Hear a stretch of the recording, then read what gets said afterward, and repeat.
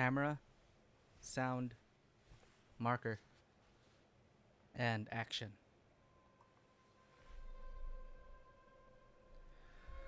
Welcome to Tabletop Cinema, where we bring together the worlds of filmmaking, tabletop role-playing, and video games. I'm your host Mikey, a freelance filmmaker, tabletop RPG game master, and variety streamer on Twitch, and today we begin our first playthrough of Frostpunk 2, the sequel to Frostpunk 1. This is a city survival game set in a post-apocalyptic winter, and desperate choices have to be made for the city to survive. The city must survive. So this is set 30 years after the original scenario, I believe. But welcome in, everyone. You know, the publishers are fond of these games where survival, a lot of survival themes and desperate situations and difficult choices. I hope our PC doesn't explode. But my god, this theme, this remixed theme of the first game, this was playing during the climax, during the most severe winter, blizzard, storm. I was holding on for dear life, wishing, praying that the city will hold against the cold. And I didn't think I'd make it. But then, daybreak.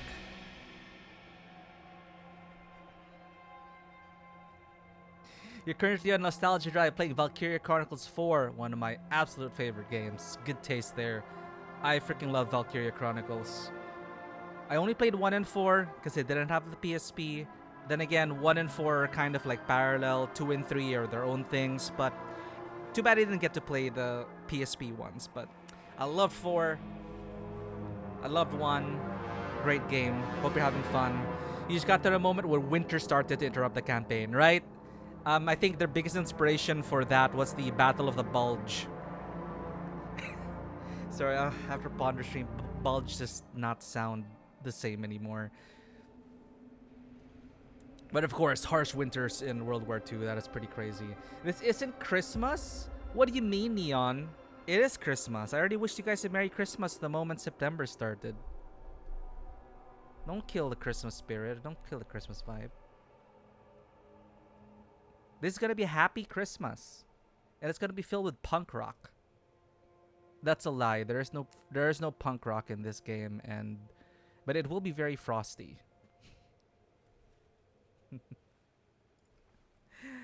Damn it! You shot first, but I will shout you back as I pet this cat. In stark contrast to the experience we are about to dive into today in Frostpunk 2, Neon Rune provides the total opposite, which is warm, cozy, comfy blanket fort energy. No dwindling resources, no desperate pleas for help, no sending kids into the coal mines out of desperate measures to keep the city warm and the generators and heaters operating. None of that at Neon Rune's channel. Go there if you need to recharge after this. Please check Neon Rune channels out, please. Let me grab a cat for you, Neon. We have a passion who is sleeping.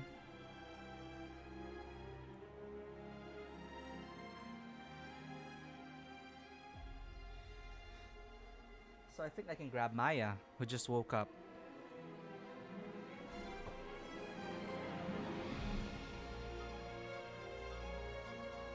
I caught you. Hello, good morning. Can I get some cat warmth before we dive into the cold?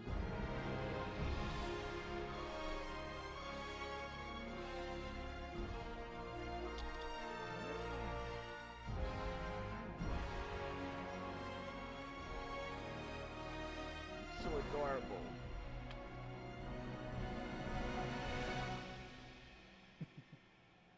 Dude, Frostpunk 1 was brutal. I will say though. Yeah, I played on like normal mode. I don't know if there were difficulty settings in there, but I played the original campaigns, the original setup. The what do you call it?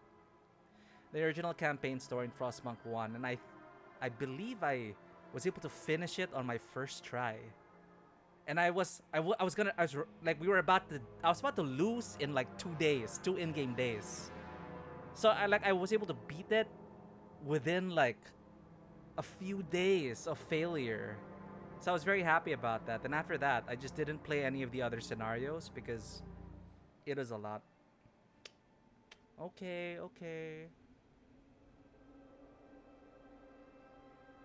Please don't be annoyed at me.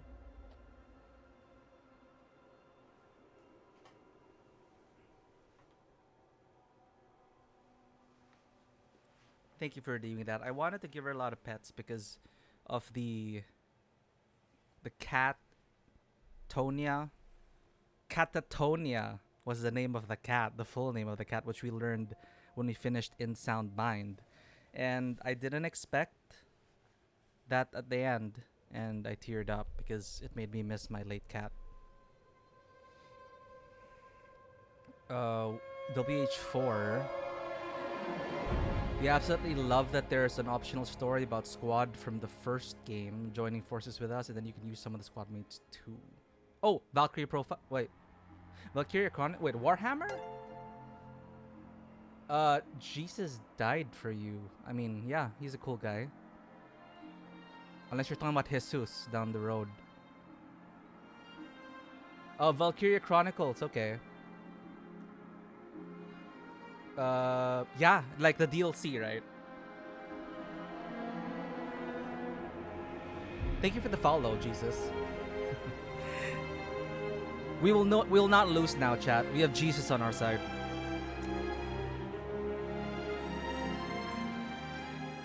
Yeah, I like that you were able to touch upon, like, it's kind of like a, yeah, it's like a mini crossover, and then we got some units. Yeah, definitely. And it just connected the two so well, and I was just very happy about that because I love the cast in both games. Welcome to Frostpunk 2. It is a challenging game in which planning ahead is crucial. I'm horrible at that. And failure is a natural part of the experience. I guess I'm a stubborn gamer, so yeah.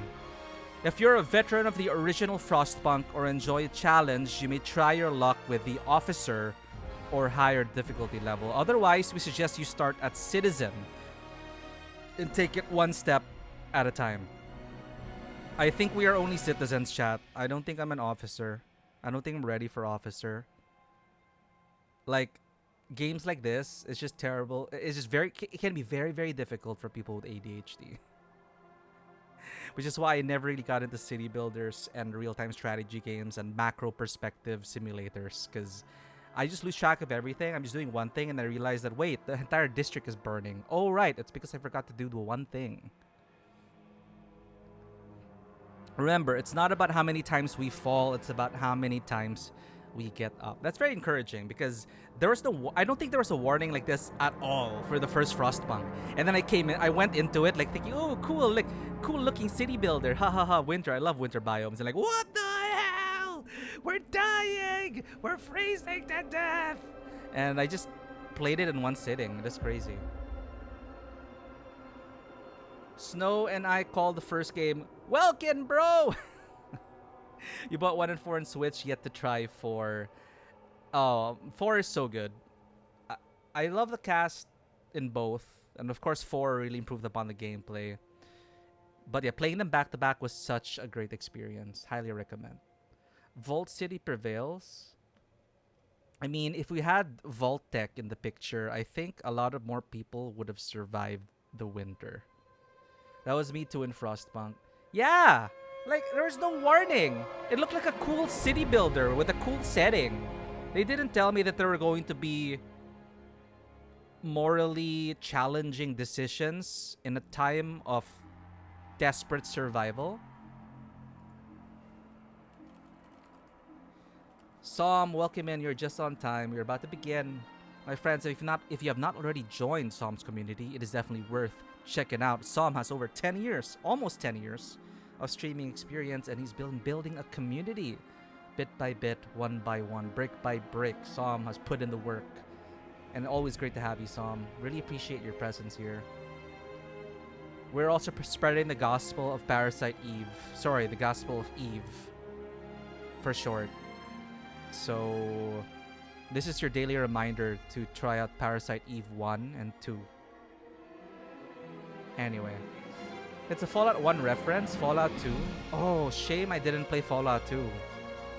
There is a community mod that is translating Fallout 2 to the Fallout 3 or 4 or New Vegas engine. Or Fallout 4 engine, I think.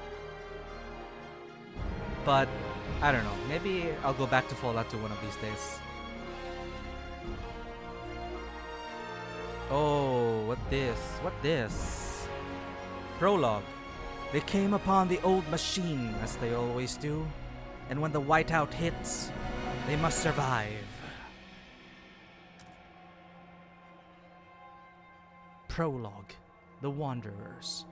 In 1887, the world froze to death. Civilization crumbled. The failing British Empire built generators to support cities of evacuees. Cities that would become the last on Earth. Whether huddled by a generator or out in the open frostland, those that survived were shaped by the ordeal.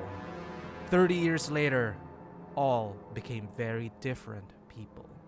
So I'm gonna headcanon that these are the survivors of my playthrough, I guess. Sure, let's go with Citizen. Moderate challenge, but with a margin for error and room to correct mistakes. Yes, please. You can customize the game's difficulty only when starting a new game. Oh, shit. There's no active pause, and your progress will be saved. Oh, no, I need active pause. Like, we're learning the game. Oh, you're absolutely correct, Neon Rune. I was actually wondering if I should use my terrible British accent whenever I read stuff like this. It all depends on the game, and I totally forgot that this was about the British Empire.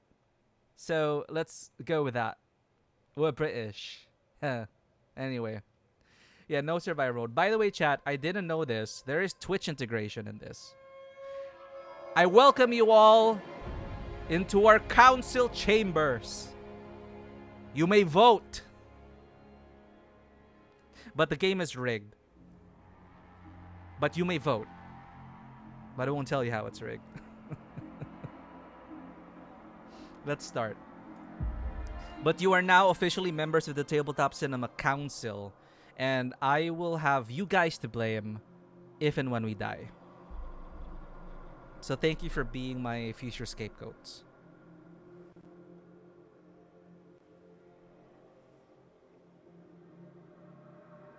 An accent that you have over Mikey, just one. Dude, accents, I wish I could do more accents. Stewart. Stewart. Press any key to begin. Can you hear us? Captain! Do you hear us? Oh, is this us? A generation from Frostpunk 1? ago, we fled the crumbling British Empire as the world froze around us. Oh, man. I held New London together. United, we survived 30 years of whiteouts.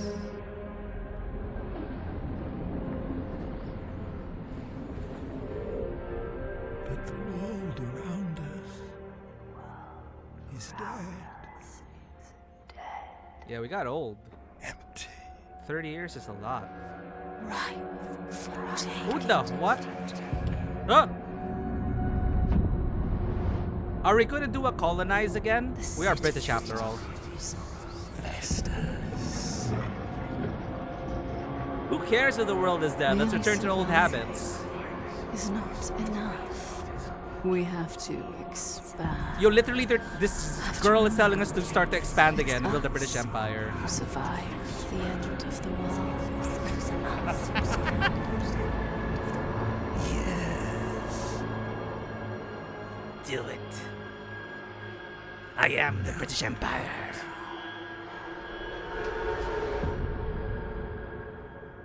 Oh, did we die? Oh, well, I guess our past self is dead.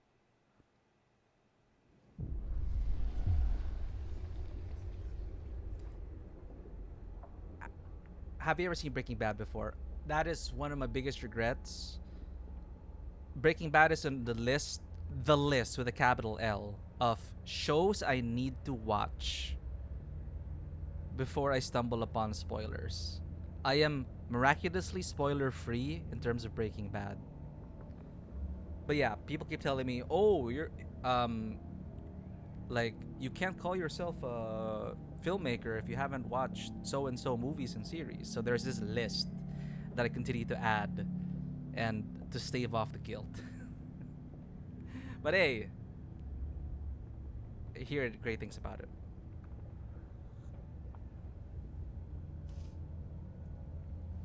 You got the ending spoiled for you before you even got to see the first episode, and despite that, you still found it really great. So that's a good sign. Someone killed him by pushing him out into the cold. The start of every murder mystery drama. You know what? We were just murdered by that upstart, whoever that hooded woman was, whether she be a victim, whether she be a figment of our imagination or the new regime. Let's find out. The Wanderers. Prologue. We've been roaming the frozen desert for years. Many of us do not remember a world before the Great Frost. Now, another whiteout is coming, and again we've reached the old machine. Again, we will rely on its furnace to provide heat through the storm. In the past, we always made sure there were enough supplies for the next whiteout, but our numbers have grown through the years. Providing for everyone is getting harder and harder.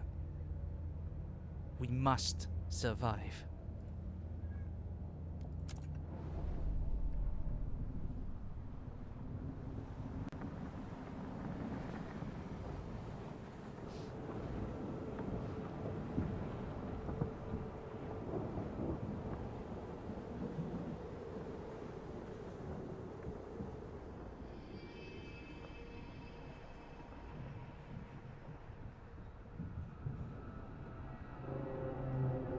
Oh shit, is this in-game already?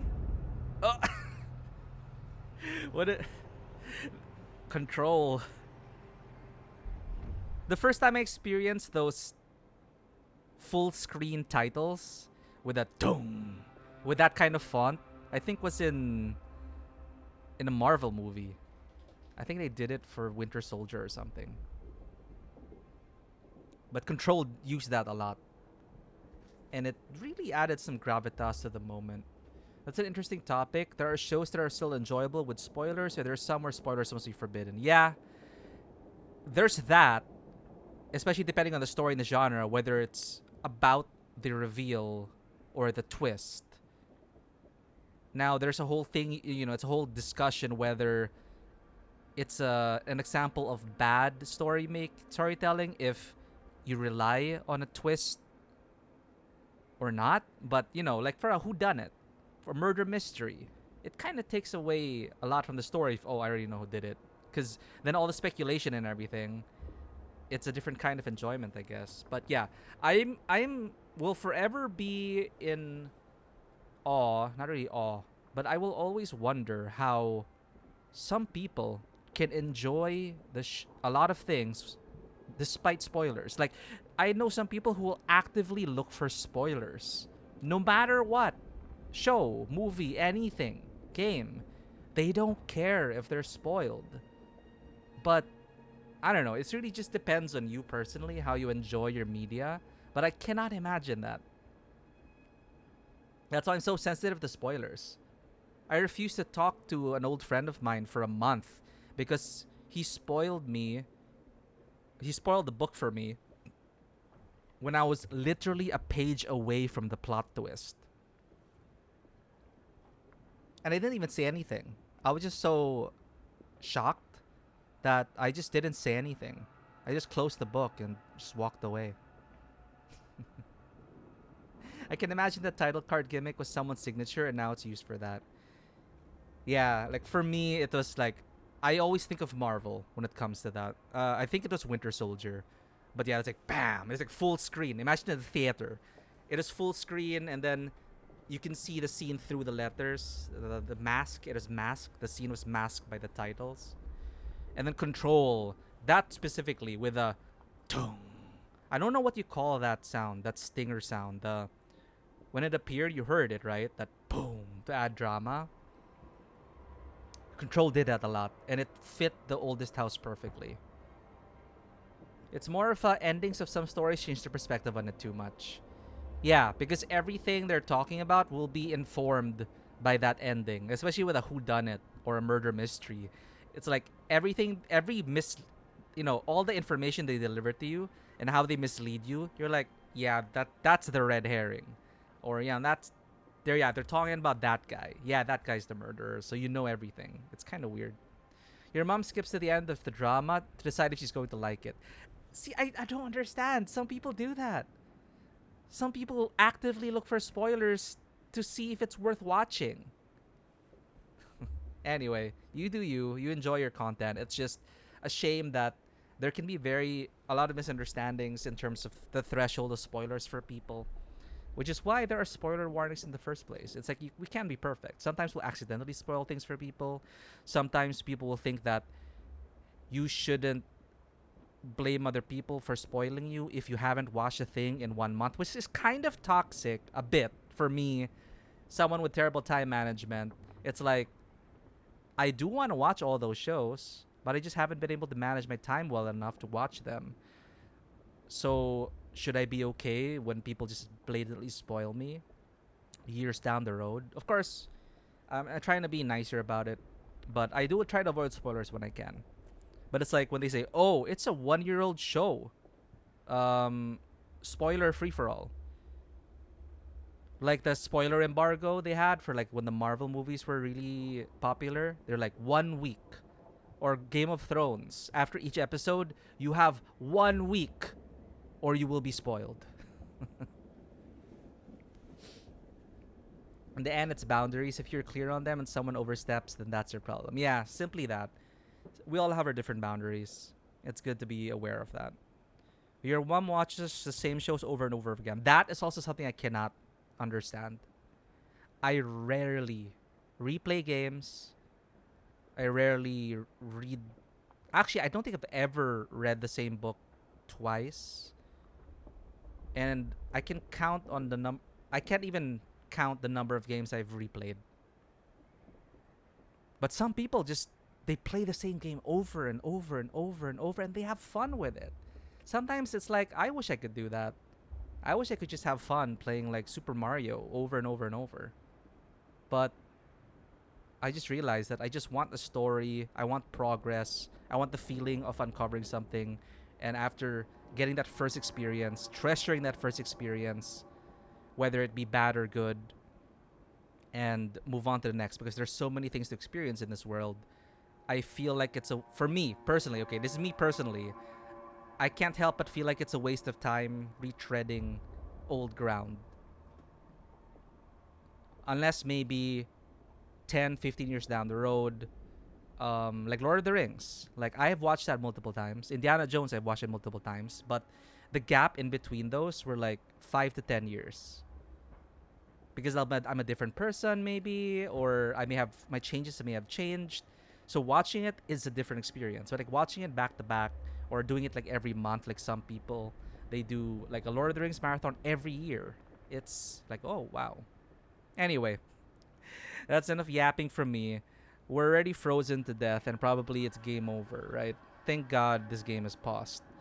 But we need to fight the cold now, chat. And remember, you are all part of the Twitch Council. I think it works only on desktop, but if you mouse over my screen, you will see on the left-hand side of the video, you can basically check the stats of our colony. And when important decisions come up, you guys can actually participate in the voting. So just imagine we're all here huddled in this storm together, this winter, and we're making decisions together. How dare I'm on the phone? Blame Twitch. I blame Twitch mobile. Actually, I don't know. Extensions don't work on mobile, right? Like full stop. I don't think any extensions work on mobile. But don't worry. Like you can just vote on chat and I'll count it. No problem, Neon. We must include everyone in the council. You know, some people cannot be there in the council room. Just imagine that you probably like you telegrammed us or mailed your vote, right? Fight the cold. The old dreadnought remains in pieces under layers of snow, but the scattered wagons still have resources inside. First, we must break ice to reach one of the oil wagons and construct an extraction district to use it. Then, we can turn on the dreadnought's furnace to heat us. We will restart the furnace. Extensions can have mobile versions. Sound alert works on mobile. Oh, okay. So they have to be specifically designed for it. I don't know if this one is specifically designed for it. Oh my god, 88 weeks. I'm already stressed out, chat. How do I pause? Okay. Frost break to an oil wagon and construct an extraction district. The tutorials are so minimal. Okay. X frost break area. Press T to see tutorial. Okay. Frost breaking. Whoa. Wait. Tutorial. Okay, there. Initially, you can only build districts in a limited area. The wider terrain is covered in frozen stiff ground, which is impossible to construct upon. To widen the buildable area, you'll need to use frost breakers. Following so far. Did the game explain why we're starting from scratch? They said, 30 years, we survived, but the world is dead outside, and now there's another whiteout. We have to go back to the furnace. I think that's pretty much the setup. It's like, okay, let's do it again. 30 years later. So that's why we're going back to the original furnace from the first game. It's like, okay. Like, but what about that the imperialist girl? How are they gonna factor in? Sorry, you can send out frost breaking teams by clicking on the frost breaking button located on the bottom right of the screen, then find your way towards the edges of the buildable area and click on yellow tiles until the indicator circle is full. After that, click on the tick to confirm start the construction. To build district on resource deposits covered by frozen stiff ground, you will have to first frost break. Okay, frost break first. The cost is fixed, and unless there are no more tiles to click, the amount of tiles needed to begin frost breaking is always the same. Okay, basic camera controls. Hold the left or right mouse button or use the WASD to move the camera. Scroll up or down to zoom. Hold middle mouse to adjust the camera angle vertically and horizontally. Cool. Hold left shift or scroll up or down to adjust the vertical angle of the camera. Left shift, scroll up and down. Q and E to rotate the camera to the left or right.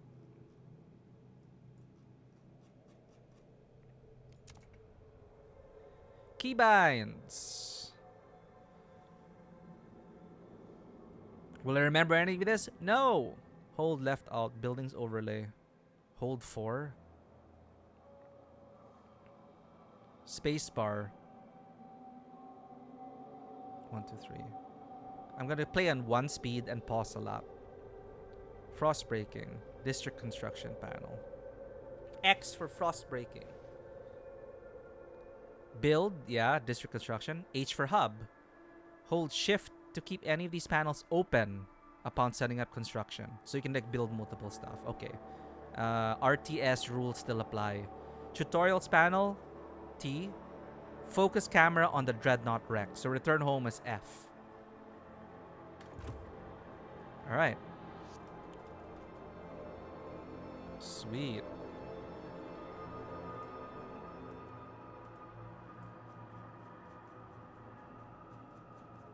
And you can adjust it vertically. Yep.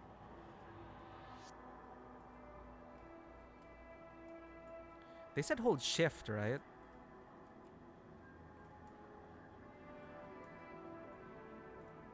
Okay, okay. Frost break to an oil wagon and construct an extraction district. These are oil wagons. So we start from here, I'm guessing, right? Teams of workers with heavy equipment, breaking ice and preparing ground so that the camp can be expanded.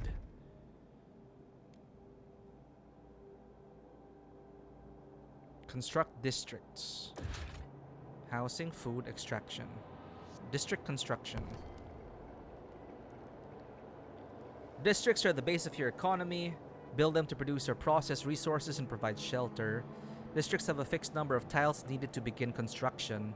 When building a district, keep a lookout for the indicator circle, which shows you how many tiles you still have to click for the construction to start. When it's full, click on the tick to confirm and start the construction, or use the right mouse button to cancel your last choice. Available tiles are white. Click on them until the indicator circle is full. Already selected tiles are yellow. Extraction and food districts require resource deposits to be built. You need to begin selecting tiles from the highlighted resource deposit with a corresponding resource icon. I'm pretty sure it's much simpler to just do it hands-on. We can do hands-on learning. But I'll just skim through it anyway. To build an extraction district, start from the tile with an oil deposit. Start from the tile. Zeld, welcome in. Thank you for the alert. So we go X, frost breaking.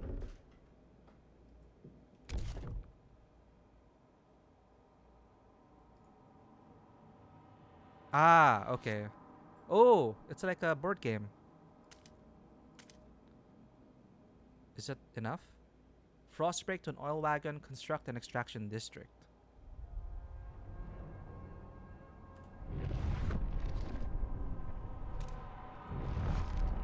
See, I forgot my tutorial already.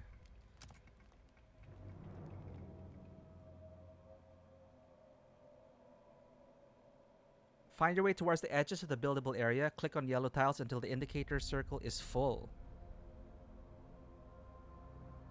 Oh, there. We have 3 out of 8. Okay.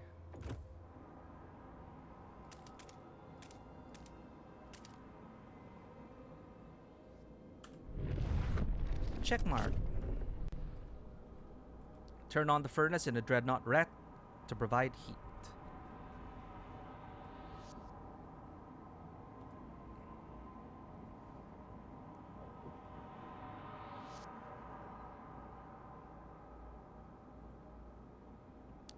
Already 87 weeks? Holy shit. Week 2, day 2. Heat scars. Warmer season. So this is the timeline. The old dreadnought. Are they even working on anything? Left alt economy overlay. Hold left alt in the council, idea tree, and narrative events to preview the state of your economy. Okay. Scraps. Scraps are a stockpileable resource that can be spent on frost breaking, funding construction, or when using specific actions. They're collected weekly. Everybody provides their share. The bigger the community, the more they contribute. You can use the take scraps action. Oh no, so now you want to be cold. Geez, just not appreciating your island weather. You don't love the motherland. Welcome in, Izzy. Yeah, but I'm looking forward to cold weather. But not this cold. I don't want to die. I don't want to freeze to death. Dewata Streams, welcome in. We are still in the tutorial. Let us all... It sounded... Okay, yeah, never mind. I was gonna say we need to all warm up together. But by turning on the furnace and turning on the heating. And while we do that, please check out Dewata Streams' socials. They are an amazingly talented individual. Artist, author, tabletop RPG creator. Working on multiple TTRPGs. that's tabletop RPGs concurrently. One of those is Confluence. Confluence, the Living Archive, coming out next month. Already in a few weeks.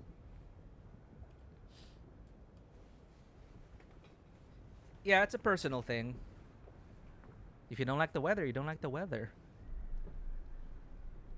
So we're looking at scraps, which will increase the number of scraps in your stockpile, but also worsen your relations with the wanderers, which as a result will lower trust in you as a leader. Take scraps action as one on wanderers. Okay. So there are wanderers? I don't remember that in the original one. You can also use the return scraps action, which does the opposite. It costs you scraps, but it improves relations and trust. Okay.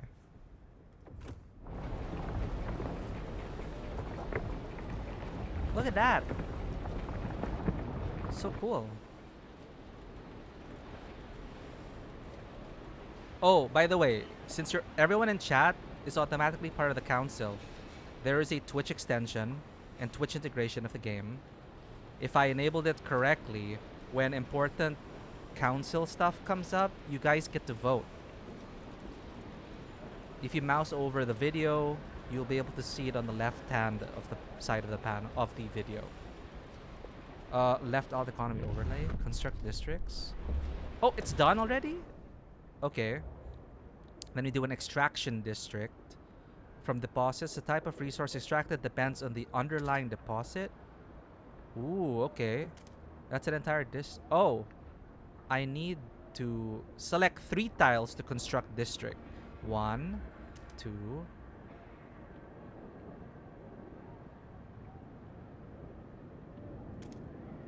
How will I know what an optimal layout of a city is? Whatever.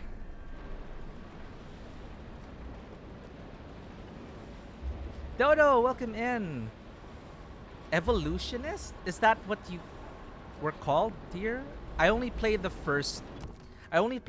original scenario of Frostpunk 1. Miraculously survived on our first playthrough. And now we're here, 30 years later, doing the same thing again. Welcome in, Dodo. Cold is a measure of how well your city is heated and how protected your people are from the frost. Make sure that shelter and heat needs are fulfilled. Not satisfying those needs mainly increases cold. High cold increases disease, decreases population growth, and causes recurring events of citizens freezing to death. Great. Well, I know there was a voice, like our previous self in the intro video. There were voices in his head or some woman whispering next to him about, you know, expanding, building an empire. So I'm guessing she is an evolutionist. We'll see. The Maya Shake is a kind of greeting now, I guess. I'm so glad you guys are using that. I really do need to get on that, like, to get more emotes on the channel.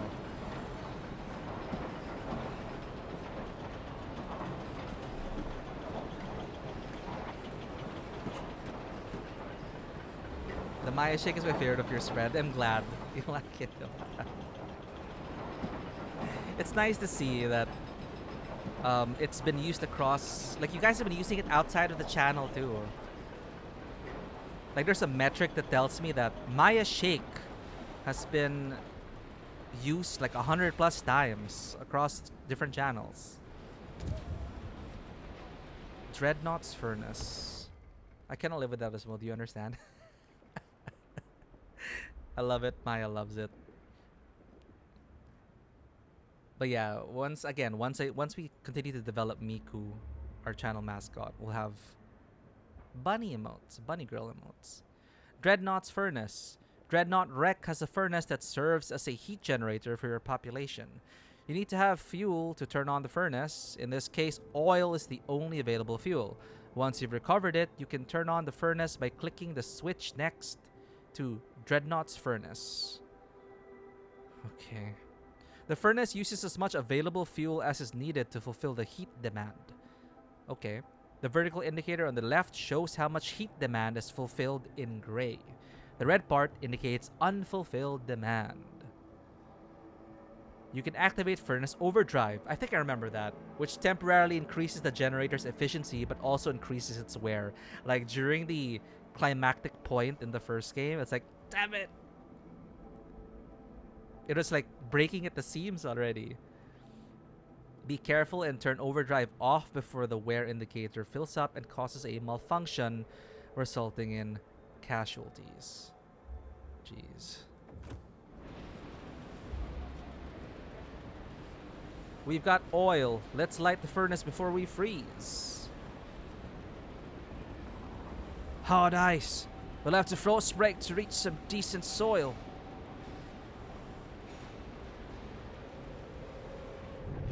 Where is the... Sorry, I'm stupid. Turn on the furnace. Ah, this is the... I was like trying to click on this thing. This is the dreadnought. Deactivated, no fuel. Generator on. Output and demand.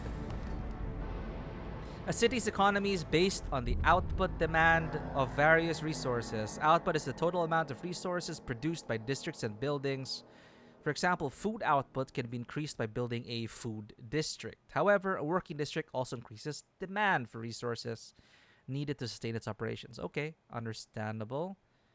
Heat and materials. When output equals demand, you will see a golden icon for the given resource on the top bar. Okay, we want gold. We want gold.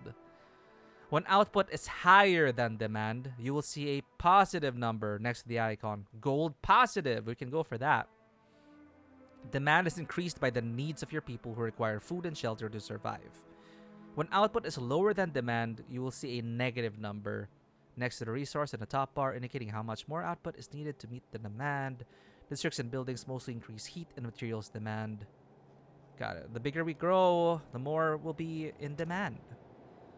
District abilities. Available for the player in district panels. One example of such a district ability are emergency shifts.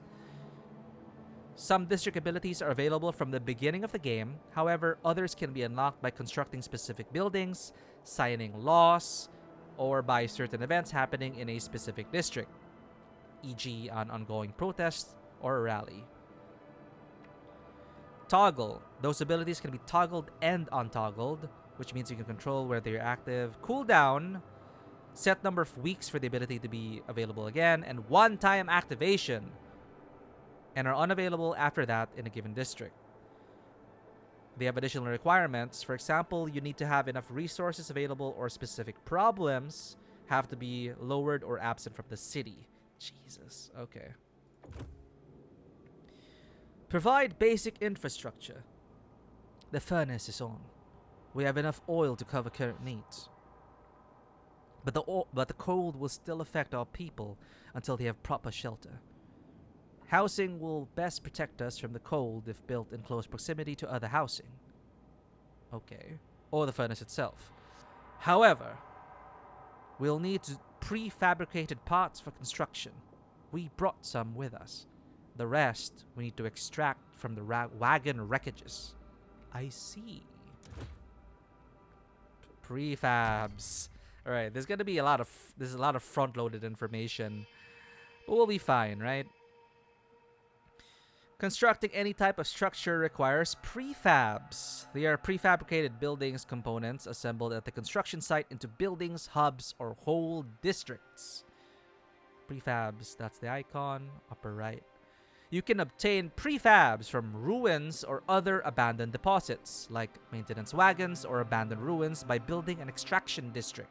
Okay, so extraction districts for oil, wagon stuff, all of that. Resources.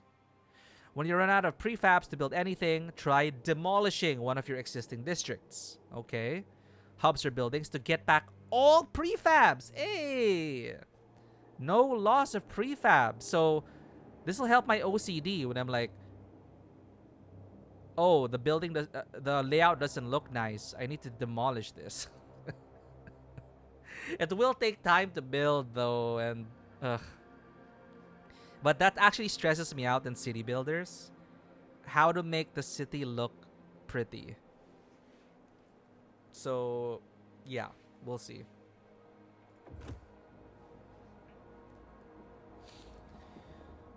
Frostbreak to a construction wagon and build a extraction district to provide prefabs. Alright. Here, prefabs. So we want a Frostbreak to there, right? So 1, 2. And since it's a set cost, you may as well. Oh, we need to get ready for housing. So we want to build around this place for better heating, for more efficient heating, right?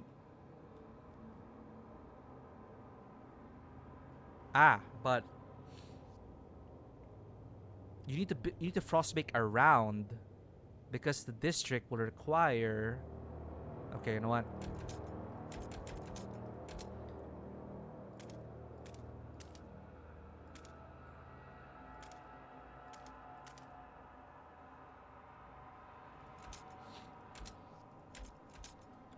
You know what? It's our first game. Let's not worry about like the layouts too much.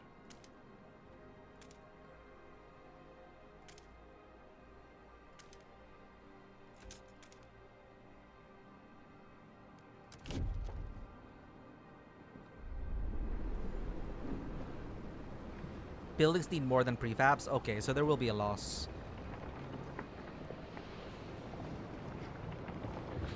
Construct districts. Build 2 housing districts.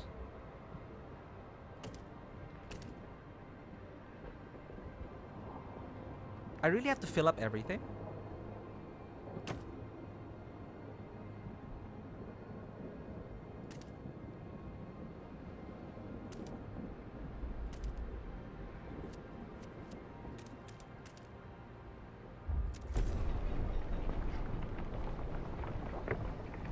Place the housing district next to each other or the furnace to reduce heat demand.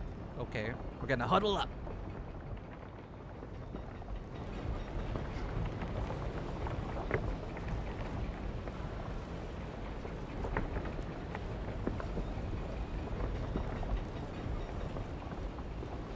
Building beautiful, let's say you might worry about that after you finish some games. I mean, we're gonna try to survive our first playthrough, right? We're gonna try our best. But yeah, it's one of those things where if you don't really, like they said, you have to plan ahead, right? I'm pretty sure it's gonna snowball. And 80 weeks from now, I will regret building this thing there because we'll need the space or something. Oh well. What's this? Okay.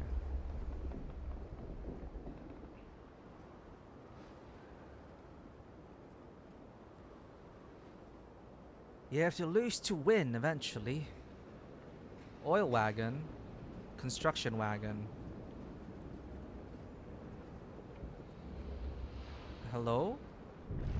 Right. Extraction district.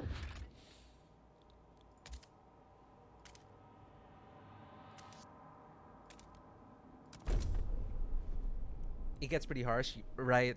I'm pretty sure. I'm not surprised. Frostpunk 1 was really harsh. Oh, wait a minute. That was an event? Oil. As the thick, black liquid oozes through the pipes, our people rejoice. The carcass of this old machine is a testament to the hardships that made us. But, more importantly, it's our haven in the storm. It has allowed us to weather many whiteouts, and it will do so again. We have oil. We can turn on the furnace. Select the Dreadnought's Rec to access furnace control. Once turned on, the Dreadnought's furnace will automatically convert oil into heat. So noted. So that icon was like an event. Why is there an exclamation point? Sick and injured. 2 registered as sick. Unresolved problems in a city can make part of the workforce absent. Those workers are temporarily excluded from your workforce. There are 2 main types of absences. Sick leave. Sick leaves already? Whip crack. The number of sick workers increases proportionally to how high disease currently is. These people will rejoin the available workforce upon decreasing disease in the city or after being cured in hospitals.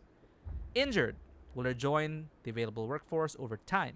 Having hospitals or using abilities, e.g. triage, accelerates this process. You may encounter other types of absences in the city due to various events and decisions you make.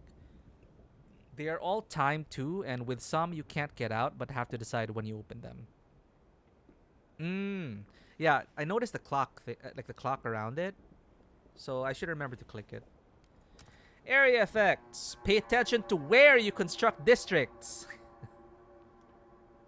We're screwed. As area effects may give them additional positive or negative effects. Area effects are caused by environmental circumstances, the natural layout of the land or surface on which a district is constructed, or by proximity to other districts. Area effects are applied when at least 3 district tiles are located within it. 3 district tiles are located within it. Okay. While constructing any district, a tooltip will indicate whether your current build has any area effects applied. 1 dot represents 1 tile under its influence. When all dots are filled, the effect will be applied to the district. For example, it's beneficial to place housing districts near other housing districts to benefit from mutual heating. Mutual healing. Alright.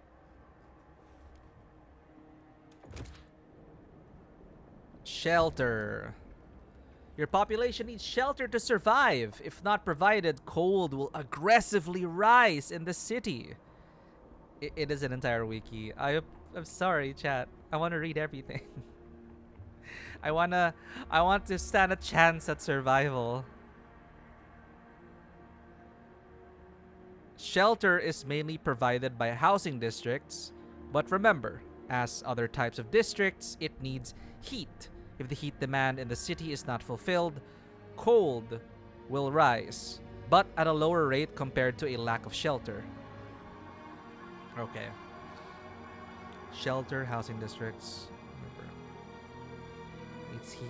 Heat demand is not fulfilled, cold will rise. Meeting demands.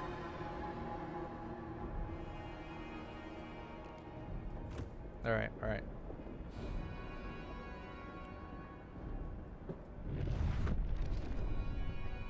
I need another housing district. Let's go.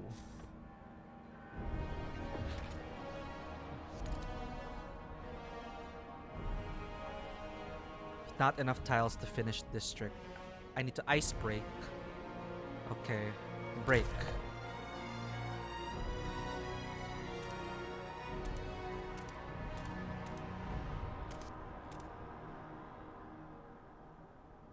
Let's start building towards fertile soil.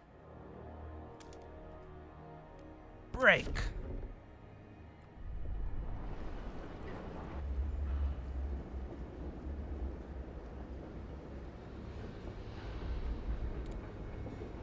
I'm telling you now, chat, it's gonna be so difficult for me to keep track of everything. These games are so challenging for ADHD.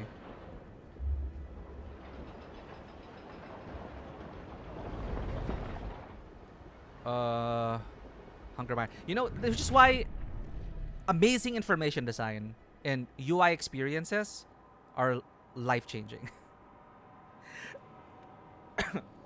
Like, I just said what I said, but Crusader Kings 3, miraculously, I can manage it. Because the UI in Crusader Kings 3, in my opinion, is so well done. I rarely lose track of things in Crusader Kings 3.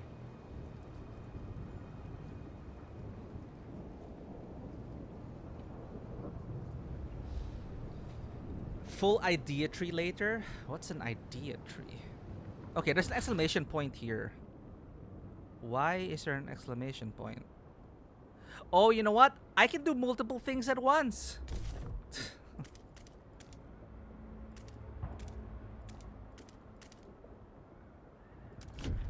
Jesus.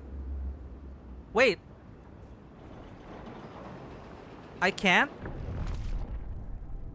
Oh no, they already ice broke that. Okay, okay, cool, cool.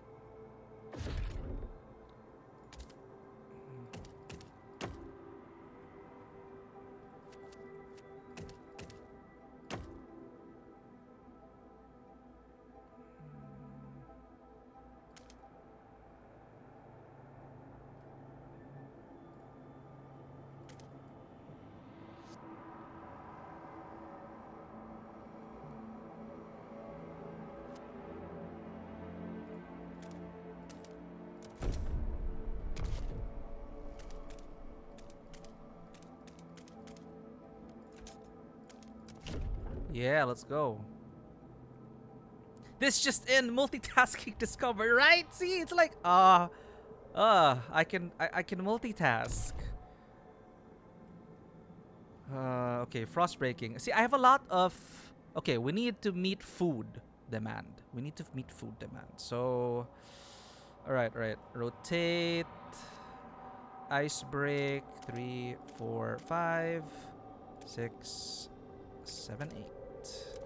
Let's go. Materials are scarce. Okay, we're gonna solve that hopefully with this and the fertile soil.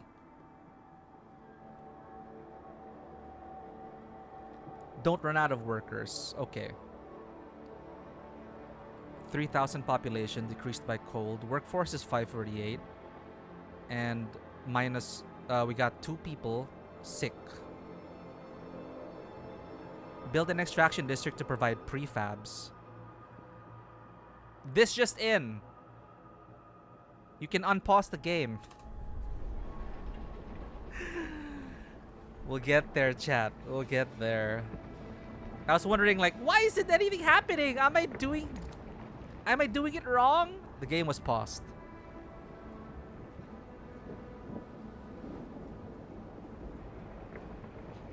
It's like, was I already failing at the game? It's like, my workforce is 548, but why is nothing moving? Oh, it is paused. Pause is my safety blanket, okay? I need tactical pauses in my games.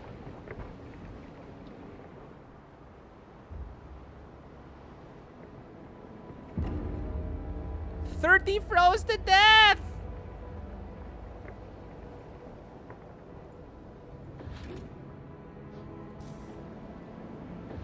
Be grateful others have lost their lives. Coleman Kill Wander. Extraction. NANI?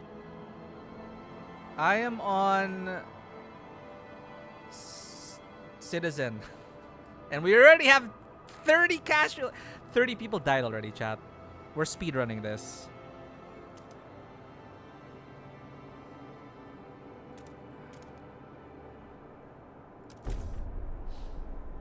After those first 30 deaths, we barely knew ye.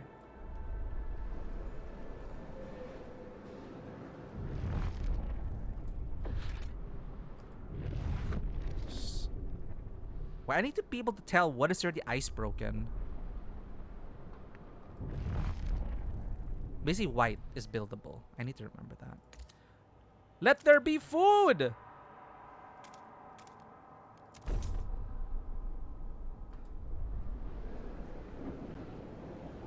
Yeah, after the 30 people. That's terrible. Alright, we need another. Let's secure another food resource. Let's go. Break!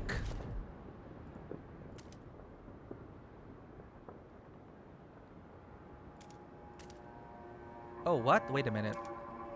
How come I have to break it again?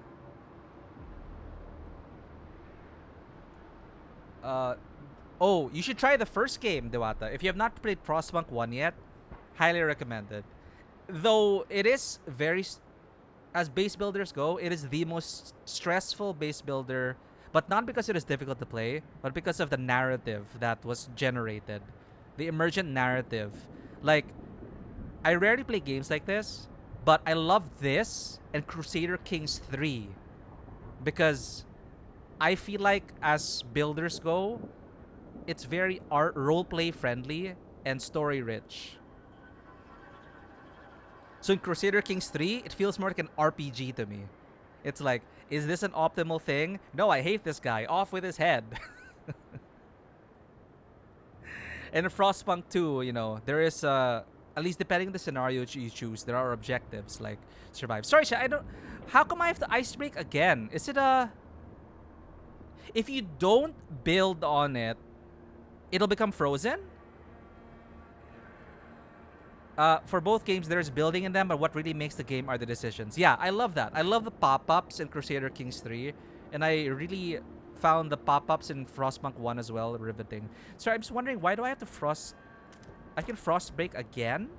So, I'm guessing things will freeze over if you don't build on them. That's what I'm guessing, right? You never have to break twice. Maybe you didn't finish it. Then how come I'm able to build here then? Oh, never mind, chat. I'm stupid. This is the path we made. The grayed out part. So, cross-hatching is ice. Cross-hatching is ice. Dark gray is... Yeah, what we already broke. Okay. We wanted to secure this resource, so... Let's continue. Hog that. 4, 5, 6, 7... Yeah. Let's go.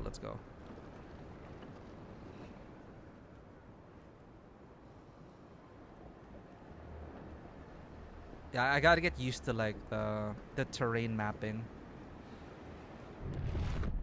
Have to hold Alt. Remember to hold Alt. Alt is so useful. 69 weeks, chat. This is not nice at all.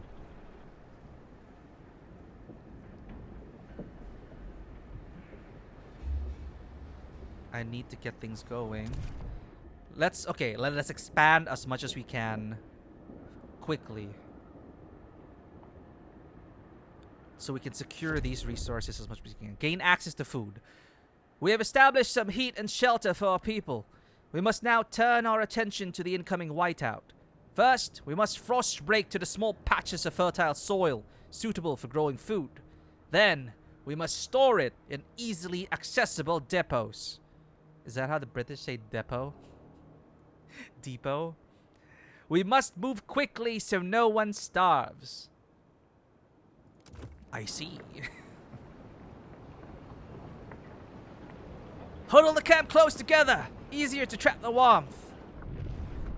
We'll be better prepared for when the whiteout hits. Build a food district on fertile soil, which is in the process. Don't worry. Your captain's got you.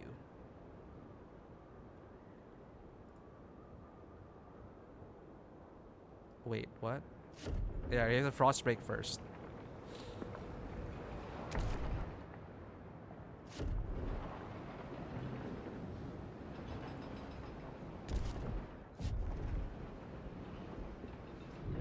We have such a strange association with the word whiteout.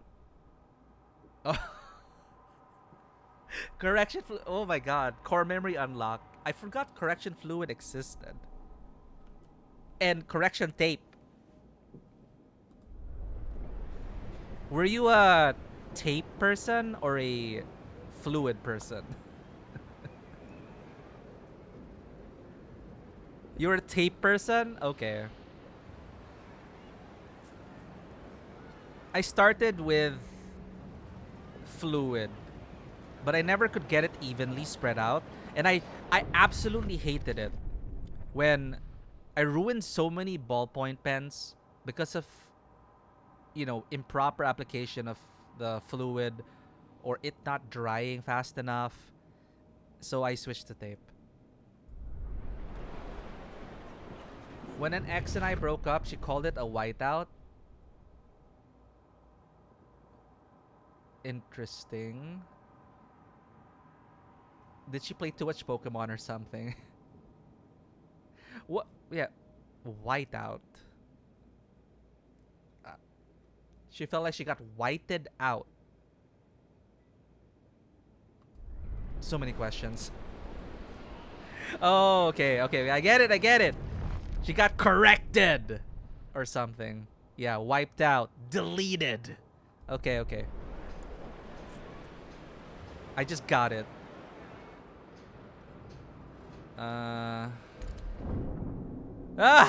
Prepare for the whiteout.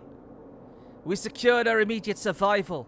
Now we have to stockpile as much food as we can before the whiteout forces us to take shelter. To do that, we need to produce more food than our demand.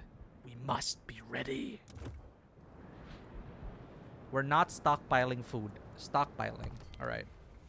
Some resources like materials, food, or different types of fuels can be stockpiled. When a city runs a surplus of a resource, meaning that output is bigger than demand, their surplus goes into a stockpile. The stockpile will slowly fill up every day as long as there is storage capacity left to store them. I need to remember to check our metrics on the top because that'll direct us to what we need to prioritize. Stockpiles will be consumed whenever the demand is higher than the output of a specific resource. Stockpiling is limited by your storage capacity. You can see each resource's storage capacity by hovering over it. You can expand storage capacity by building stockpile hubs. There are different types of stockpile hubs for different resources. In the prologue, only the food stockpile hub is available. Okay, that's less stress off our minds. Besides increasing stockpile capacity, stockpile hubs provide positive area effects when built in proximity to districts that produce or require the same resource. So resource matching between tiles. This is so board gamey. And I was so bad at these board games. Scythe comes to mind. Scythe was a good board game though. Scythe was an amazing board game. The same resource at the hub stockpiles. You can see which district can be affected by a given hub in its description in the construction panel. Okay, we'll get it. An accumulated stockpile is not lost after deactivating or destroying a stockpile hub. You're just losing the ability to stockpile more than your current storage capacity. Okay. She had a lot of poems about feeling lost and in a fog after we broke up. Oof. Well, I guess yeah, that can be pretty poetic, I guess. I couldn't use fluid because I wanted to write over it, and your pens would pierce the whole thing and crumble it. Yeah, that's why I switched to tape eventually. But I hate it when you pierce through it, and it's still liquid. And there goes your pen. Okay.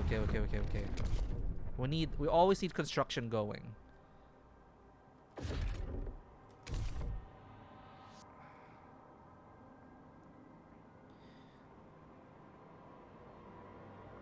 Scarce materials.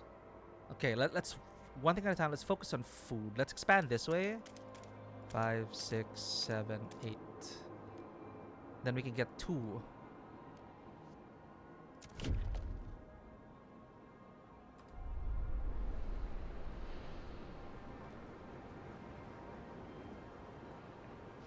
If you write without a lot of pressure, it should work. That's what I used to do. Yeah. Yeah. I couldn't be. Fluid was. I realized I really put a lot of pressure on my writing.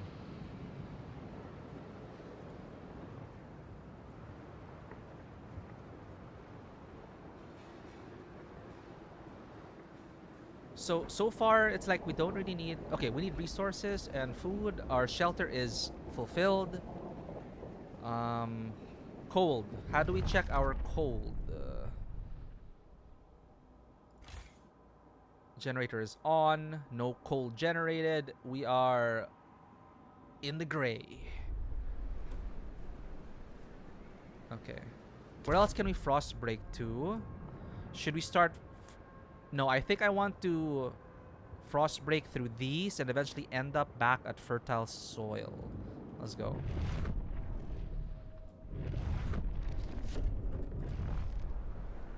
Alright. Once that's done, we expand to these two. Alright. 1, 2, 3, 4. That should be enough. And oh, it has to go in one direction. I see. 5, 6. Again, we can split from there. The path of ice breaking. No, that. Sure. On the top of the flame symbol.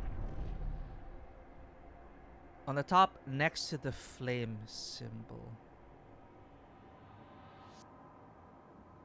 Right in the middle, but you're using oil right now, not coal. Oh. Oh. Oh shit. So how do we get coal?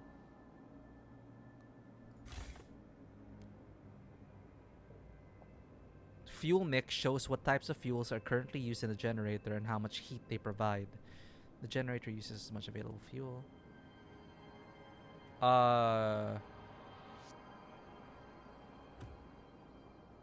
Here? Well, that's oil, right? You can't get... Oh, okay.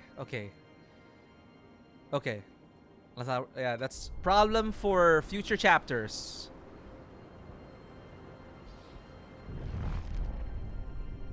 Okay, we can build here. Food district.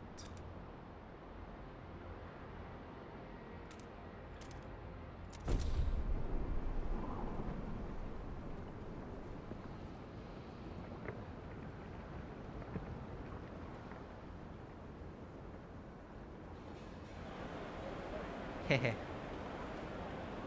I love seeing the city come alive. Uh-oh, we got an event.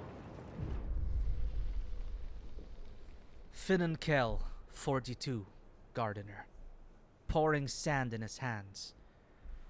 We've been here so many times. The soil is depleting.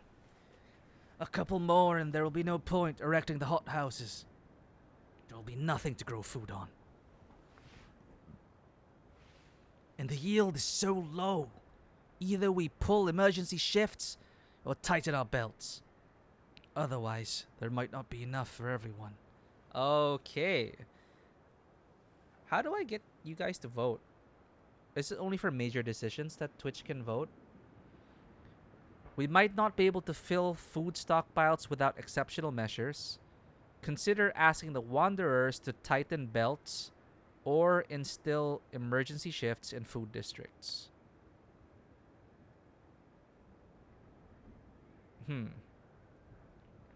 So I don't know if, I don't think you guys can vote. Nothing really popped up. Let me check.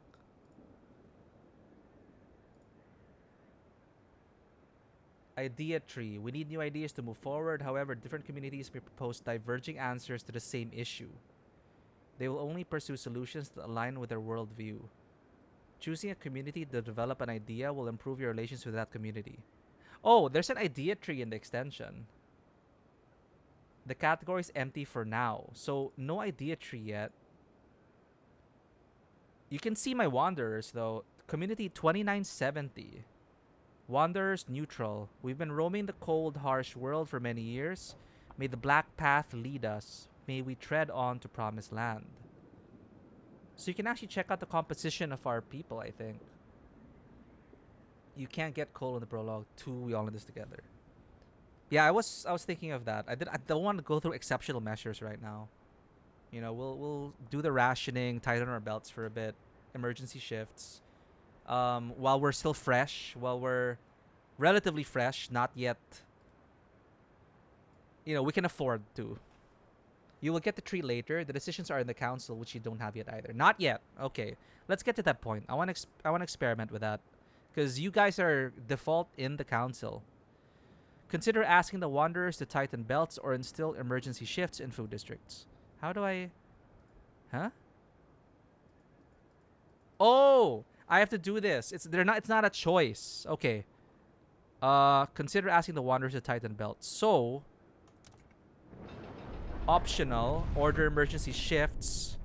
Or instruct the wanderers to tighten belts. Let's order emergency shifts. So... Let's experiment. Trust falls slightly.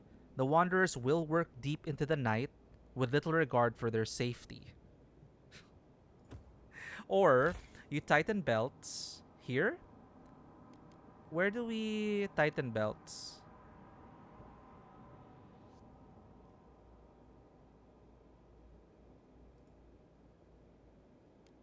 Demolish.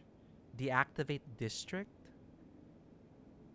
I think it's pretty cool, their Twitch integration, but as usually, the viewers can totally mess you up. I think that's why the default, you can actually, there's a default option, like your Twitch voters will count for 40% of votes. So I think they set that as default, so it prevents that, like people like messing it up. Well, we'll experiment with the numbers. I want you guys to be able to be part of it. And, you know, true to life, sometimes we make mistakes and sometimes you don't see eye to eye and the council will not make the best decision. Optional. Now High School Musical is stuck in my head. You do that at the bottom. Click on the Wanderer's portrait. Sorry. Oh, okay. Here. Marginally decreased by recent deaths. Opinion on city direction indifferent. We click communities. Oh, since it's optional. Okay, it's optional. So we don't need to do it yet. The people of your city form communities, groups of people united by a common outlook and background. You can view any of your communities by clicking on their image at the bottom of the screen. Under each community description is a list of actions you can perform with that community. Those actions can greatly improve your city situation, but they can also change your relations with that community, for better or for worse. Under the community name, you can find information regarding your relations with the chosen community. Your relations with each community will impact your overall trust. Alright. So we see that. And favors, take scraps. Trust, return scraps. Special, tighten belts. Hunger is significantly increased. The wanderers will ration their food to save more for the whiteout, intentionally going hungry, so there's more for later. Well, I think we'll be able to stockpile soon. This district has to go up. Then that might work out. And here as well. And we'll go for that as well.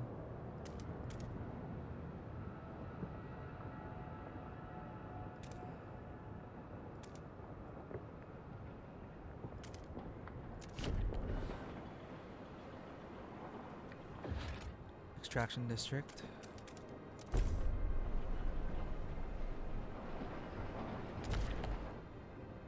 Then we can... That's awkward. Oh, right, from white, right? 1, 2.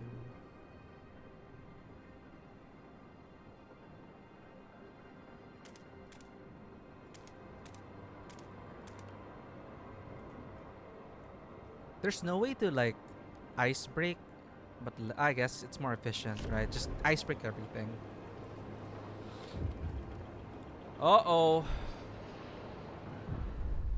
Into the black, burying the dead. We mourn those who have recently passed. As is our custom, we take them to the oil pits. We gently lower their bodies into the thick blackness. The fuel that keeps us warm in life likewise preserves us in death. But death also erodes trust in our leaders. Without trust, there is no future. Trust and relations fall every time people die. I see. That's all we say. I see. Okay, I see. Anyway.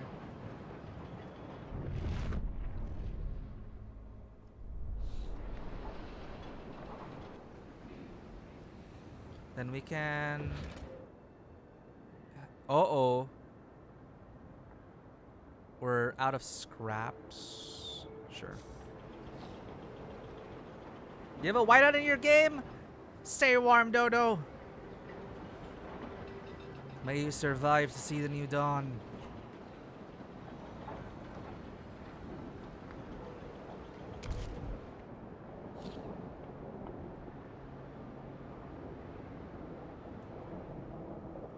I think I over ice broke. Oh my god, it's a whiteout Pikachu. That's a perfect emote for it's frozen Pikachu. Pikachu's dead. Okay, we got a surplus. Materials though. This is our only hope. And this as well.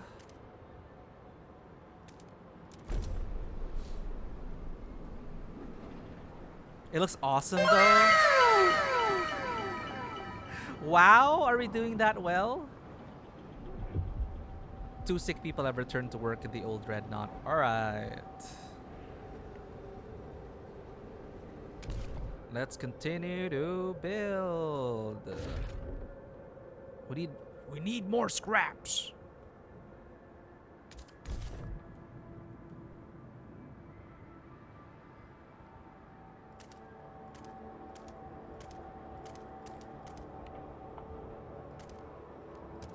We need more scraps.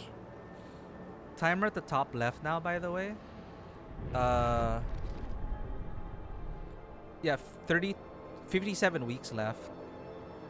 Stockpiles ready in 152 weeks at current rate. Don't worry, we're fine. We'll make it. We'll make it. I don't know if we'll make it. We need scraps. We need more scraps.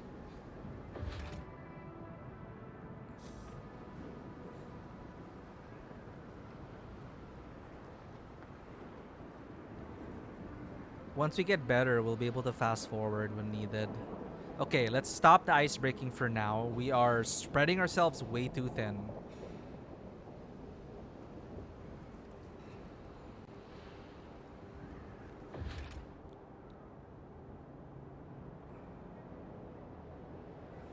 This requires 200 workforce to work on. 140 prefabs and 60 scraps.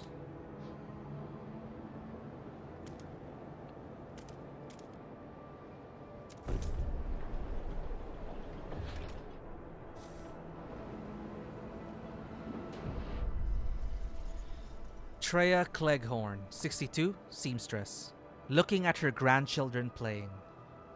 My knees ache, and my fingers are so stiff, I can't hold the needle anymore. I've lived a full life.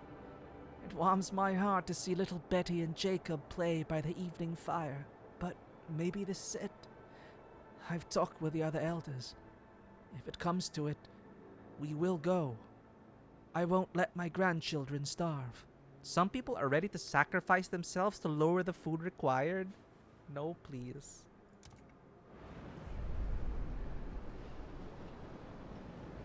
Resource deposit nearly depleted. Holy shit. Okay, things are...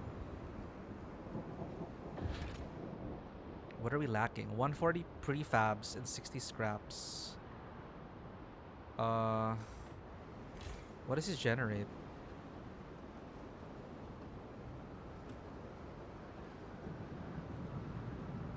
Individual contributions and extraction for prefabs.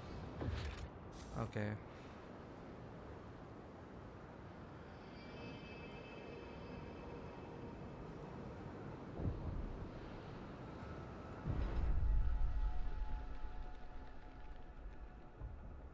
Things are heating up, but they're cooling down. Right, it's the opposite here. Aiden Fincham, 47, elder. Shocked at the sight of seals, Seals! I can't believe my eyes. We haven't seen them since before the Great Frost. How do they survive? There's enough meat there to feed everybody. We're saved! But should we slay them if the Lord spared them from the end of the world too? No, the seals. Only in desperate times. The seal colony can supplement our food production. Place a food district on the seal colony. Wait, that was a seal colony? Oh, is it this one? Ah, okay. Well, if we can't meet our deadline, we have to eat the seals. Extraction district. I think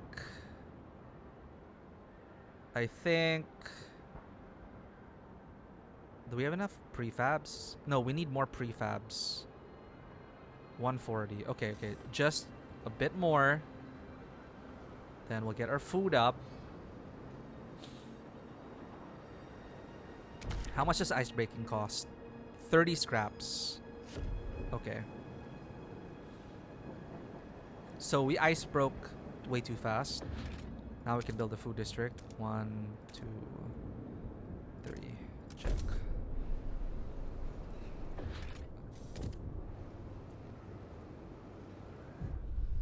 A mysterious symbol. The captain's legacy. Press to start viewer poll. Let's do it. Let's read it first for anyone who's still in chat. One of a frost-breaking crew uncovered the frozen remains of a man in a tattered uniform. His shoulder patch reads, New London Scouts, 3rd Platoon, and he bears an obscure insignia.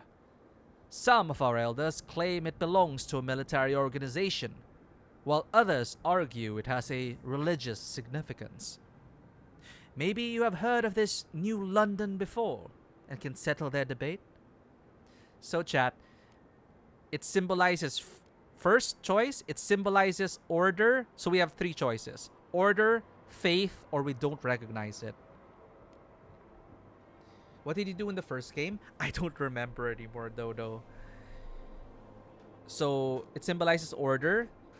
New London is a city of discipline that follows strong leadership and where militant squads keep the peace. This will create a continuity in which New London has embraced order to survive. Oh, what did I do? What did I do last time? Or it symbolizes faith. New London is a city of devotion that established a new religion and follows the guidance of a zealous clergy. This will create a continuity in which a New London has embraced faith to survive. I think I chose order. Or I don't recognize the symbol. New London's history is shrouded in mystery. This will create a continuity in which New London has leaned on either order or faith to survive. So we can have both. But what do you guys think? Go, ruin our choice, ruin our chances. Cast your vote. Help Tabletop Cinema make a decision by voting on one of the options below. To vote, you will need to share your Twitch identity.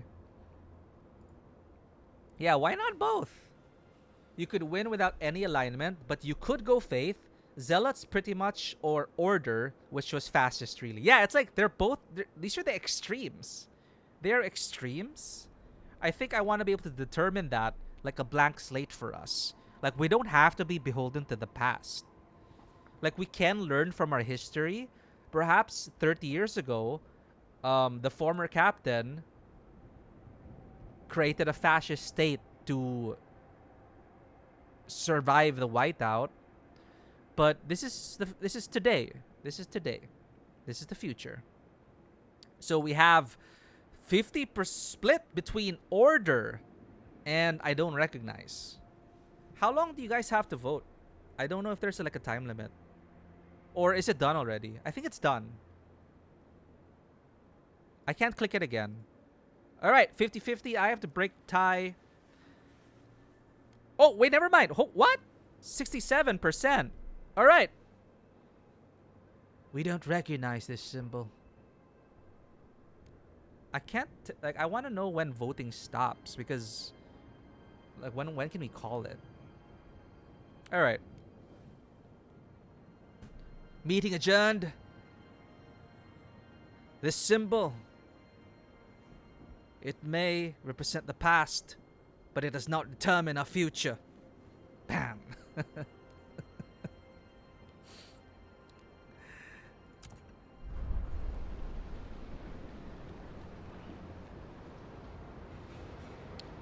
Thank you for participating in democracy.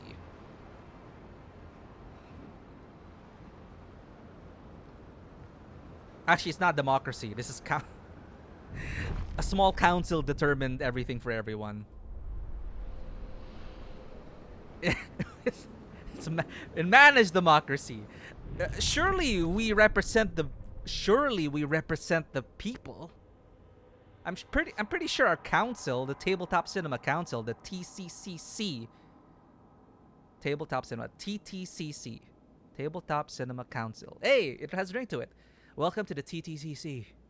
I'll give you guys medals and uniforms and everything. And yeah, we represent the will of the people. We represent the will of the people.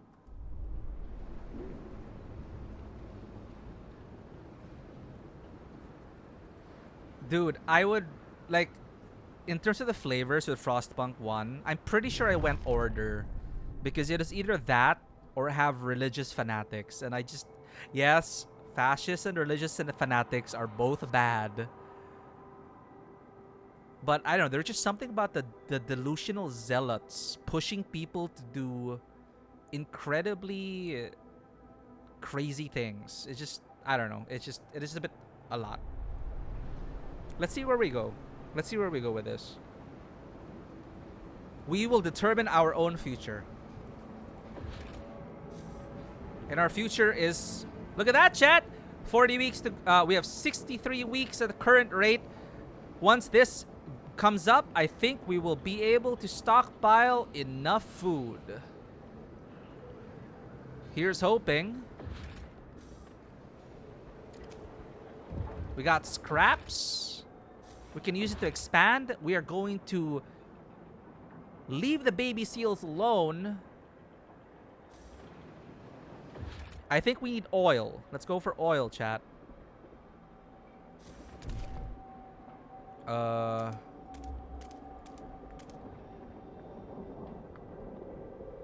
I dare? I don't know. 6, 7, 8. There we go. To be fair, one is excess control, the other is excess passion, which can be hard to control. Yeah, both are terrifying. Both are terrifying.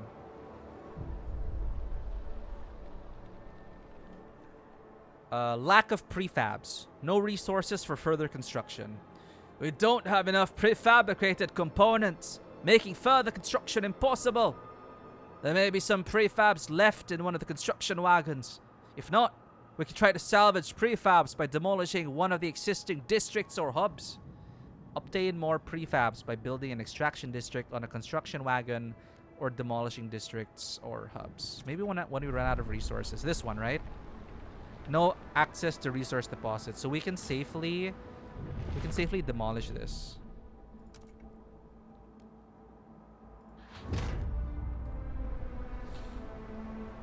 Yeah, there are no good decisions. Sometimes you have to do what you gotta do. But we will do our best to maintain our moral compass.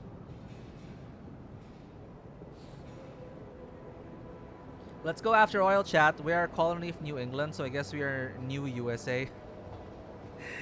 History repeats itself.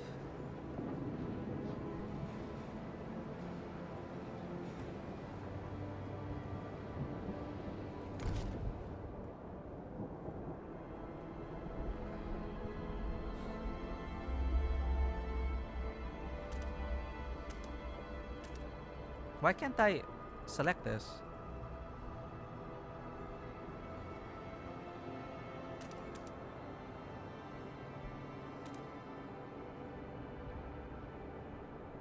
Huh?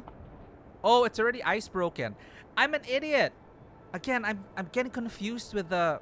Because gray to me means inactive, but that's in the ice breaking mode. If I hold Alt, this is the buildable terrain. I keep confusing myself. We are at the UK itself. There are unlimited resource deposits later though, which need specialized equipment. You can see that in the district view then. We actually in the UK itself. We're actually in the UK itself. Ah, okay.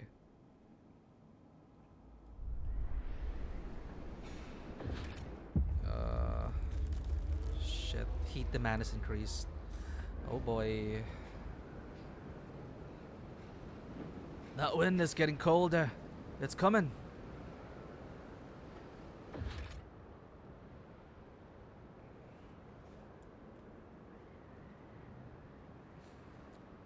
Alright. Think. We're waiting for prefabs to be made.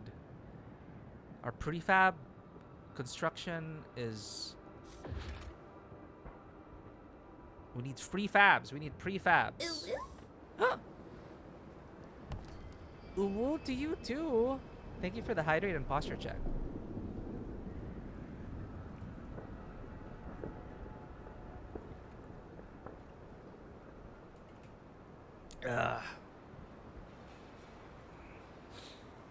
There we go.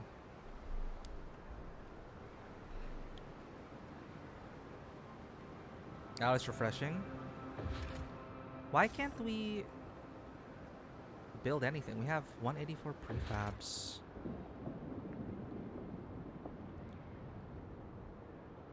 No, sorry, these are scraps, not prefabs. Okay, we're waiting for prefabs. Crossing to America via land. Yeah, or the Mikote. From Mericidia to Eorzea. Warriors of Light will know. That's how the Mikote came to Eorzea, chat. That's how the cat girls and cat boys arrived. They literally walked across the frozen ocean.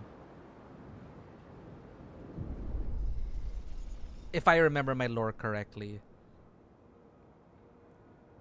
Food depots. Preserving food for the whiteout. Our stores are almost full of food, but we still need more for the whiteout. We need secure depots that can house our rations during the months of the whiteout. Build food stockpile hubs to increase the stockpile capacity of food. So now we have something new. Hubs. So we want hubs to... Proximity workforce. Workforce demand in neighboring food district is decreased. So we want to put the stock...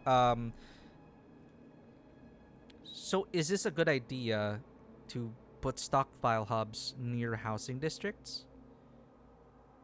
Food is increased. Okay, proximity. Workforce demand in neighboring food districts. Never mind. Sorry, you build it near the food districts. Yeah, sorry. I swear. I have reading comprehension. I swear. I think you can cross all the way to the north sometimes at least. Yeah, actually. How much of the world is... How's the world outside? I'm so curious. Okay. Sorry, I need to get back on track. I was gonna do something. Prefabs. Extraction. We need faster prefab. We need to increase our prefab stuff. Okay.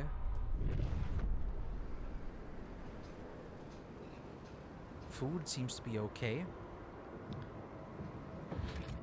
Stockpile hub. Yep. We really need prefabs. We have used up all the prefabs. Okay, cool. We need more oil.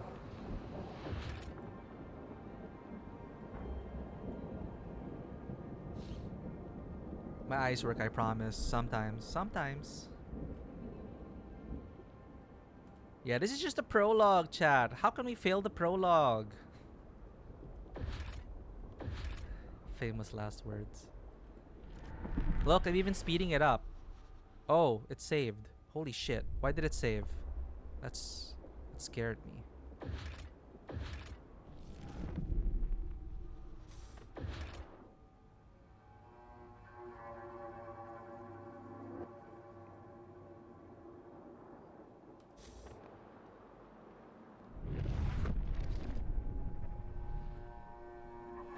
Dude, we might actually fail.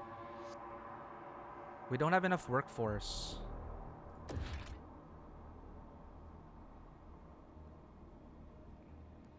So to build more workforce, we need more housing.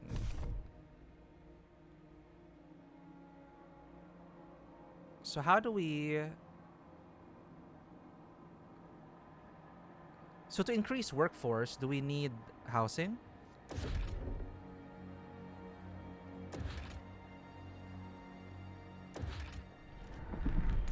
Develops by itself? Okay.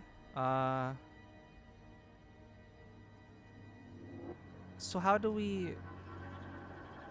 Because I don't have enough workforce to build stuff.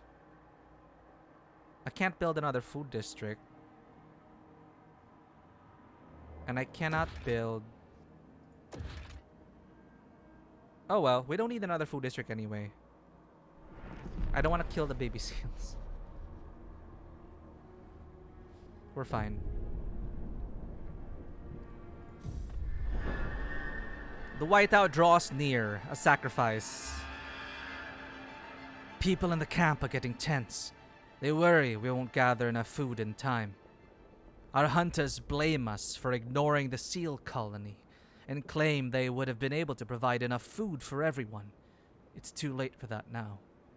Many elders have volunteered to walk into the Frostland rather than to be a burden on our resources. Their sacrifice would significantly reduce the rations we need for the whiteout. What should we do?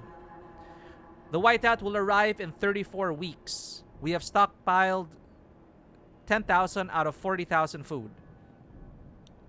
Do we let our elders go?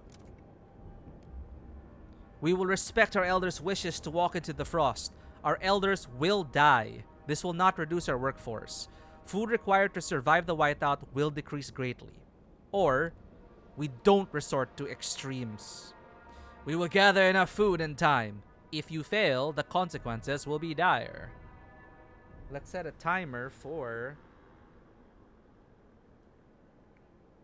You can set a timer here, right? On Twitch, timer.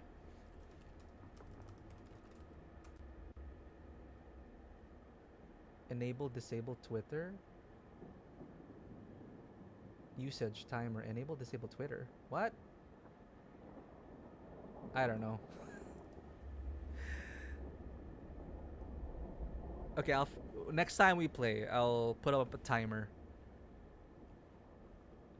Council is currently split 50% to let our elders go. In the game options, I didn't check them out. I didn't see a timer. I'll be sure to double check. 50%, don't resort to extremes. So I'm breaking the tie in 30 seconds.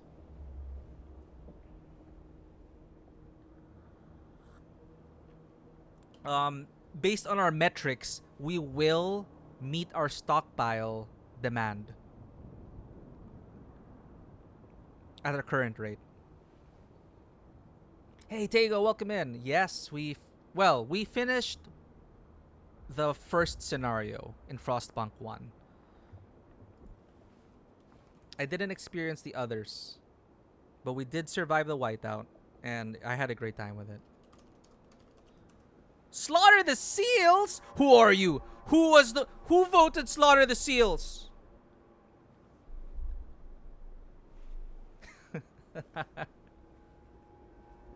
Go ahead and check out Tego's channel. Tego writes, Tego plays, Tego games. Was playing Mafia 3 last I was there. I need meat. Was it you, Neon Rune? Was it you? Did you vote to slaughter the seals? Sorry, time's up, chat. I cannot believe it's three-way split, chat. We will gather enough food in time. The seals shall live.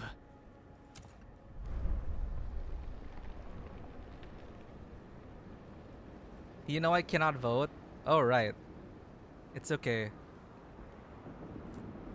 You can... That is a vote. You can vote on chat. If this were not managed democracy, Neon would have swayed the vote to slaughter the seals. What do you have to say for yourself, Neon Rune? It's like a press conference with our council. Sorry, I am distracted. Have at least one food stockpile hub. Got it. Let's build one. It's green, right? Green is food. Let's build one.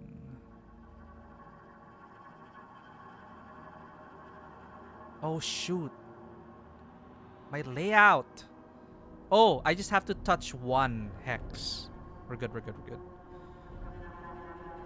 Near stockpile hub. Let's put one there.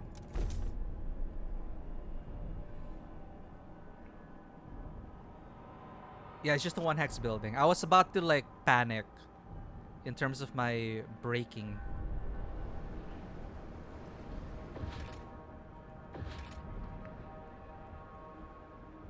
We don't have enough workforce for anything else, Chad. We can't even... Oh my god. We can't even build another stockpile hub. We don't have enough workers! Where is everyone? We have 2970 wanderers and 79 in the workforce. What happened? Unfortunately, it is time to sleep. Good night, everyone. Thank you for being here, Neon Rune. Thank you for taking part in Managed Democracy, even if it was through mobile. The world is all the more colder for your absence, but you have a great week ahead, Neon Rune. Happy Sunday.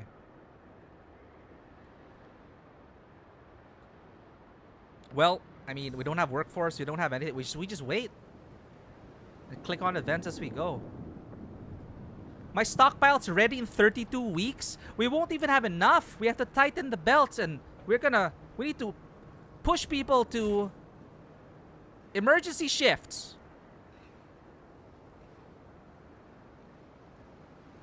All right, this is it, chat. This is the time. This is the slippery slope. All food districts. We need to survive the whiteout. The city must survive. Extra shifts. If one of your sick people goes back to work,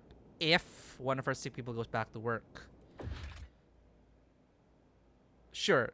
Let's wait for Larry. Let's wait for Larry to get out of the hospital. Let's send him.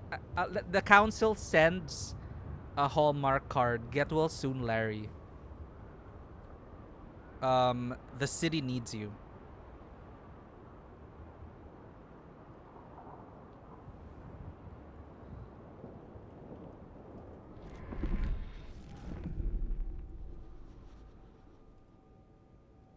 The stockpiles are already full. So how come it says stockpiles ready in 29 weeks?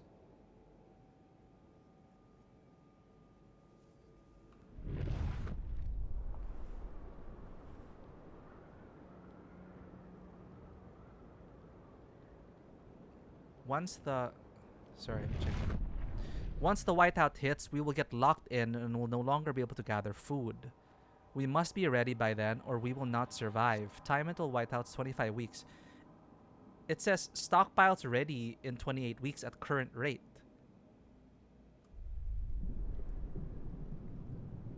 So we don't have enough, right? Okay, it's over. There are 4 people sick. God damn it. I knew we should have sent him more than just a Hallmark card.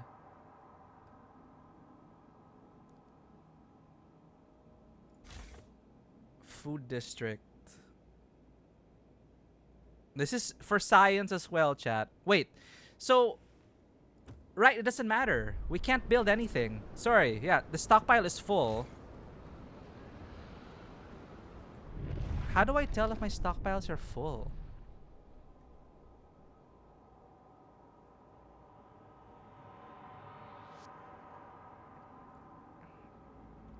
Sorry, I'm just getting so lost, chat. Total output, requirements. Minus 100 from food stockpile hub.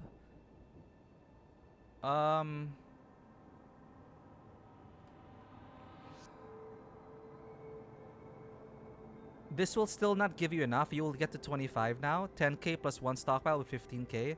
That's why you need a second one. So I have to have people tighten their belts. Like, what are our options here? We make the Wanderers tighten their belts.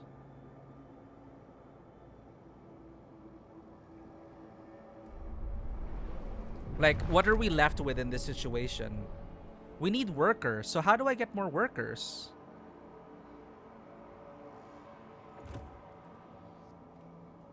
Do I hire them here? Do I push them into the workforce?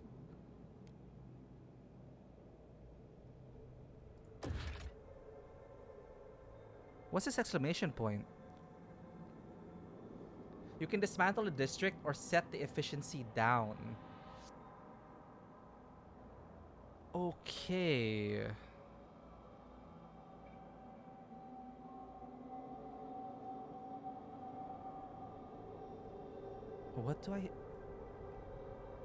What should we dismantle?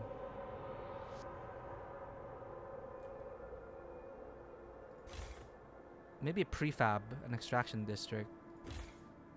Oh, okay, because... Right. Never mind, my bad. Sorry, it makes sense now. It makes sense. Requirements 150, and they will stay. Duh. The workers will stay. To man it, you need 150. So, what we do is... we deactivate. So, wait. If we deactivate it... Sorry, the tutorial's like some details. Sorry. So, we can deactivate a district. For example, this. Which will free up 150 of the workforce. Yes? But use the slider instead. Got it. Downsize. So, but other options you mentioned were... Okay, dismantle is like... set the efficiency down. This is the efficiency.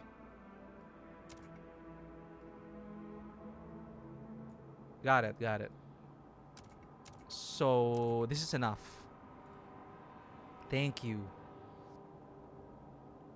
I almost did a... See, we need these guys in the councils. Yeah, now we have 30 more workers. Easy. Yeah, not everything needs to be fully manned. You are totally correct.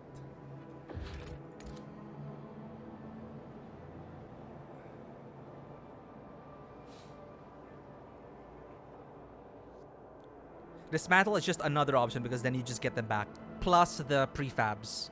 But definitely, if you just need workers, I will remember... Yeah, all of them. I will just remember then to lower efficiency. Because we already have enough prefabs. So yeah, we just want balancing. I need to remember that. If I hold Alt... Is there a way I can tell their efficiency at a glance? There. This means slightly decreased efficiency. Okay, at least there's a notification. Because for the life of me, I will not remember that I lowered the efficiency on that particular thing. I never used the efficiency myself, though. Yeah, I think I spread myself way too thin at this point.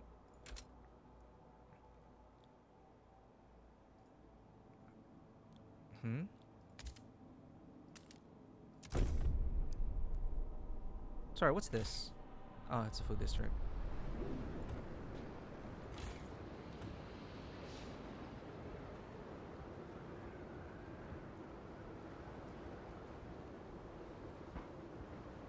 I think I had one less extraction district. That was just enough now. Yeah. This one. This one was a bit too much. This last one we built. So, we're fine. I thought we were gonna fail.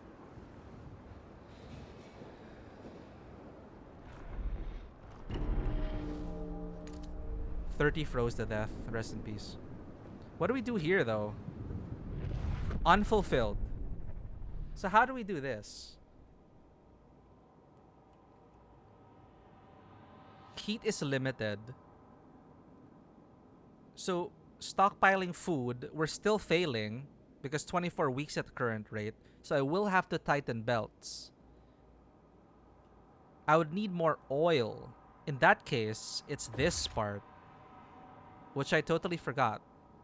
So I'll need more workers. So I will reduce that. And oh, I need 147. Wait.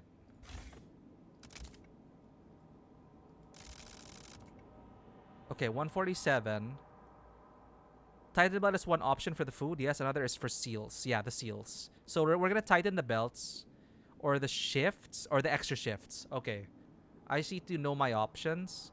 Then we're learning. We're learning here, chat. We're learning. Prefabs can definitely... extraction districts can definitely... I can shut down 2 extraction districts. For now. Then we build an extraction district here. 1, 2, 3. So that'll hopefully solve our fuel needs. Then we tighten belts to push for the 2 weeks. Sorry, I'll probably write the tutorial. No, thank you so much, Dodo. We would have, of course, failed without you because, like, yeah, there's just so much front-loaded information, and then, again, like, it's just so hard to keep track of everything for me. So knowing our options, that helps. Like, it helps so much. So now it's like, okay, we still have options, and it also allows us to learn the game. So, for example, here, let's try tighten belts and see how much of an impact it has. The Wanderers will ration their food to save more for the whiteout, intentionally going hungry so there's more for later. So all will eat less to stockpile more for the whiteout. And we learned about trust.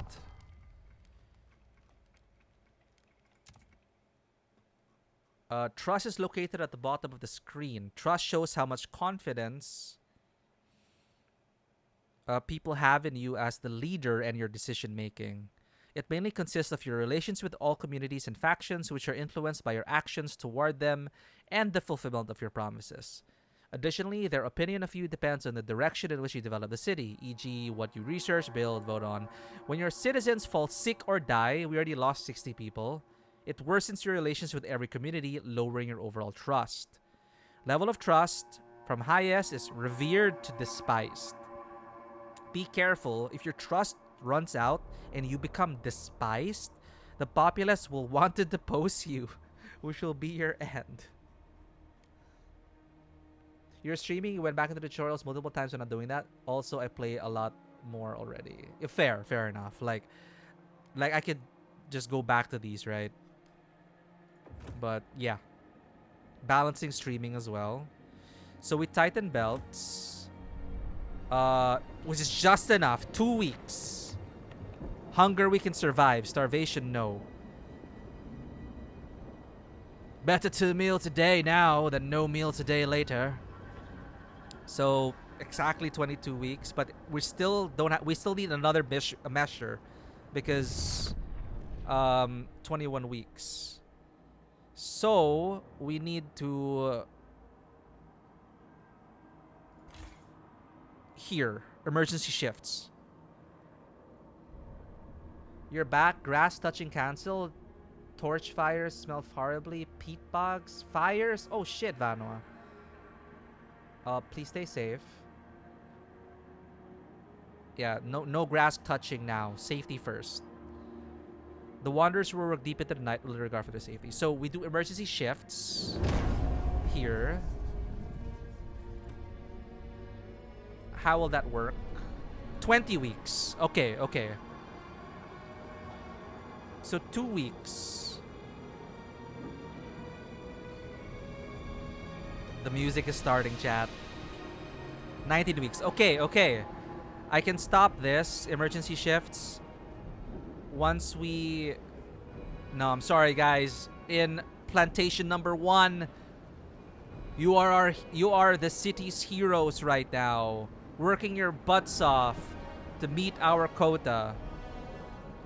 While this is being built for the heat. I'm going hard sometimes. It is my favorite part of Frostpunk 1 when the music started to ramp up to the whiteout, and I was just like, it is so intense. Shoot, 18 weeks. We might need emergency shifts soon. Extraction district has to go up. It has to go up, and our heat, oh, it's just barely making it with overtime shifts. This is cutting it close, chat. The Wanderers are tightening their belts, and plantation number 1, farm number 1 is working overtime. The seals, however, are alive. Heat, okay. We have 30 unfulfilled. How do we can run it during whiteout. We have to run our generators overdrive, right? Ponderkind, welcome in.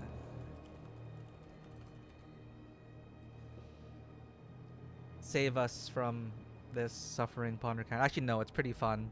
I really enjoyed Frostpunk 1. I'm getting the same feels here. We are playing Frostpunk 2 today, Ponder. But my friends, if you have not already followed Ponder, what are you waiting for? Ponderkind is one of my absolute favorites on stream. Continues to be one of my inspirations as a streamer. As, what do they call it? What is it gonna say? Right, and has an absolutely awesome community to be a part of. Become part of the Ponderkind family. Join us.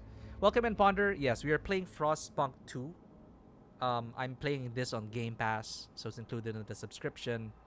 But I really enjoyed Frostpunk 1, and I'm enjoying myself now. It's a lot to learn. We are on the prologue currently. I just wanted to get a preview of this because we will be going out of town in less than 2 weeks. I will be gone for a month, so I don't know if I'll be able to finish Frostpunk, because I do want to play Still Wakes Deep before I leave. Matters how much heat sources you produce, oil, coal, etc. Don't necessarily need the overdrive. Okay, we currently have demand here, so that means that the higher the demand, the more chances of people going sick and dying, right? So technically we can survive, but there will be casualties or diseases. You're gonna miss tabletop streams. I'm gonna miss you all. And I don't know if time zones will, like, whenever a Ponder stream pops up, I need to keep up my streak. I'll just pop in, just lurk. I will attempt to reach a record high for my watch streak on Ponder. My Ponder watch streak. Thank you for dropping by. You should retry out Frostpunk 1. If you have not already played Frostpunk 1, it is an experience to be experienced. That didn't really make sense. Welcome in. As you can see, already this is pretty much typical of a not a perfect playthrough, but yeah, we have 17 weeks. People are getting sick. We have to survive the whiteout. Our stockpiles seem to be fine. Heat is not totally met, but if needs be, we will overdrive our generator during the whiteout. We chose to spare the baby seals. Very much like Crusader Kings 3, there will be story beats coming up, and you will have to make the difficult decisions like Crusader Kings 3 if you ever played that before. So, also, if you are on desktop, there is Twitch integration. You are all officially part of the TTCC, the Tabletop Cinema Council. And we vote for the future of our city.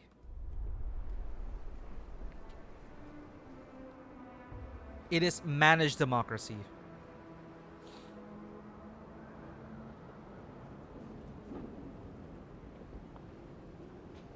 Yeah, we make cinematic decisions only. And we spare the baby seals. Dude, people got angry at us. People in our city got angry. The hunters got angry because they were saying, why didn't you let us hunt down the seals? People are going hungry. And I'm like, well, yeah, I guess that was a food resource, but we're not that desperate yet. 12 weeks, looking good. We can speed up a bit. I think we are...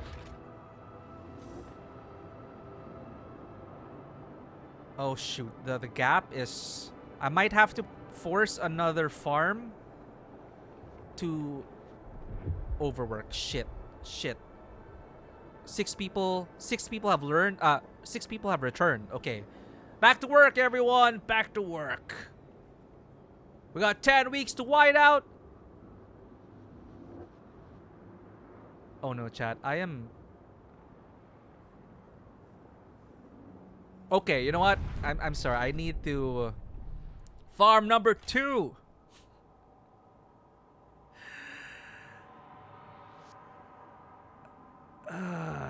Never mind. We can handle it. It's just so tight right now. 7-6. If it evens out, like if it equals 6-5, if it goes 5-5, 4-4, I am sending another farm to on emergency shifts. 5-4. 3 4-3. Almost there. Few more night shifts, everyone. Stockpiles are almost full.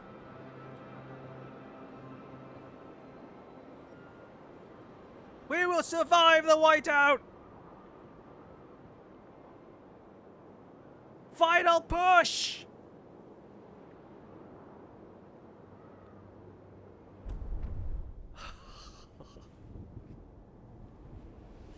They did it.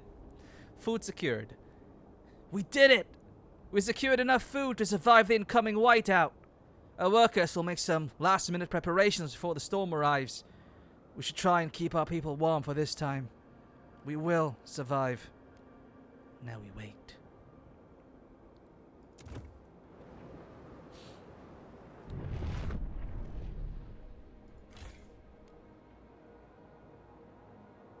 How do I cancel this? Is it already... If I click it again... Okay.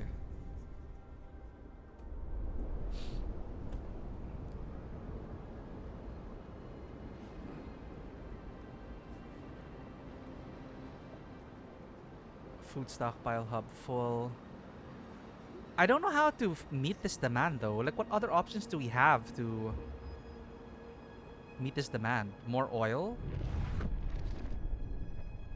But this one's depleted already. So there really is going to be 30 cold.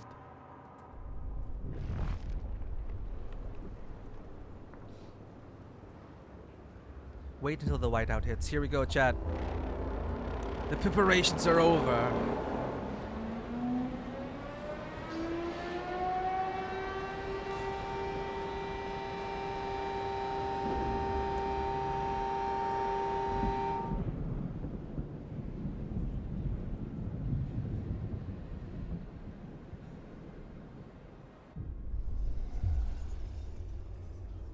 We survived?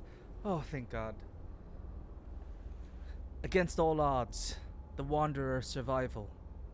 When the whiteout hit the camp, the Wanderers were ready. Everyone was thankful we acted fast and gathered enough food in time. The miracle of the seal colony strengthened our hope that our journey will lead to a promised land.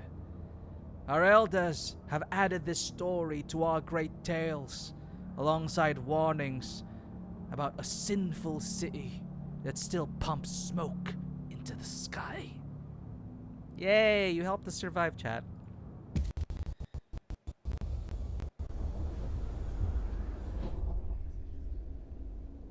That is the prologue. Not even the actual game. We survived the end of the world. Now what?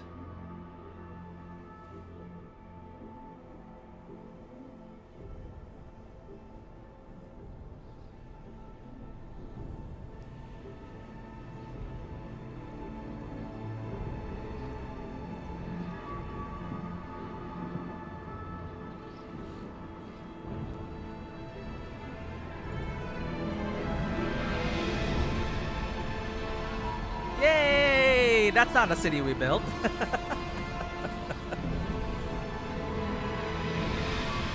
The old captain is dead. New London is weak. Food is low. Overpopulation looms. Coal is running out. People yearn for a future worth dreaming of. But is it the same future for all? Keep the city together.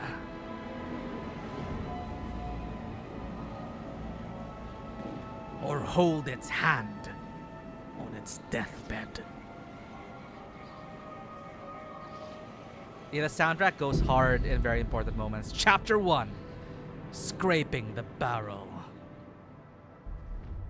The city must survive. Oh my god. Okay, so now it begins, chat. This is the tutorial is done. Gloves are off. Stakes are high, as always. Coal is running out. The captain is dead. And as he weakened, growing divisions brought city maintenance to a grinding halt. Now, New London is left to suffer the consequences. As steward, it is your charge to lead, but you must prove yourself. Hard. This whole place is hard. It is so hard right now. The overcrowded city is low on resources. Use this warmer year to build more shelter, secure coal, and power the generator back on. Let's get to work. Pause. Fuck. I'm scared, chat. Now the real game is about to start with the idea tree in the council. Now politics are going to come into it, and people are going to have differing opinions, and we're going to have to make decisions based on that. There'll be different factions, as you can see right now. We have the Frostlanders, the Stalwarts, the New Londoners with their own thoughts and beliefs and wants and desires, and sometimes they will desire a different future.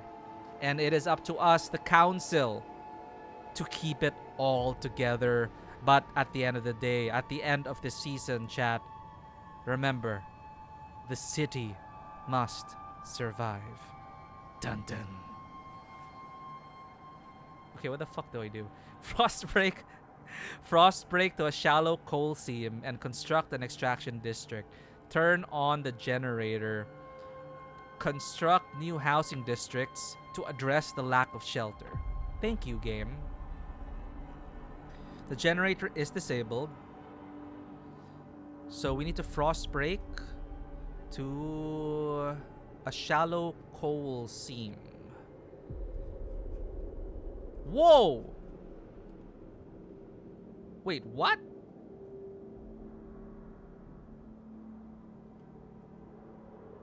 Is the playable area? Huh. Okay. Is this the playable area? Interesting. I don't remember it being that huge. Shallow coal seam. Alright, let's ice break over there. Boop, boop, boop, boop, boop. No, that's the Frostlands. Okay. So yeah, we still gotta focus on the city.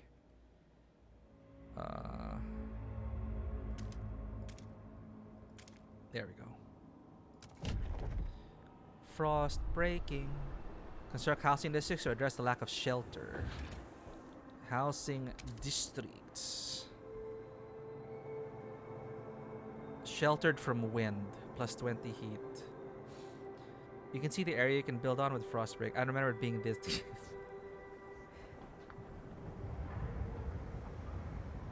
We're a grower, Ponder, not a shower. Not even to apologize for a Ponder. Sheltered from wind. Sheltered from wind. We need to build 2 housing districts. So 1, 2, 3. Done. Oh, 4, 5, 6. Okay. Then over here.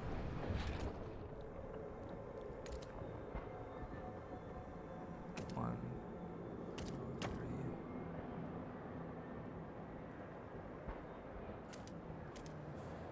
6.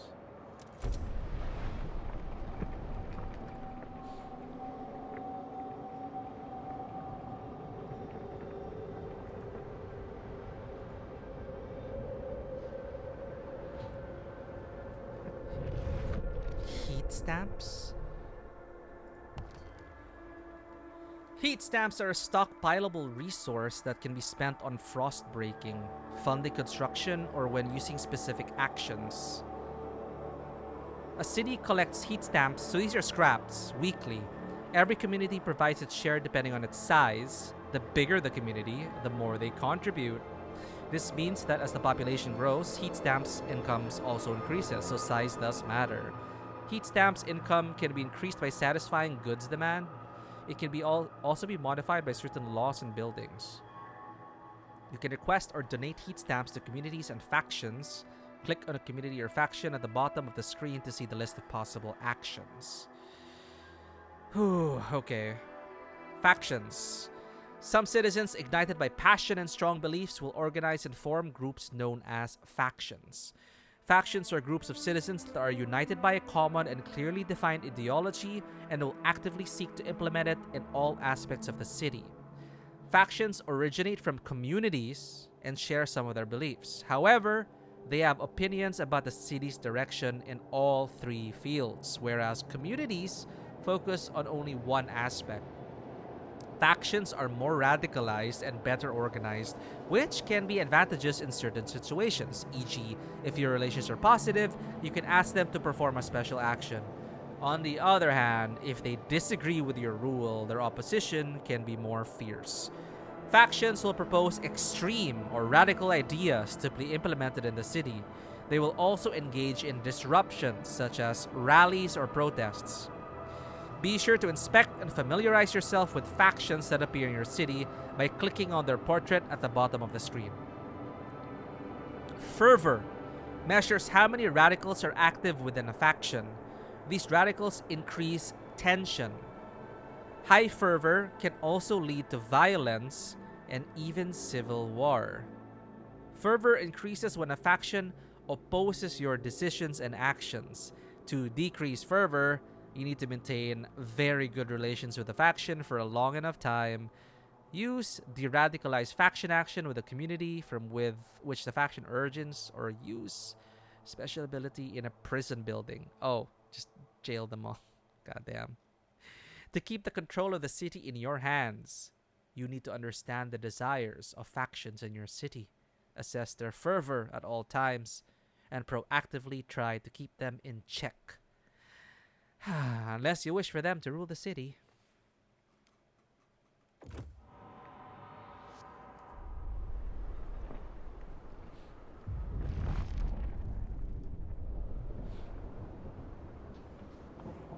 How many stamps do we have? 418. 200 workforce and 30 heat stamps. We can go for... We still have prefabs. What do we need? We need more shelter and goods. Materials are absent. Our stockpile hub is full. But I don't like the idea of just relying on stockpiles and savings, so maybe we can expand into here.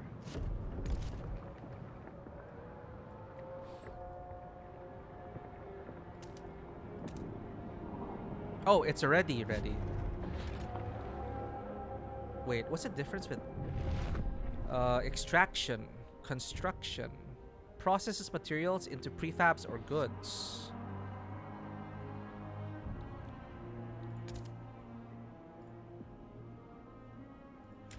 These are materials. Okay, that's new. So they want goods. So we need to get to here. Industrial district. Processes materials into prefabs or goods. Can produce other resource with additional infrastructure. Industrial uses materials and makes goods or prefabs. It does not extract.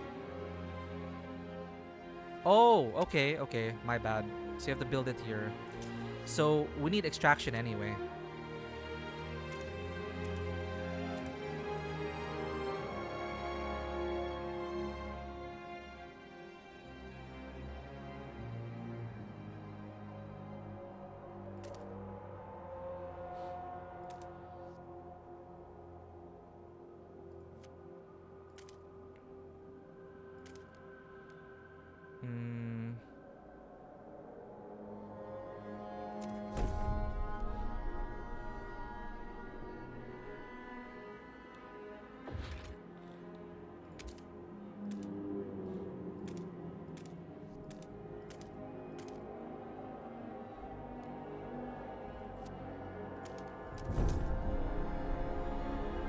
God, I hope we're making rational decisions here.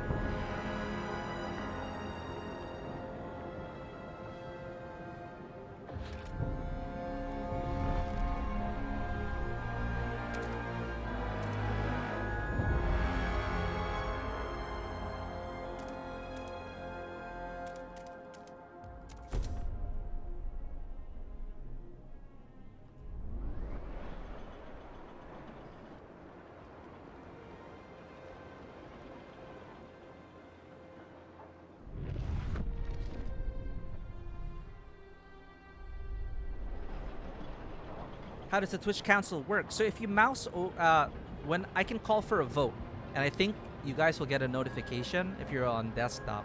You can also check our factions and our idea tree. If you mouse over the video, and on the left-hand side of the video, there should be 2 pop-ups. You can explore them. So you can check out our community and our idea tree. But we don't have idea tree yet, so it may be blank for you guys.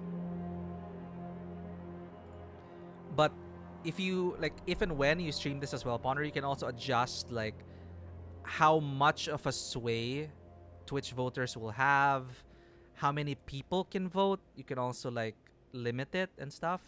And for example, if you're a huge streamer with 1,000 viewers, you can click that maybe only 30 people be randomly selected.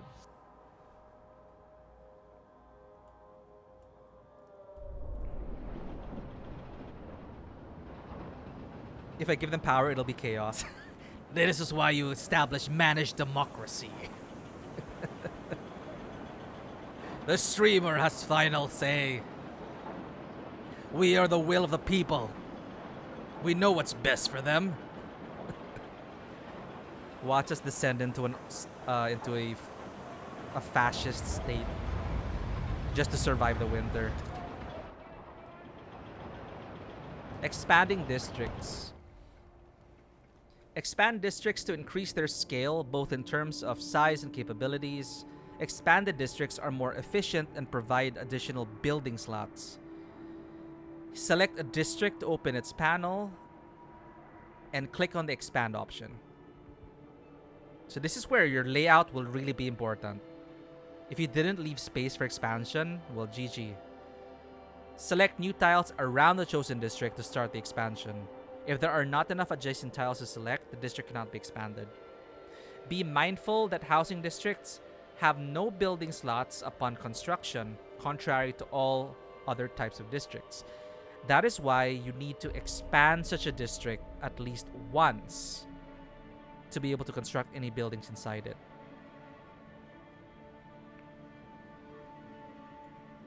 Okay. Okay.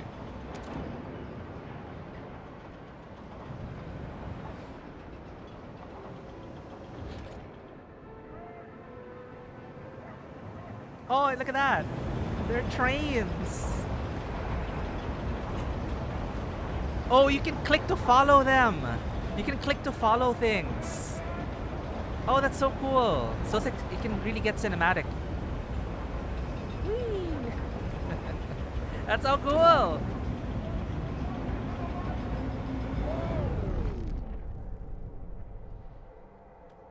But yeah, the production design of this is like crazy.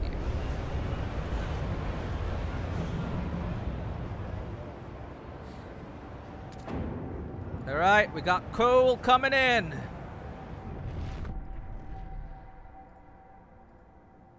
Why can't I select our generator?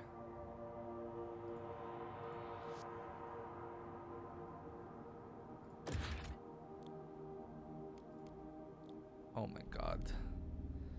Buildings. You can construct buildings in districts if there is an empty building slot available inside them. Buildings have their demand and output, which are added to the already existing economy of a district. I personally only expanded when I needed it for a building, but I'm not sure what it is better in the long run. Yeah, we'll get there.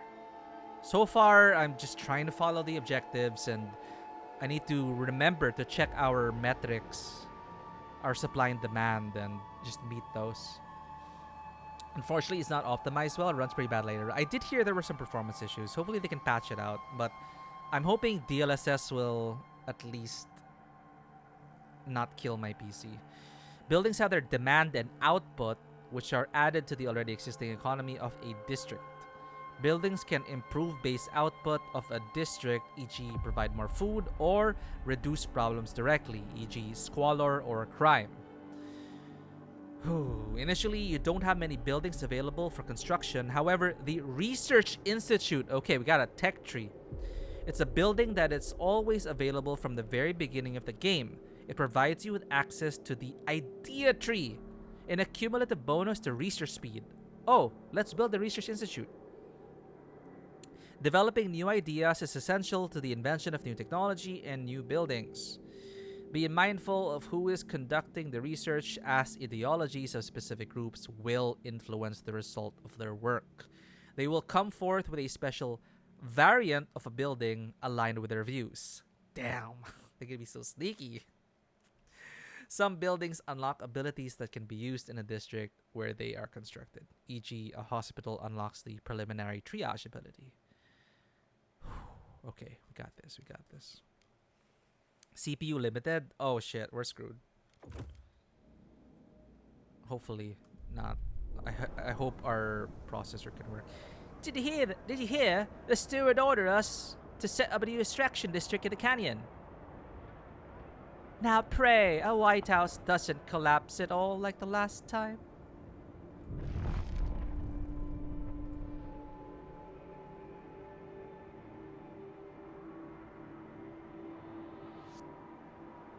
Material surplus, limited goods, food surplus, we need more shelter. So we need to expand. Housing. We can build a research institute already. Where can we build it though? We need to expand the district to build these stuff.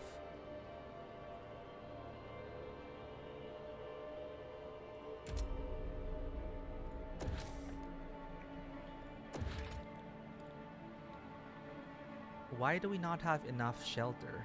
Do we expand this? Expand the district to increase its output and provide one additional building slot.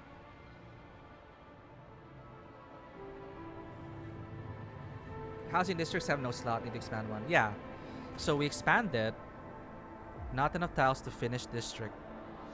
Ah, because it's blocked off. We can expand here, but if it's near a housing district, okay. So we can do one. Wait.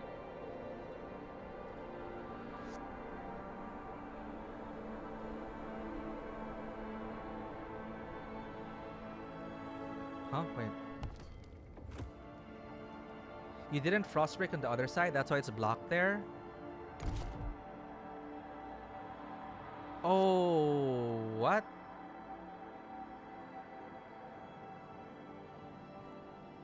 But it allows us to expand.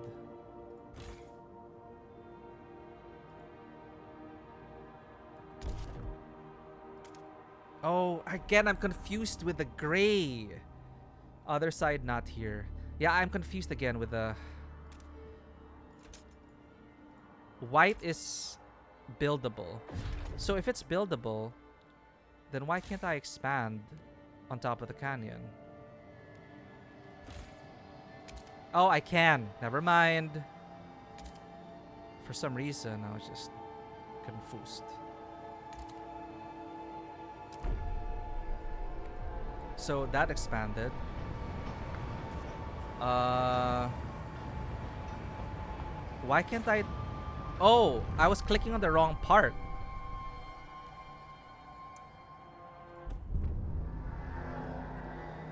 Good work, steward. We have secured a new coal deposit.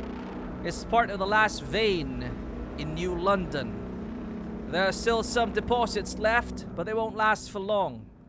We'll need to improve our mining to use it efficiently, but the city's communities are voicing different ideas about how to do it. We need to decide whose ideas are worth pursuing. We must choose a solution. Expand an existing housing district, build a research institute, research an idea for new coal mines, construct the newly researched building in the extraction district. Okay. Coal left at New London, 770 weeks at current rate.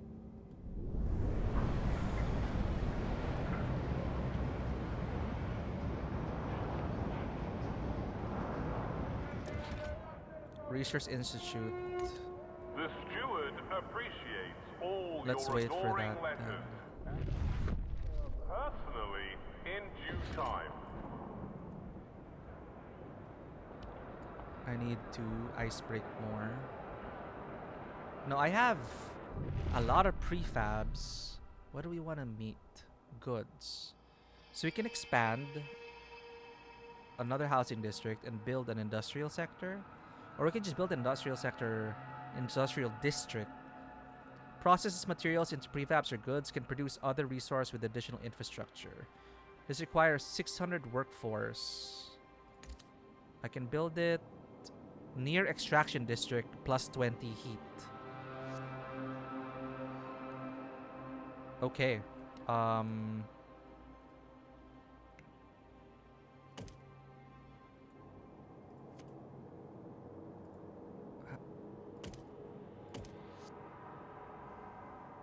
Three, 4, 5, 6. Sure. Before you build, notice the heat. This is good, right? We're getting more heat.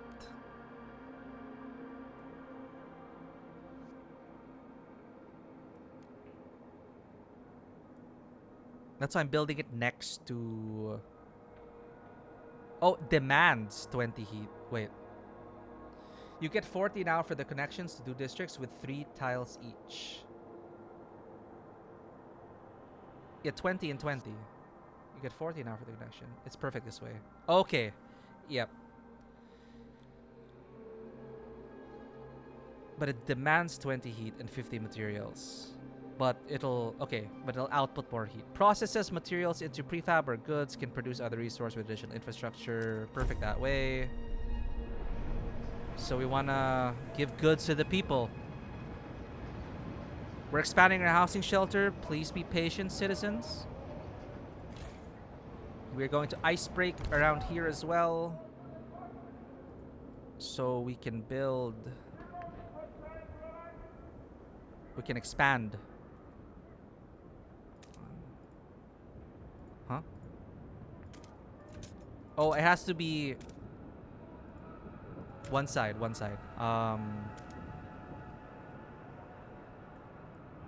When it's done building, you have to change the production to goods. Okay. Oh. 1, 2,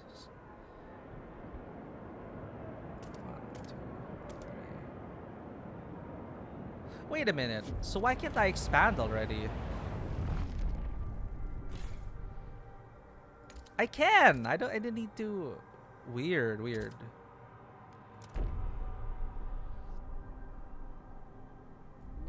Okay. Oh, okay. We're expanded. Let us build the Research Institute.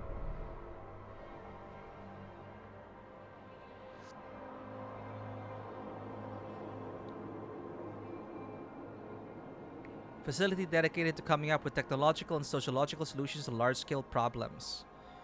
No special requirements. You just try to expand the non-frogs. Got it. Right.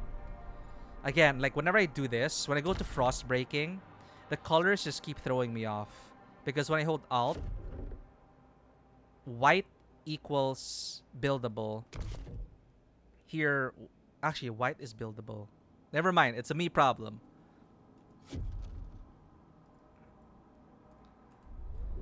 Alright, we got ideas coming in soon. We need an idea for the new coal mines.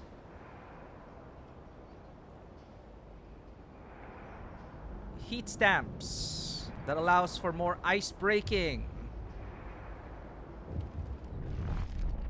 What will we need?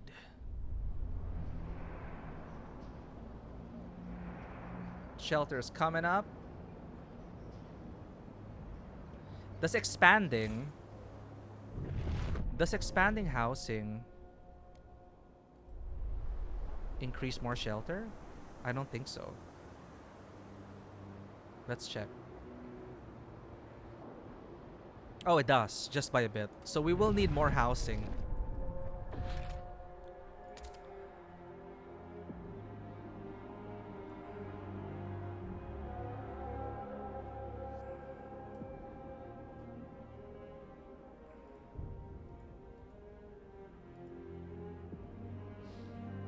Yeah, it is so little. So we need a new housing district. Let's go.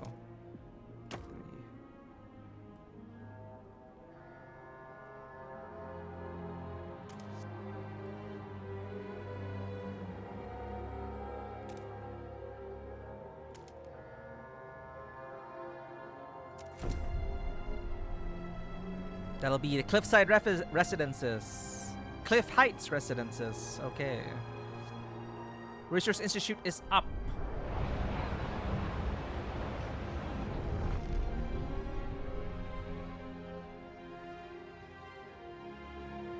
Oh, not yet. All right. Idea tree.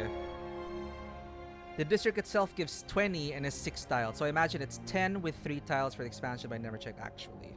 Okay, so now expand. I guess I'm gonna just assume it kind of goes. Okay, 20, 6 tiles, 10 with 3 tiles. Yeah, like half, probably half.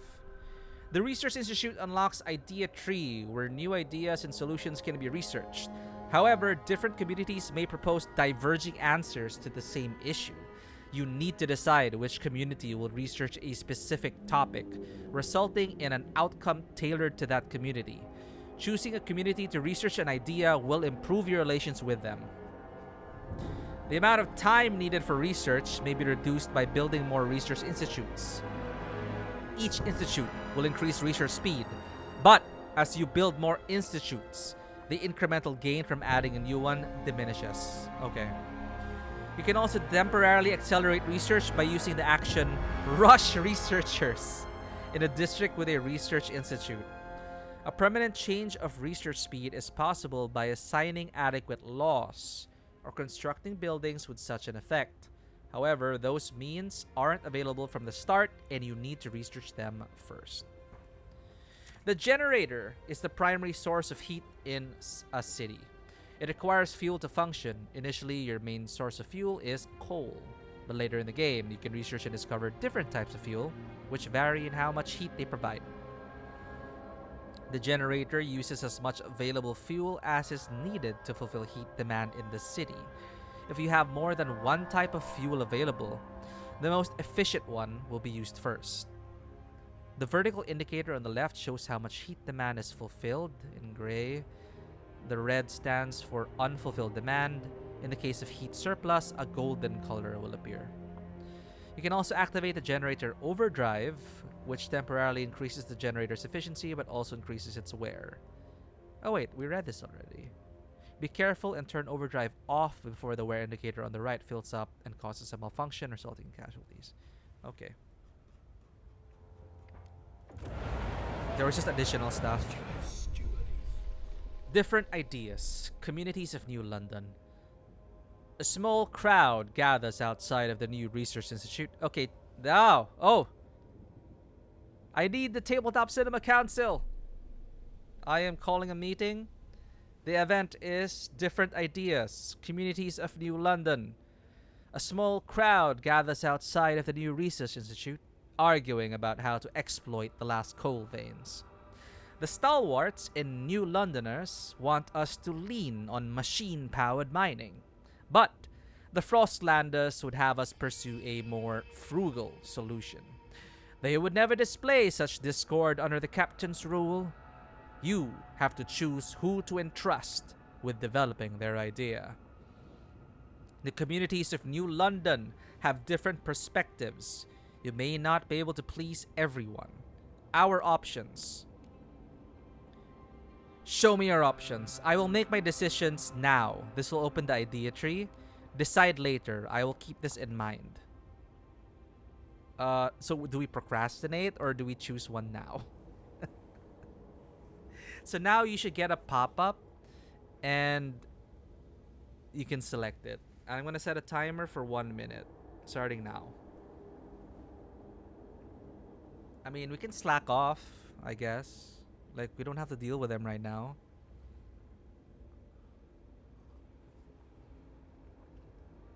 Okay. 44 seconds. I swear there's supposed to be a timer feature for Streamlabs. I just forgot how to do that. Manage prediction, manage poll, an ad. Figure it out later. 20 seconds. Show me your options is 100% right now. We all want to see your options. We want to listen to their ideas, and I'm interested to know what you guys will choose. Alright, 5, 4, 3, 2, 1. Let us make our decision now. Idea tree! We need new ideas to move forward. However, different communities may propose diverging answers to the same issue. They will only pursue solutions that align with their worldview. Choosing a community to develop an idea will improve your relations with that community. I see. So, hold left alt for the resource drawer. Oh god. So, coal mines, housing insulation. Adaptation?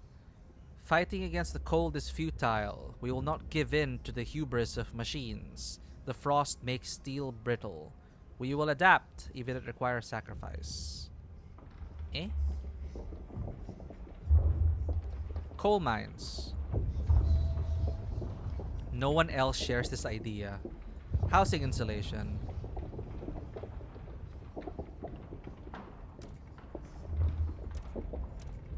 Okay.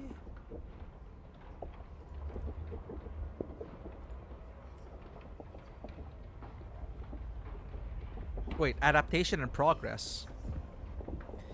We will build machines to carve our place in ice. We will improve ourselves with technology.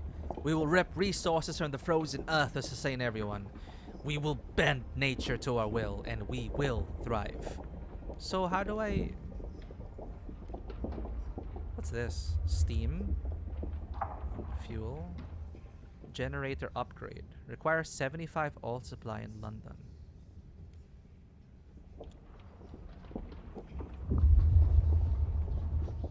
So are these our options? Coal mines and housing installation? Wait.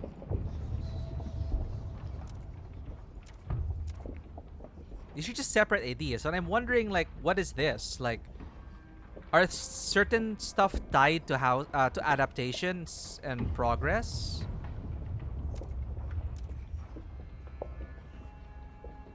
When you research the idea, here, okay. That are your options in the heating category, yes. So adaptation versus coal mines. Wait, they're both Oh no, we select here. Okay.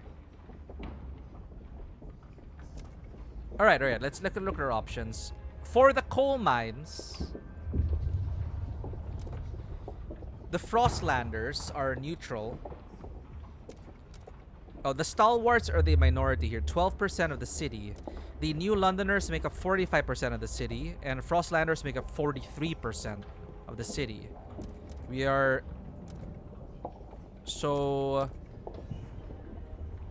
No one else shares this idea. Dust coal mines. How can we mine more coal? Constructed in extraction districts. Mining operations where residue coal dust is sucked up and compressed into briquettes to make maximum use of the resource. Progress and adaptation are different philosophies where you will lean into a direction. So it's just a tracker for where we're going. I already have a mind as well to kind of lean towards progress, but I guess I have to look at the numbers here. So we have dust coal, blasting coal. Oh. Right. Okay, I'm getting the format. So two communities want blasting coal mine, which leans towards progress, which will lead to merit, new opportunities, and reason. This will just lean into progress. This will just lean into adaptation. Okay.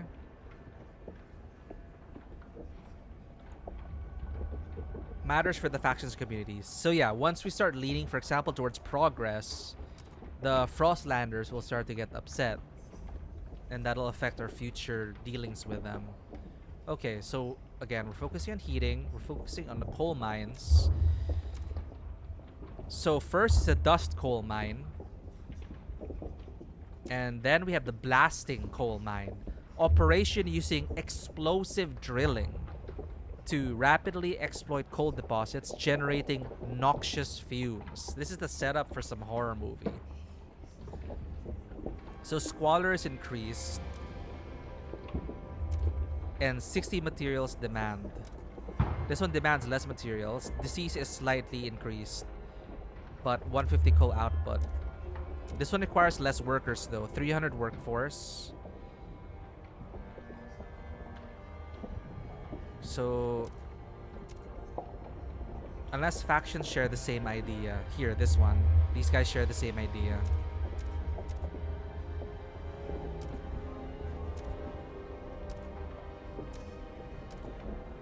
So if we do this, if we research, well, we have to choose someone to do the research. I should have read. This is why they told us to read what these people were about. Because this one will generate merit. What's merit? Press T to see tutorial. I'm pressing T.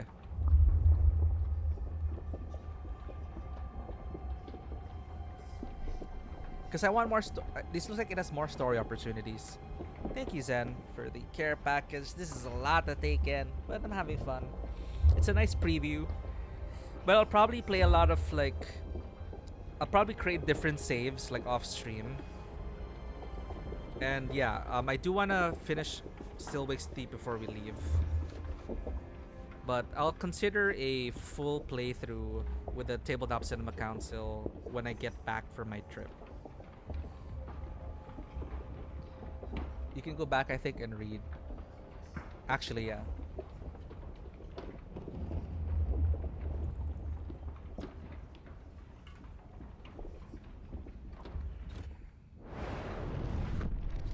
Alright, let us get to know our community. The Frostlanders. 3,000, making up 3,450 members. Adaptation is the only way to live in the frost. In fun projects, raise funds or demand funds. We have the stalwarts. Steward. Progress for the glory of New London. Merit forges the strongest. Reason for order. Order for control. The symbol on their portraits show you what philosophy they follow. Here. That's progress. Wait, no? What's this? Oh no, that's their symbol. And then here, progress. The philosophies itself and where you lean to are on the bottom left.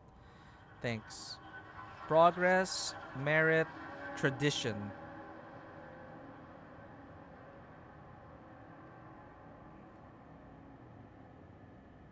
Equality, tradition and reason, merit, equality, progress, and adaptation. So these are conflicting ones. Okay. They're diametrically opposed. Huh. Steward. The New Londoners make up the second majority. Through technological progress, New London will thrive. I like these dudes. Let's give it to them. I'm kind of Steward. red flagged about this minority group. The stalwarts, which factor in 950. Yes, progress for the glory of New London, but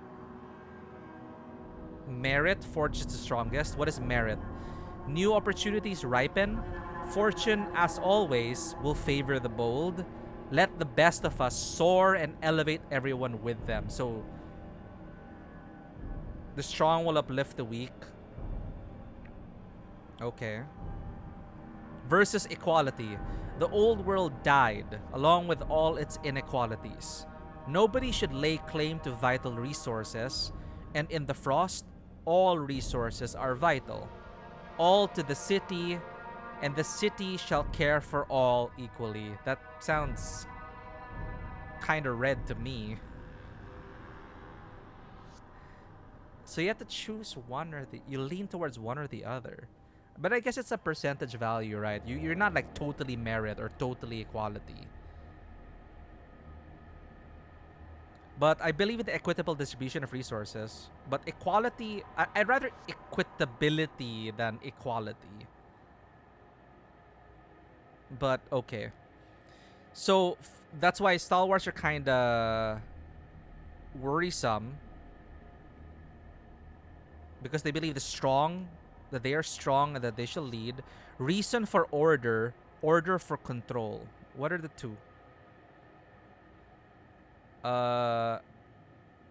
Correct, you aren't unless you make decisions always. Yeah, right. It's a sliding scale, so I like that.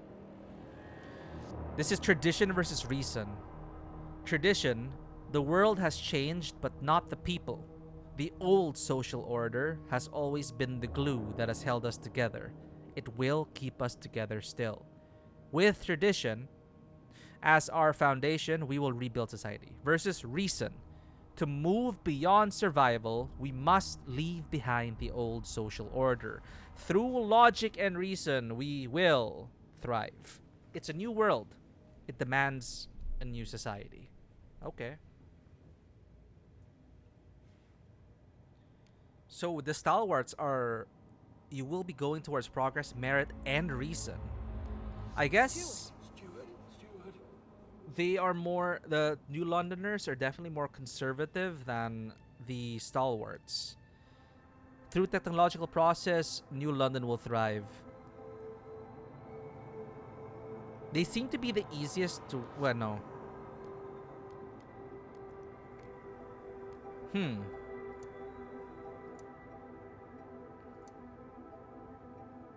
That's it. That's it. They just believe that. Through technological progress, New London will thrive.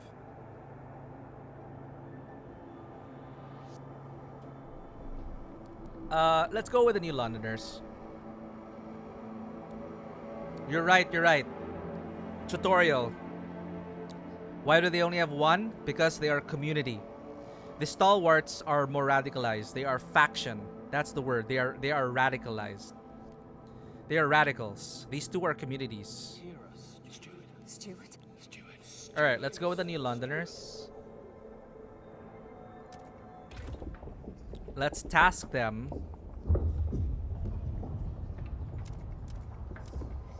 to create a blasting coal mine. It will lessen their workforce required. Squalor will be increased though. And it requires a lot more materials.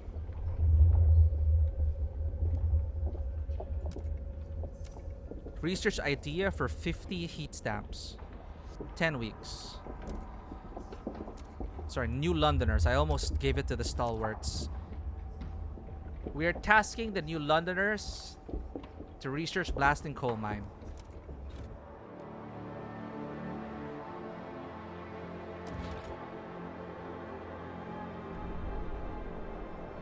We can only have one research going on.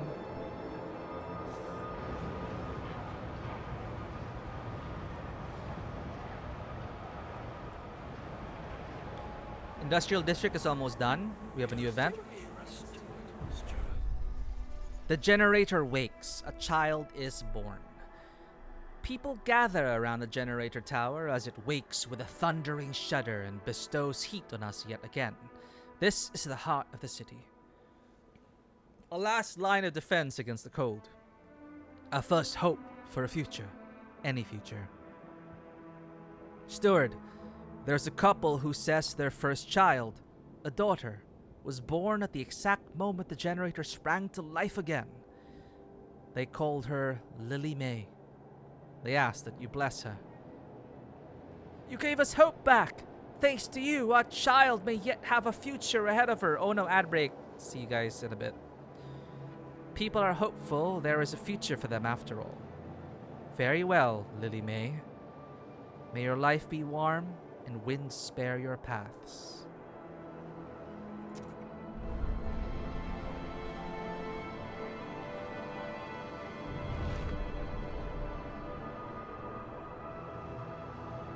We need food. We need food.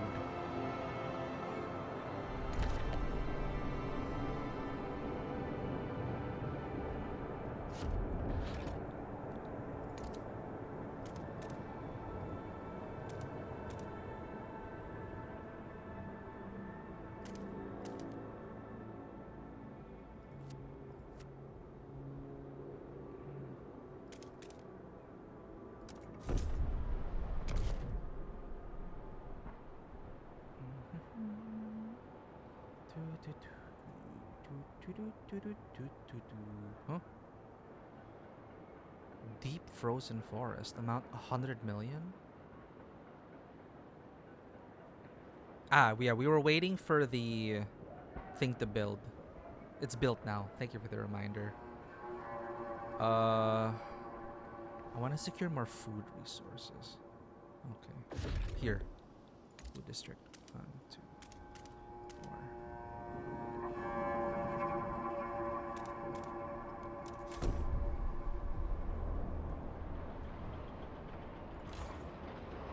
Alright, we have extraction district. We have 2 people sick.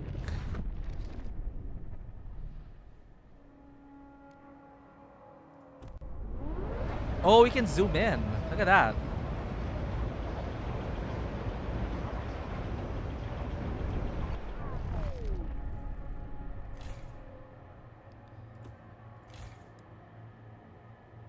Let's zoom in here.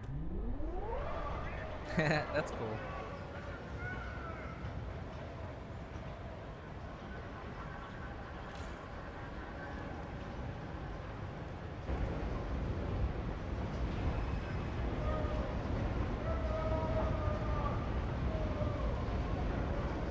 Expand the district to increase its output and provide 1 additional building slot. Empty building slot? Empty building slot. We need more workforce. What's this?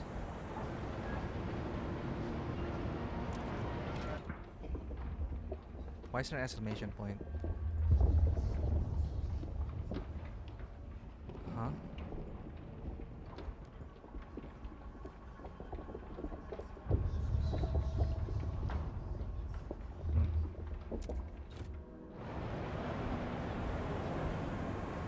all districts besides housing of the buildings allowed. Got it. Right. Tutorial said housing has to be expanded for building slot. This one is here. Goods production. We're good.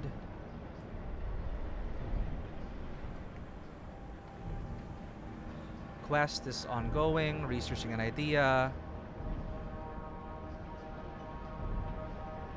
Heat stamps. We don't have enough workforce for that. We need 200 workforce and 30 heat stamps for each breaking. But we secured 2 more food resources. That's good. All right.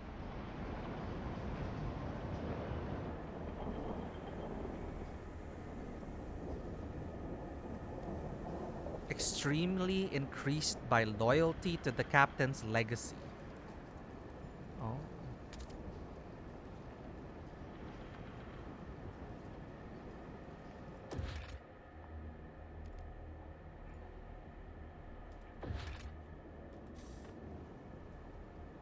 B. N for buildings. B for districts. H for hubs. Buildings. N. Frostpunk area.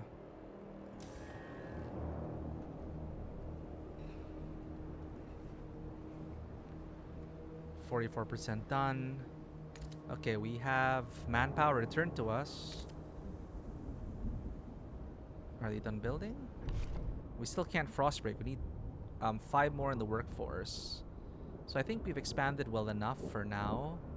We have a surplus of shelter, foods, materials, however. We are draining materials.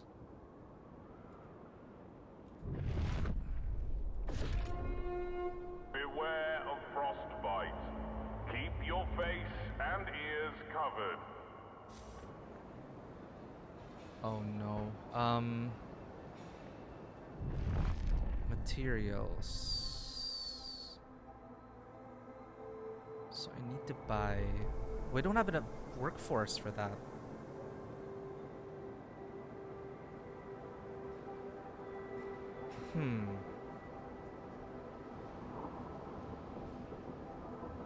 Well, our coal mine efficiency also will increase, I'm assuming.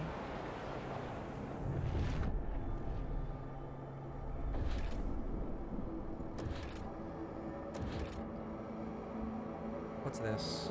Construction hubs, food stockpiles, good stockpiles, plus 50k stockpile capacity. But this is for stockpiling. We don't even have food stockpiles, maybe. Requires 100 workforce. Man, there's so much. A. Byron, 55, drill sergeant, admiring the generator. It's good to have you back, old chap. It was a terrible fright to have you switched off. You're more than just a heat source to us, you know? To us, you're a symbol of what we should be. Unbending, unyielding fortitude.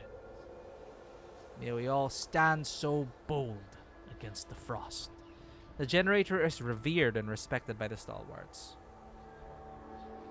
You can wait for your population to grow or turn down efficiency again like earlier. Okay.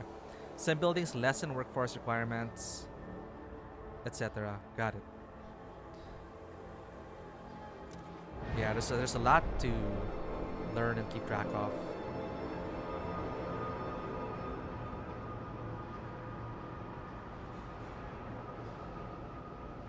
Will last for 40 weeks. Coal left 756 at this rate.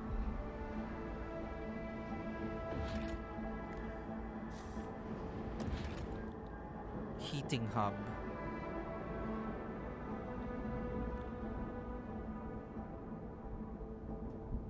It's not even all yet. Yeah, this is so much to go through here. Yup. I saw like there were multiple tabs and I'm like, that is a problem for future me. They are deciding on heating for the quest. I will focus on that. Construct. Alright, new building proposed by New Londoners. We have a blasting coal mine. Demand is 60 materials. Requires 300 for the workforce. So, how does the workforce grow? Housing district, extraction district, food district, industrial district.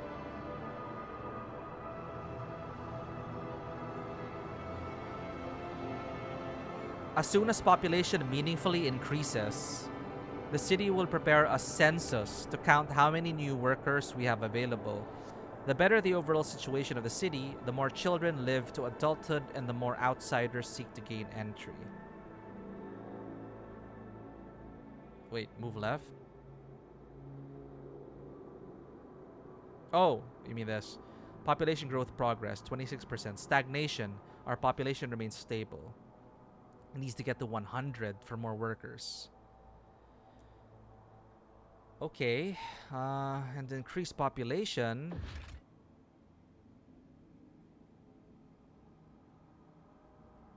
We just have to wait for it to grow. Okay, then when it gets to 100%, we get a new census.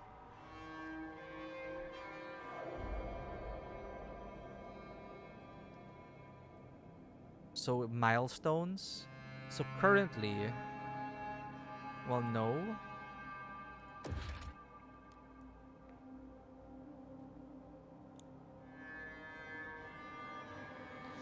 So we can get rid of these now.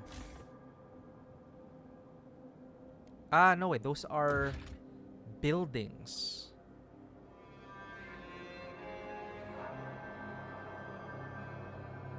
Squalor increases. 110 more workforce.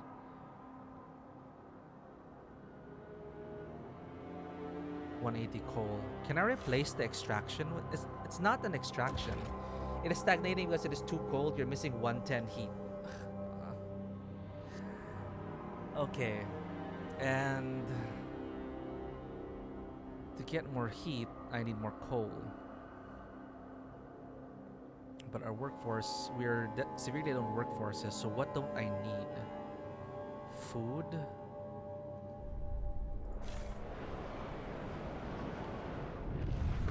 Housing district? Total output, total demand.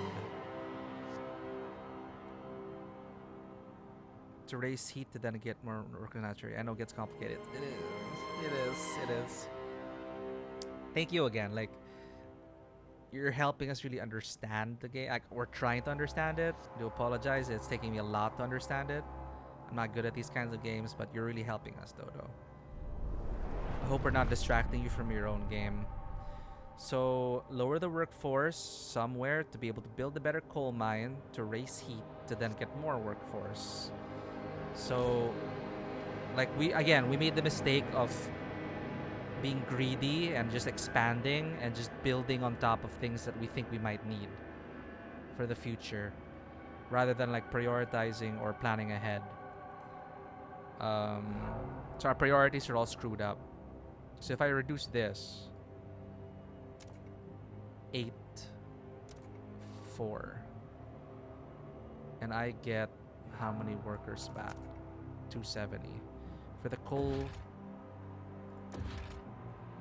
I need 300. So for the housing districts, we can lessen it. Dense housing district. The thing is, how do I even...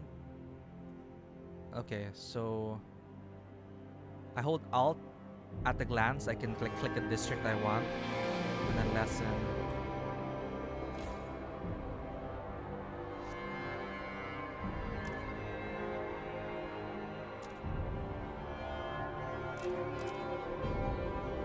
Keeping an eye on the workforce is quite important. Yep, I expanded too fast for sure.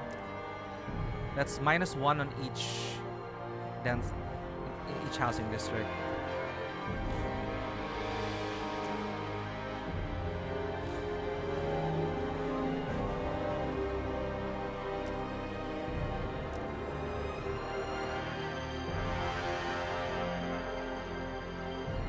We're okay. Where's food? Food district. 390. So now we have enough workers for the blasting coal mine.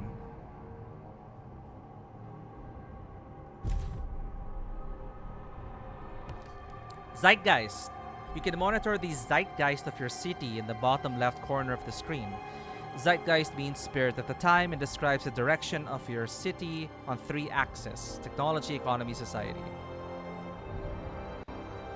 The laws you pass, buildings you build, and choices you make, they all impact the zeitgeist. At the same time, your communities have a natural tendency to favor some solutions over others. Your relations with them will change based on how their views are aligned with the current zeitgeist. The more you develop the city in the direction they support, the more positively it affects your relations.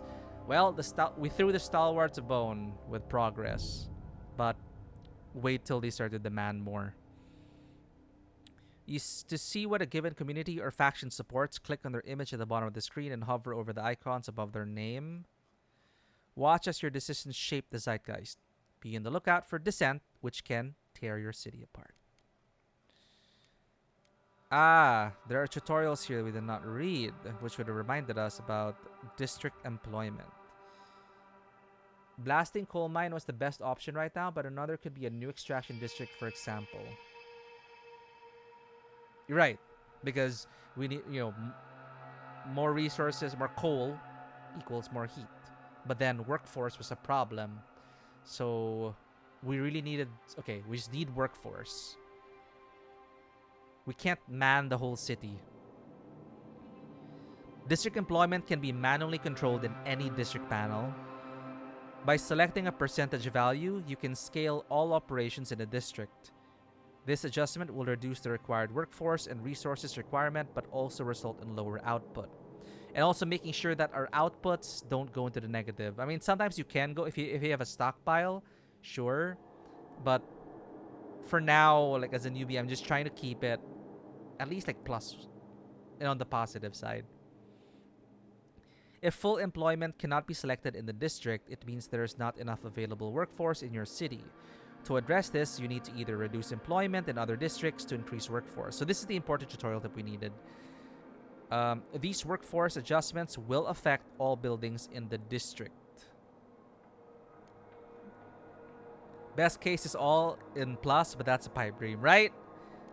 Unless you do I'm pretty sure there will be options down the road to not really conscript, but make it like mandatory workforce something, whatever. Maybe there are options down the road for that. Like mandatory employment requirements? I don't know. Prefabs production. Prefabs can be extracted from deposits, e.g. abandoned ruins, or brought from the Frostland. But such sources have their limits, and they might not be enough to cover the needs of a growing city. Okay, so then the next stage would be prefabs can be produced from materials in an industrial district. And additionally, you can manually switch a given industrial district to start producing goods instead of prefabs. If you don't have enough prefabs to build an industrial district, remember that demolishing a district or building returns the prefabs used for construction. Okay, demands and requirements. Buildings and districts have their requirements represented in resources, workforce, or both. If those are not fulfilled, the district will cease to function and will become disabled. On the other hand, they also have their demand. This amount contributes to your overall demand in the city, meaning that if it's not fulfilled, it will increase your city's problems, like cold or squalor. But it will not affect the district's output. The district will work the same as long as its requirements are fulfilled. Requirements are listed in the district panel. Keep in mind that you need to fulfill all of them to keep the district running. All factors that increase the city's demands are listed in the total demand section.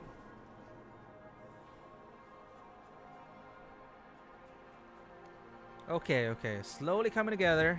Just watch the numbers.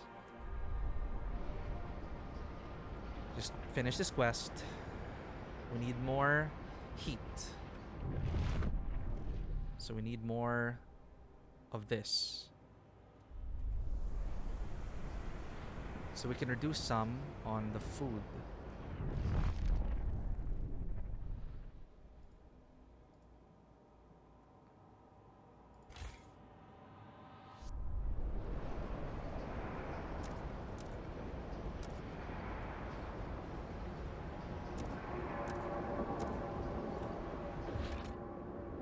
$600 for an extraction district?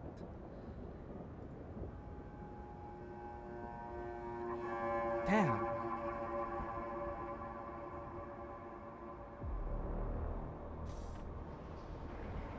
The blasting coal mine will give you enough heat. Not that you don't need more later, though. Okay. Yeah, one step at a time. I'm overwhelming myself. The quest is helping guide us for... it's like training wheels for the first few hours. A place to settle differences. With the new mine, the impending doom of depleting coal is postponed. Yet differences between communities remain. The weakening captain wanted to establish a council to settle them. He didn't live to see it through. It falls to you, steward. The people of New London want a say in how it's run. The first decision, whether you should continue to lead the city. We need a council. Tilda Ackworth. The steward reactivated the generator and got us housing. That gets my vote.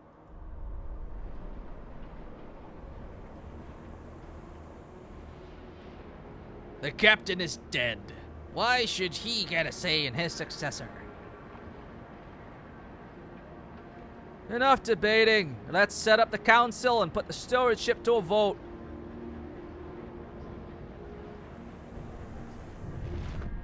Build a council hall. Pass the vote of confidence. No. We have to maintain our position of power. 200 workforce. That should be enough to reduce food.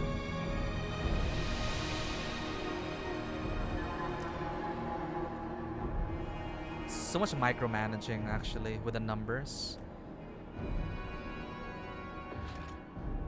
Then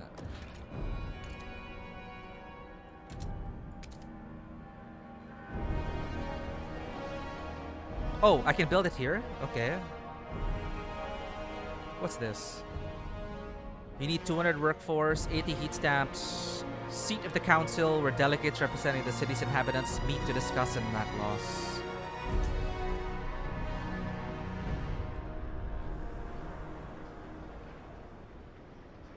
You pretty much never micromanaged. Okay. Oh! Yes, but it'll not last long. We need to search outside the city. I didn't... Oh, well.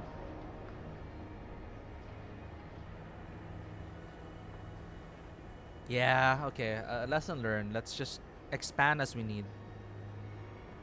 Like, we look at the numbers and we see, oh, shoot, we need this, we need that. And meet it accordingly. But then again... Remember to keep your heat lamp maintained. It might just save your life. But of course, there is a benefit to stockpiling. So, the stockpiling thing, surplus 6, stockpiling 6 a day. Surplus 3. Like, the stockpiles is something that like, how do I manage that? Like, keep track of all the stockpiles? Plus 50k stockpile capacity. So, the district itself, like right now,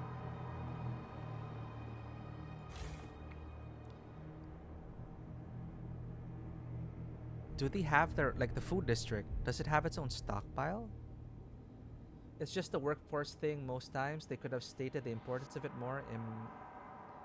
Yeah, the workforce, like balancing the workforce requirements. Some like being committing workforce versus temporary. Like for the ice breaking, you just need 300, and once it's done, you get a 300 back. But just the idea, of course, that of course you have to staff the districts. So I just have to keep that in mind. Food remaining. You just have general stockpiles, 50k for each. You can see if you hover over the resource. Okay, so like surplus 6. So what's if I'm building like a food stockpile hub, plus 50k stockpile capacity.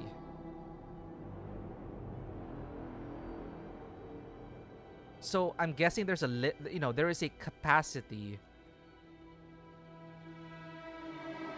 Oh.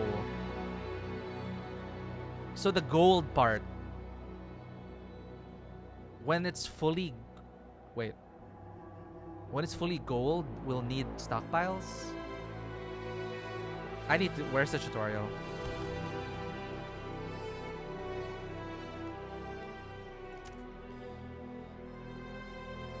When a city runs a surplus, goes into a stockpile. Slowly fill up every day. Stockpiles will be consumed whenever demand is higher. So, gold. Okay.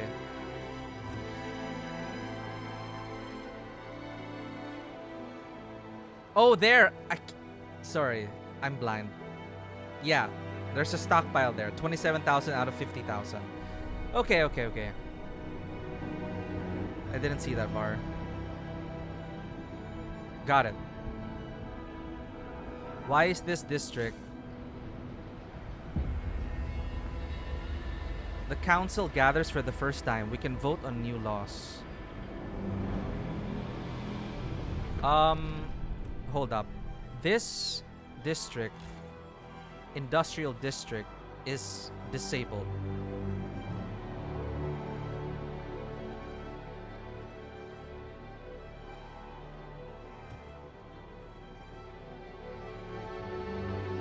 What does red mean?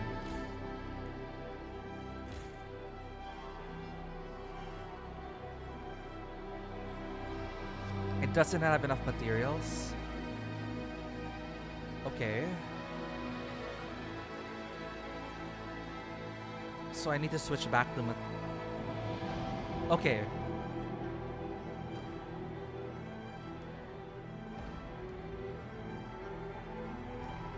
It is red because it's an industrial district.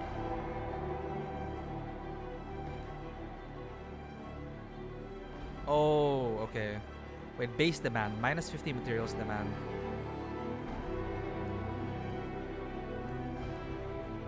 Plus zero per week. The switch is to produce prefabs instead of goods. Yeah. Prefabs instead of goods. So if it's goods, it's red. It's not producing anything right now. Or it's at a deficit.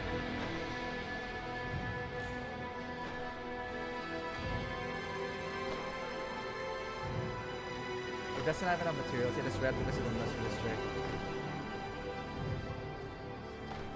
The color red is just the color of the district. Okay, sorry. I got worried.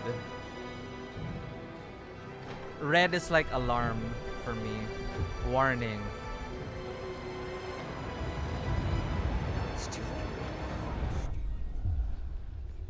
Alright, this is an important milestone for everyone. We are officially forming the Tabletop Cinema Council, TTCC for short. We are having our first council session. The city will decide. Anticipation fills the air as the council opens.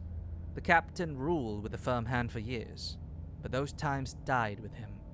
Now, the communities of the city want their say. The stalwarts maintain order on behalf of the captain and adhere to what they claim was his vision for New London. Progress, merit, and reason. The New Londoners and Frostlanders clash over our survival strategy, though neither has a firm stance on economic or social issues. Then there are those who view the stalwarts with contempt for their role in New London's history. But they keep to the shadows, for now. Based on your handling of the coal crisis, the first decision is whether you should maintain your role as steward. It still doesn't produce because it doesn't have enough materials. Look at the top, you're missing 200 total. Yeah, we need to balance that out. So we need to create more industrial sectors to generate more materials. Materials will be turned into goods at a net positive. Goods are pretty much just a luxury. Got it. So yeah, maybe we could not prioritize goods right now. That still is a very short and incomplete explanation. Open the session.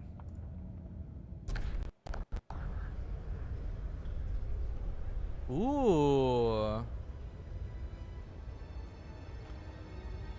Nice council chamber. It's like Charlayan.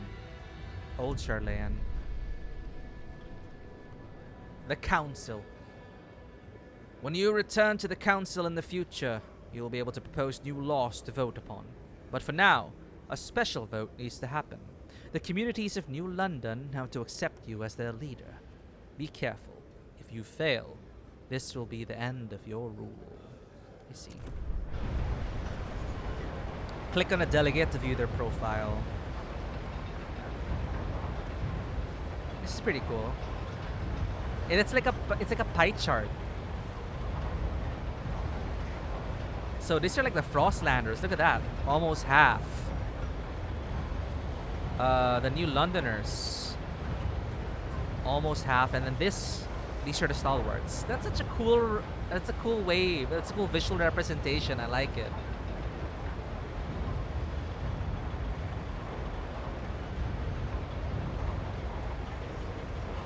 So Frostlanders, neutral, 40%. Community. Originally hailing from New London, these colonists of Frostland outposts tried to establish a permanent foothold beyond the city.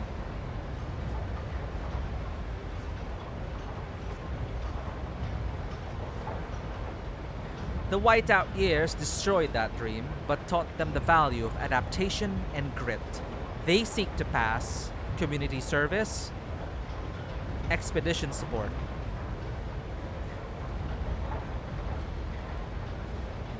The New Londoners, neutral, 45% of the city. It gets cooler still? That's good to know. Community, attached to the city and its generator, the citizens of New London have stayed together through thick and thin. They value technology, which they credit for getting them through the Great Storm. They seek to pass community service, city development effort. Okay. I'm still leaning towards that because expeditions versus city development. I want to develop our core first. I already made the mistake of expanding too fast. But expeditions can also lead to new opportunities, but I don't know. It's kind of like gacha at that point. Once we secure our base, I think we'll be able to do it. Now the stalwarts, 12% of the city, favorable for now because they followed the previous captain.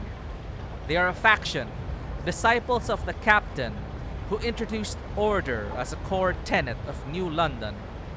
Strict, controlling, and devoted to the captain's memory. This is their manifest. Number 1, progress.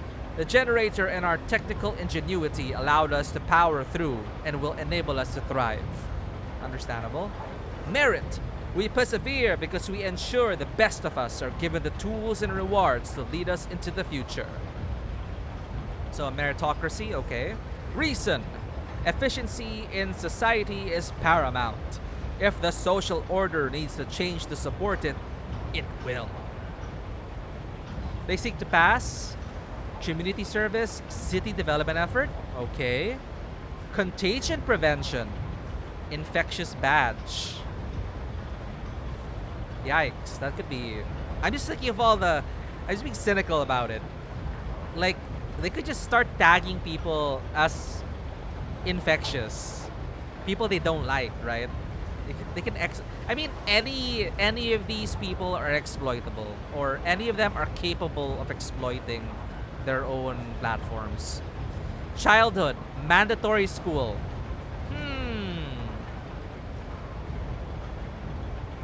Build, educating the future.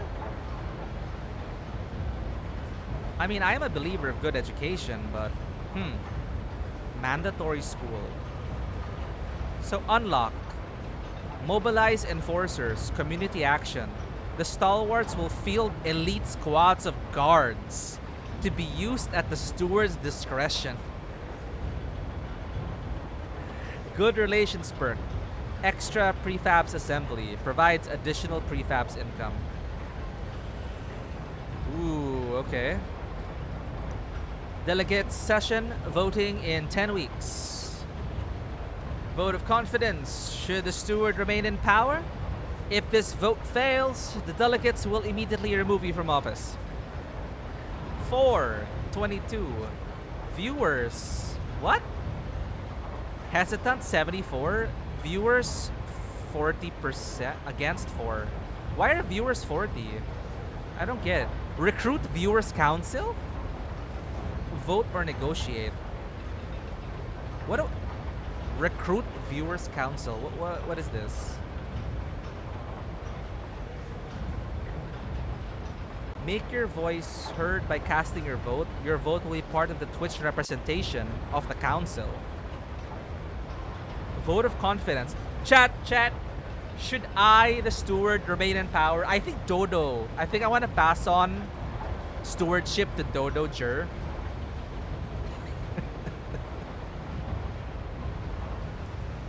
He's the one who saw us through the first whiteout. Without him, we would have all died.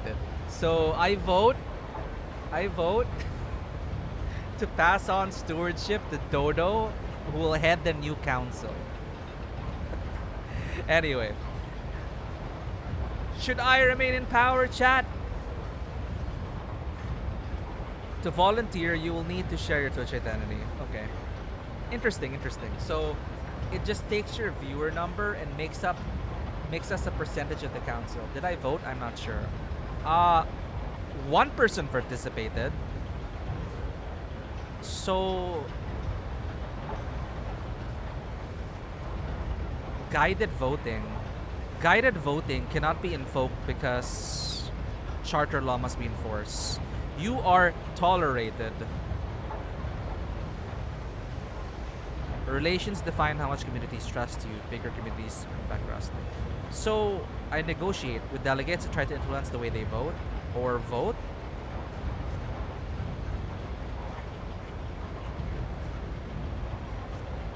I would probably go pretty fast just or so. Again, it really depends on what happens. Like, well, the true test is when problems arise and how we handle them. That I'm not certain of what. I'm pretty sure I went order for my first playthrough in Frostpunk 1. I can't influence the way they vote. Tutorial. I'm pressing T, but the tutorial doesn't pop up.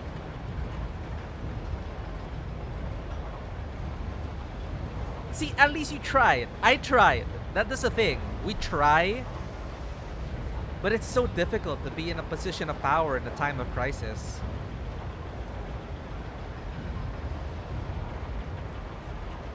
Like, you have to call the shot. You have to make the call.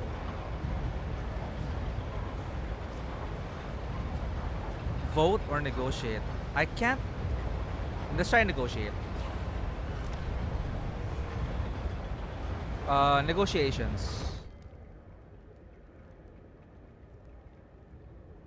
No, I'm worried about the pop-ups. Like, I look at the pop-up, it says press T to open the tutorial. I do press T, it doesn't work. So I left-clicked on negotiations.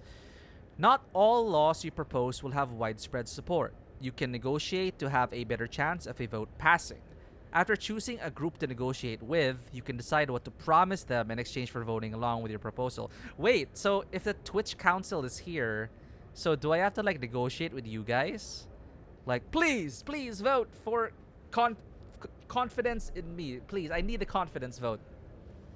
I will give you all, I don't know, like 500 channel points. Wait, no, that's bribe. That would be bribing the voters. Maybe not. After choosing a group to negotiate with, you can decide what to promise them in exchange for voting along with your proposal. That includes actions such as enacting a law they desire, building or destroying a building, or using an action towards a particular community or faction. Making a promise in negotiations will make all hesitant delegates in the chosen community vote for the proposed law. Ooh. Additionally, some delegates who are against the law will also switch sides. The same logic applies if you want them to vote against the law. Factions are more monolithic and will not engage in negotiations about laws that are against their worldview. Okay, so no negotiating with the factions. Stalwarts or stalwart? Let's see how this goes, chat. People are divided. Okay, you cannot negotiate with Twitch. Wait, no. You guys are there already. But, so you guys make up 40%. Or, I don't know what that number was, but the number was set to 40. So, there are 40 Twitch delegates? I don't know. I have to double check the stats. Anyway. They're mostly hesitant. The stalwarts are for us. Okay. Frostlanders are mostly hesitant. Let's talk to the New Londoners. Yeah, you are the 40. You represent Twitch. You are representing TTCC right now. Like most people, they're probably like lurking or like somewhere else. And you are our current, you are the current chat rep. And Vanua, welcome. Yeah. Both of you are, imagine you two are the delegates for the TTCC and you're here in the council chamber right now. And you guys represent TTCC. Vote for. They will vote for passing the law during the next vote. My terms. Oh, this is like Crusader Kings 3. Okay. Oh no, you already have. You guys sorted it out amongst yourselves.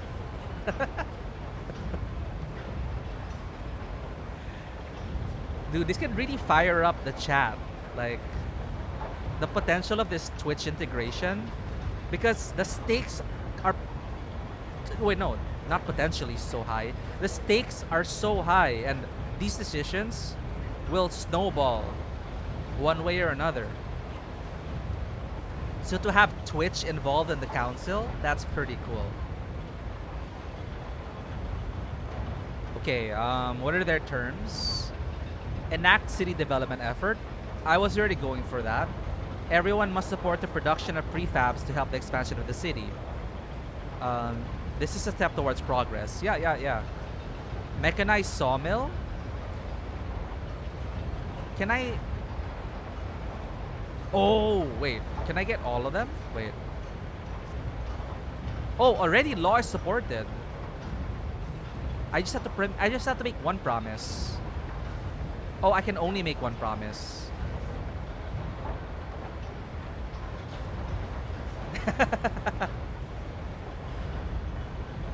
Okay. Sorry. Next is mechanized sawmill. Massive sawmill loading frozen wood directly onto mulching machines that separate usable materials from waste byproducts. Squalor will increase. The filth, grime, and pollution present in the city.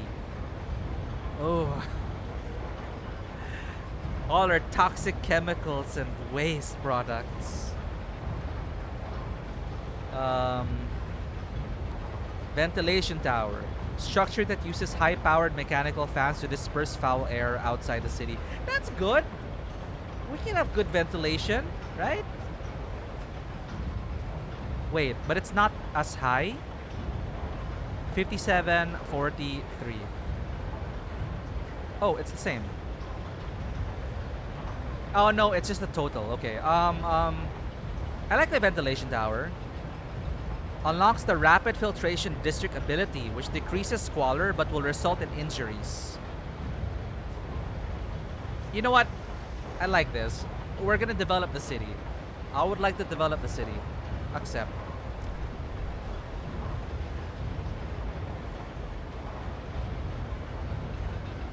So... GG, we remain in power.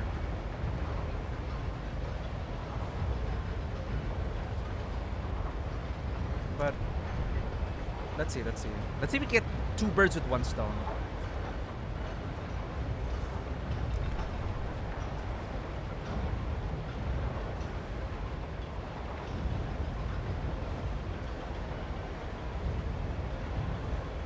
Expedition support. Condemn. Survivalist headquarters. Publicly condemn this faction and its members. Ah, the stalwarts. I have to publicly condemn the stalwarts.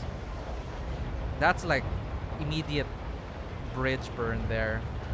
Survivalist headquarters. Expedition support. Everyone must aid expeditions.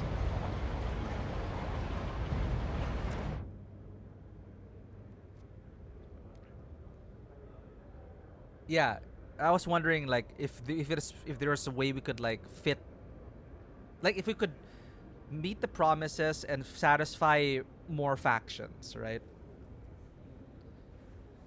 But here I don't wanna. I'm not really feeling expedition support right now. I'm not going to condemn the stalwarts yet. They have not stepped out of line yet, and are the red flags like enough to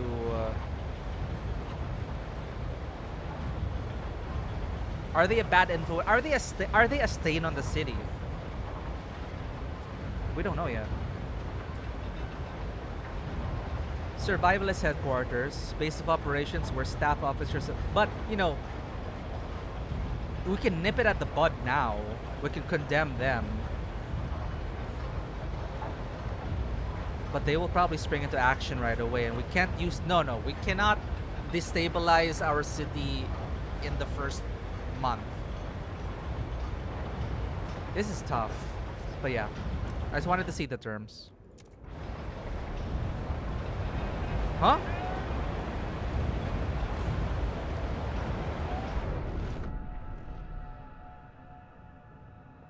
Sorry, where's the...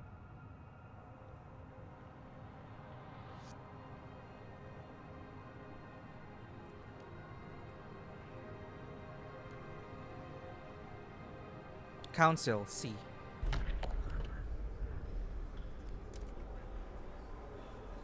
Oh, shit.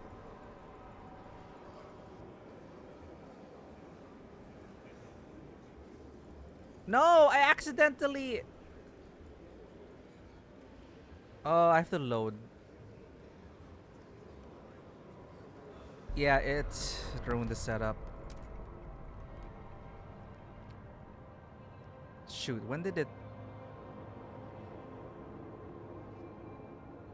I messed up.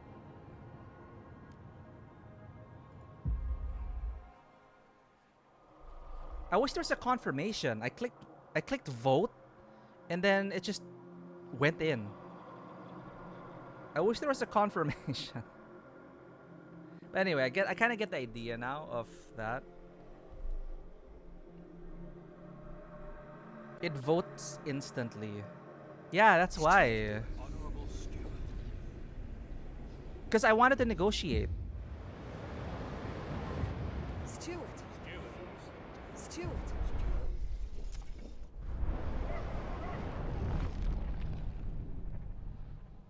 I wanted to fulfill that promise with that faction, with New Londoners.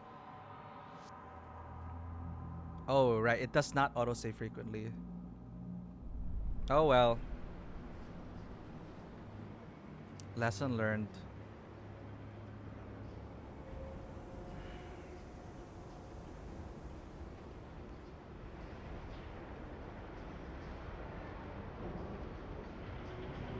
Let's speed it up.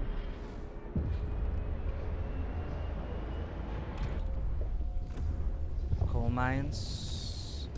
Tasking New Londoners. Research idea.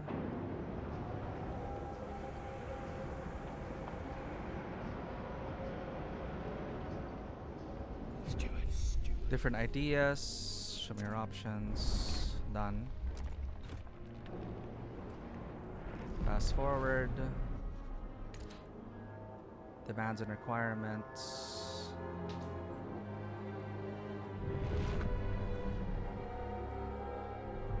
Researching.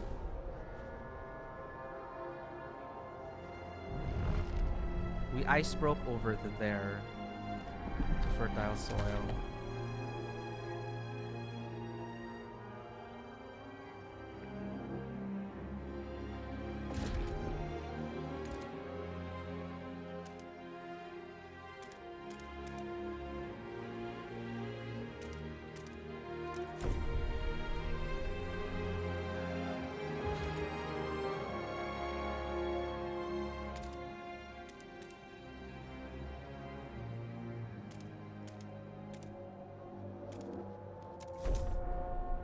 And we also have to expand the shelter.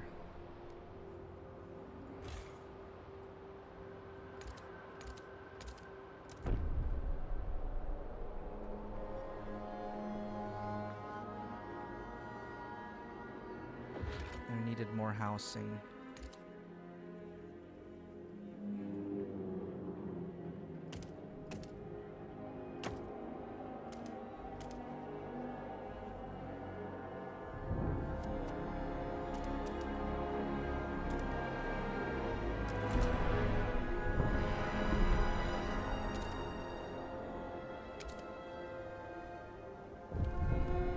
Help up.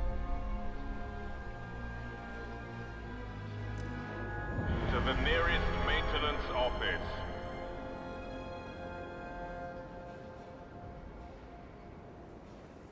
What else are we lacking? These guys produce. It is a luxury, after all.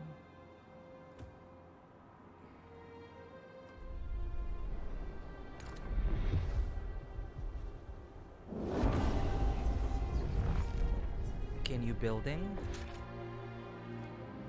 Blasting coal mine needs 300, so we can lessen this one.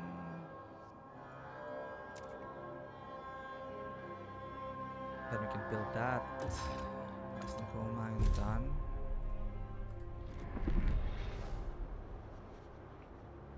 $145 instead of. We need a council. Wait, 205.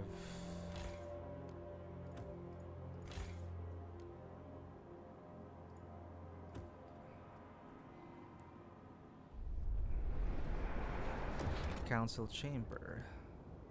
We need 200 workforce. It's lessen from one food district. Boom. That should give us enough for. Oh, we need 200. So, housing district. 1, 2. Gotcha. Then, council hall. Alright, we're back.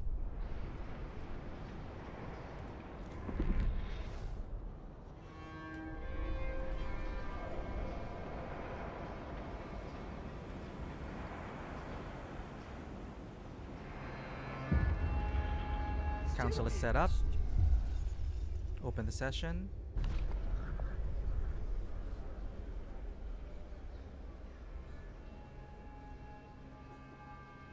You should always produce goods.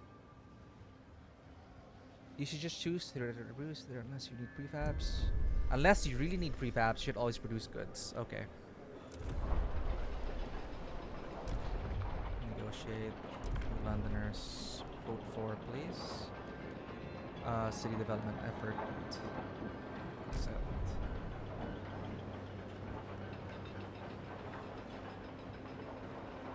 Oh, there's no Twitch now. That's strange.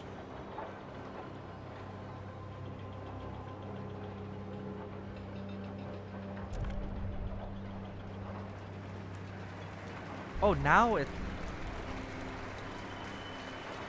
The delegates have spoken. Oh, how come it didn't go into this last Takes time? effect.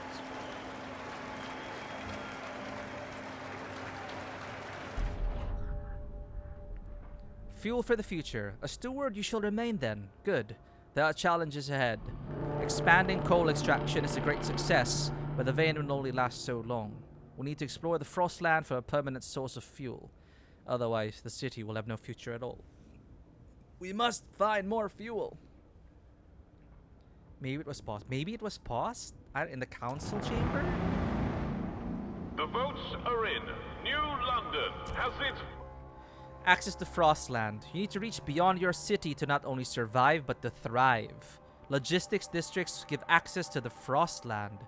Keep in mind that they only be constructed in place of old way station at the edges of any city or colony area. By exploring and exploiting the world outside the capital city, you can provide your people with nearly everything they need. You can switch between the Frostland view and the city view by clicking the bottom and the top right corner. Huh. Is Frostland also a new addition to this game?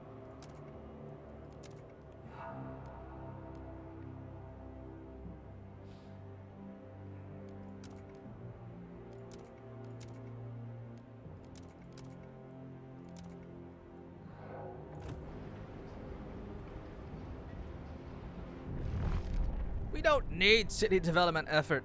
Build a logistics district on an old way station. Find a permanent source of fuel outside the city. Pass city development effort. It's more fleshed out here. Okay. Council in recess. New law available.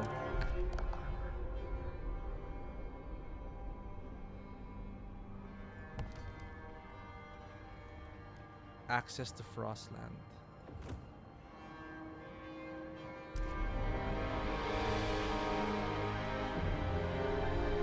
19 Jaeger, welcome in. It does look really good so far. It is a really good game, Jaeger. Like, I may not be the best example of a player to play this. I am struggling to keep it all together, but it is a good struggle. Dodo is really helping us out, but I'm already getting the same feeling I got with Frostpunk 1. I like the challenging decisions you need to make. And the unexpected will happen. Like, no matter how much you prepare, there's always something around the corner, and I'm excited about that that emergent kind of storytelling. Yeah, they're taking a well-earned break, especially from my negotiations. But welcome in, Jaeger. We are only in the first level, essentially. The steward's promise will ruin blah blah blah. That's what people are saying, right? 6 registered as sick. So logistics district on an old way station. So old way station. Logistics district. We need 400 workforce. And this, like, you're balancing your workforce and everything. Priorities are so important. Our materials are... Uh-oh. We need to start upping our prefab production. No, not prefabs, sorry. Our material production. We need to extract those materials. You should realize this thing on screen is for your viewers. I thought something was covering your stream. Oh, yes! And also there's a bonus for Twitch integration. Your Twitch viewers can vote in council. It's such a great integration. And you can also check where our current status in terms of our relationships with the communities. So you are part of the council, chat, and I find that super cool. By default, it's set at 40. So there are, in the council chamber, Twitch stands for there are 40 delegates, like, according to the game. Sorry, I'm looking for old way station. On an old way station. Here. Okay. We need to ice break all the way there. But I also need to solve our... I want to start addressing this problem already. We're losing materials way too fast. So I need to build extractors over here. There are 3. So there's 1.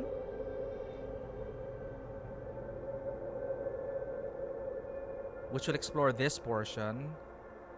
2. So let's take our pick. North. West. Or southeast.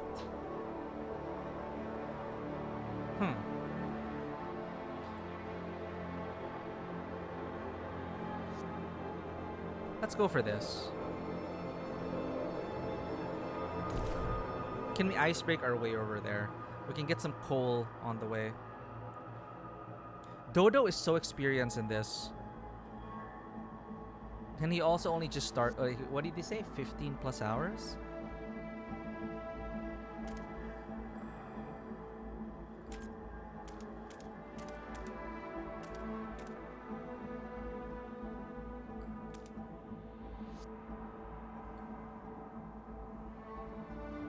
Connections to the city come in a certain way then. Yep, yep. Let's go west. Let us go to the journey west.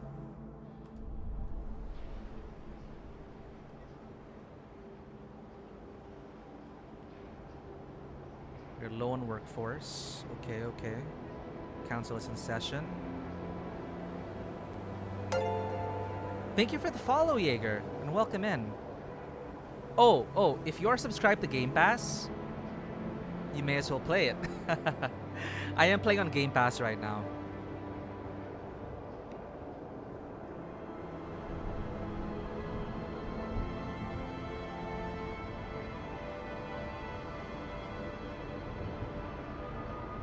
But welcome to the Tabletop Cinema Council, or TTCC. Hope we can work together and help the cities not only survive, but thrive. I need to make some campaign posters.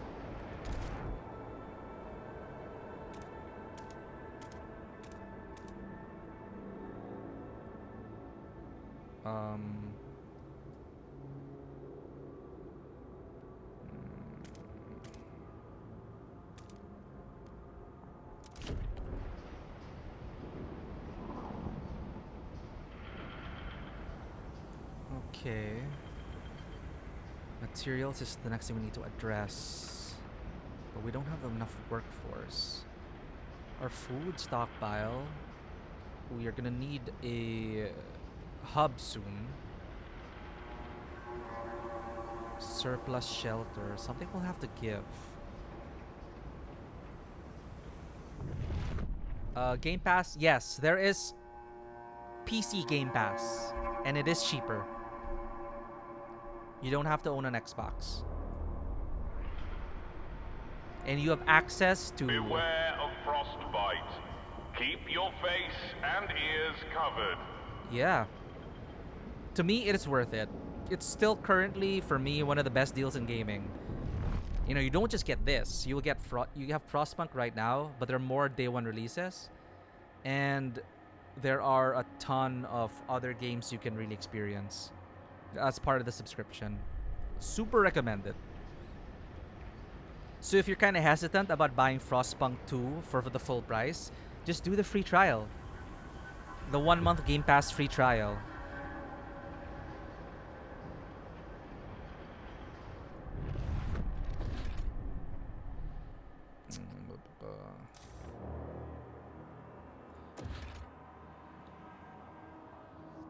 We need 400 workforce. Is it free trial for €1? Yeah. It's either €1 or $1. Sorry, it's not like free. It's not actually free. It's $1 trial, €1 trial. To see if it's right for you. Because I know some people, they don't like the idea of staying subscribed, and it's basically Netflix for games.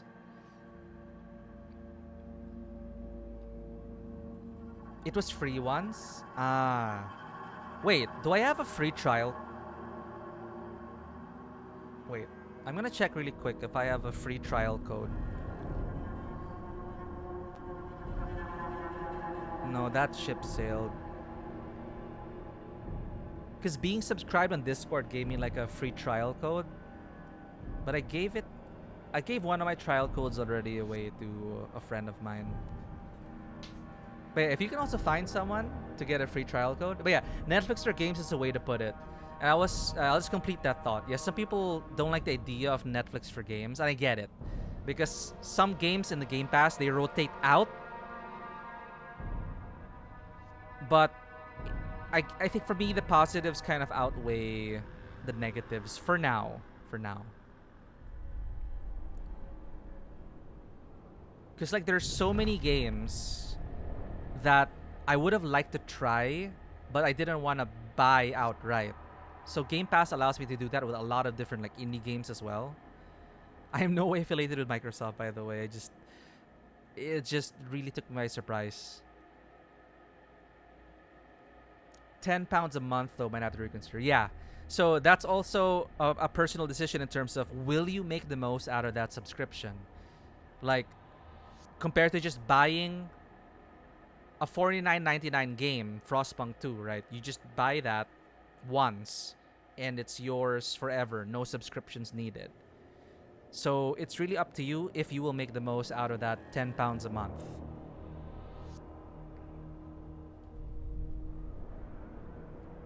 But as a streamer, especially, it's double value for me as a streamer because if it's on Game Pass, I can stream it. So a lot of the games I've streamed actually were Game Pass releases. All right. Need to remember. Way station. We need 300 to man the way station. Logistics. We can reduce housing. 1 tick should do it.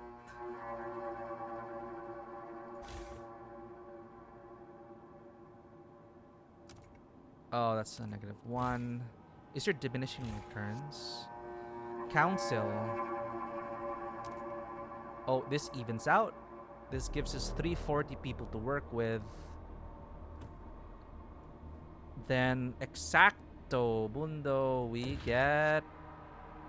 Oh, it needs 400 workforce. My bad. It needs 400. Where else can we downsize? Food district. Jesus.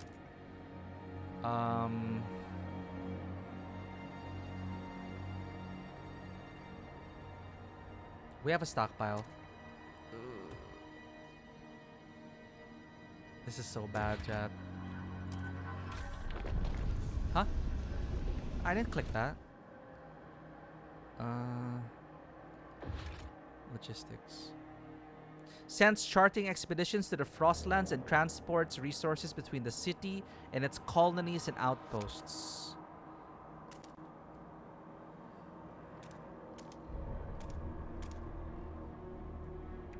This is such an awkward repost path.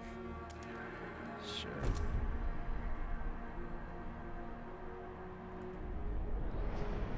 Okay, 60 in the workforce. Can we crew anyone else? Can we get more people in food? Cannot. 290 a week. Man, we really need more people in the workforce.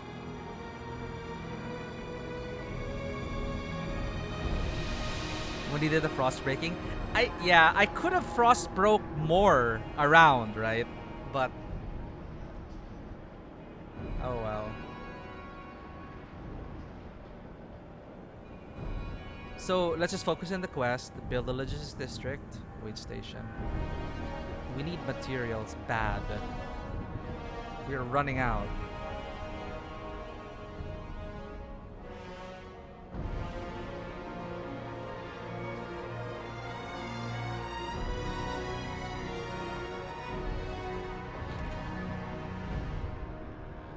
Come on, people. We need sign-ups. We need people to join the workforce. Oh, council is in session. Wait. City. We need a promise. Wait, community service? Rule. Guided voting? Wait, where's our promise? City development. Society.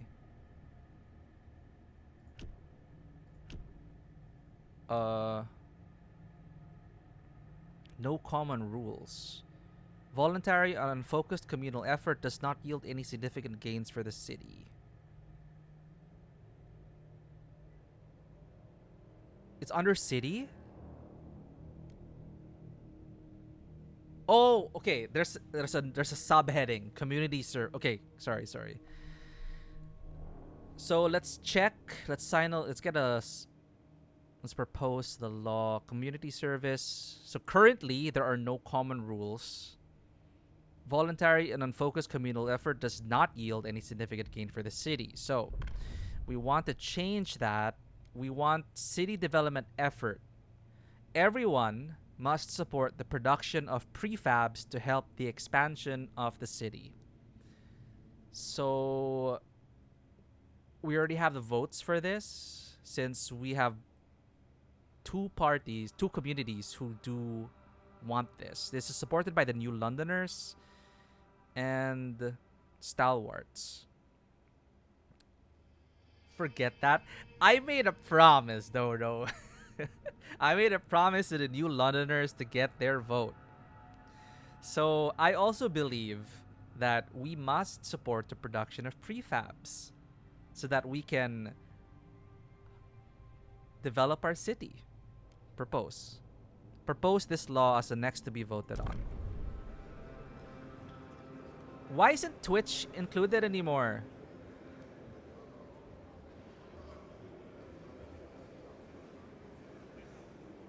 This is so...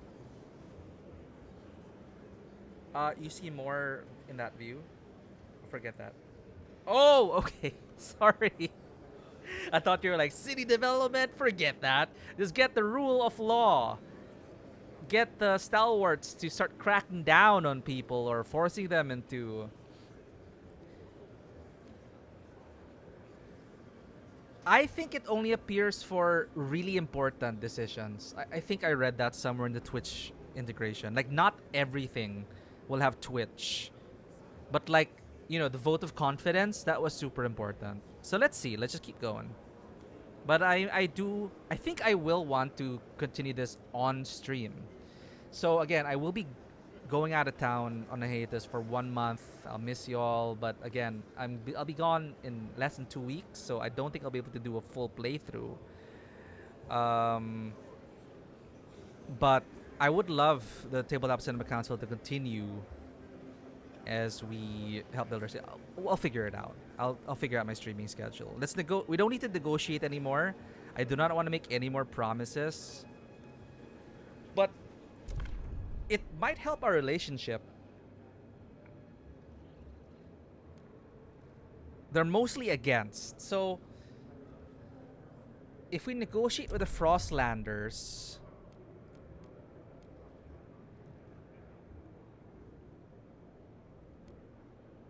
goods demand per capita is slightly decreased. I like this. I like having more durable goods. In order to make best use of scarce resources, we will focus on producing sturdy and easily repairable goods. Yeah. So I'm not sure if this increases our reputation with them or trust. I think, is this just simply for the votes?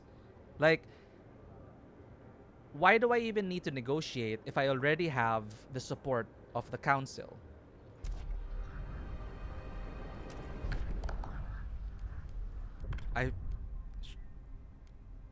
I don't know if there's just the back button. See the propose. They like you more? Okay, so it will affect their trust in us. So if so it is still worth, like, even if we already have the law supported, then we know that the Frostlanders don't like it. So I want to appease them somehow by negotiating with them. Click. And I do believe that our goods need an increase in quality for them to stand the test of time. So please, we will enact durable goods. I'm just experimenting here. This is a step towards adaptation. But yeah, the goods demand per capita, goods. Yeah, let's do that. Accept. And vote.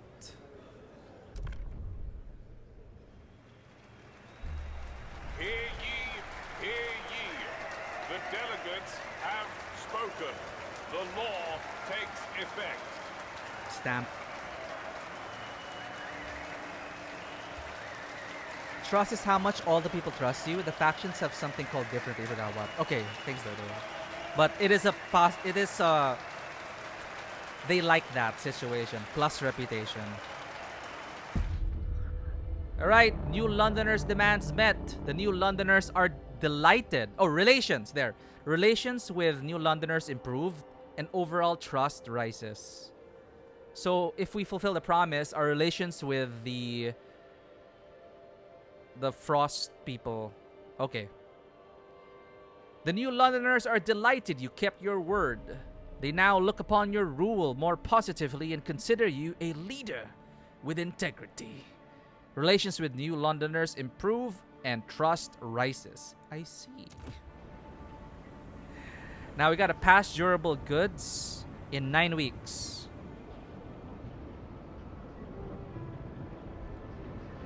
Delia Allen says, I want no part of this wanton, unsustainable development. Okay. Heat demand is increased. Fuck.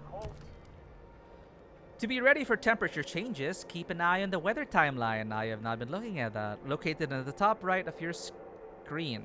Thermometer icons represent temperature changes. When the temperature drops, heat demand increases in districts that demand heat. When temperature rises, heat demand decreases. Ensure you have enough fuel stockpile to be ready for temperature changes. You may construct fuel stockpile hubs to expand stockpile capacity for coal or oil. Otherwise, the cold will bother you, and it may increase disease and eventually lead to deaths among your citizens. Besides temperature changes, be aware of whiteouts. Those are weather anomalies that produce severe and punishing conditions. They are represented by wind icons on the timeline. You can always disable tutorials and their notifications in the settings. Relations. Communities and factions have certain relations with you as the leader of the city. The better they are, the more supportive the faction is towards your rule. Conversely, you can expect that negative relations will result in opposing your decisions. The sum of your relations with communities impacts the overall trust in the city. You won't be able to please everyone, but ensure you have more supporters than enemies. Otherwise, overall trust may drop to such a low level that you will be deposed, ending the game. Your relations with communities and factions depend on the direction of the city, zeitgeist, and how it aligns with their worldview. Everything you research, construct, or vote on, as well as decisions made during various events, influence your relationships. Additionally, direct actions towards the community, right, there's also that, such as fun projects, can improve these relationships. Remember that keeping your promises is vital for earning trust. When your citizens fall sick or die, it worsens your relations with every community. Positive relations typically indicate greater support for your actions, which can manifest in various ways, such as rallies in your favor or a tendency to vote in favor of laws from the rule category. Certain levels of relations unlock special actions that a community or faction can perform at your request, e.g., neutral or better relations enable the raise funds action. Negative relations can also have several consequences. Protests may occur, large groups from communities that dislike you may join opposing factions, and signing any rule law will become more difficult. Relations scale, rank for most positive, just like the last tooltip, from devoted, number 1, 7, hostile. Alright, let's play it for a bit more, chat. I wanna see, let's just get a teaser for Frostland's expedition. But this has been a very positive first impression. It is so overwhelming, of course, and again, thank you so much, Dodo, for helping us through the prologue and being basically the tutorial we need. I'm really grateful for your advice. It really made us get to this point. But yeah, it's been such a great first impression, and I think I will. Durable goods? Who would ever agree to that? Come on, you don't make cheap shit. Not in this time. Unless you really need to, I guess. But I'd rather things last longer and are more reliable.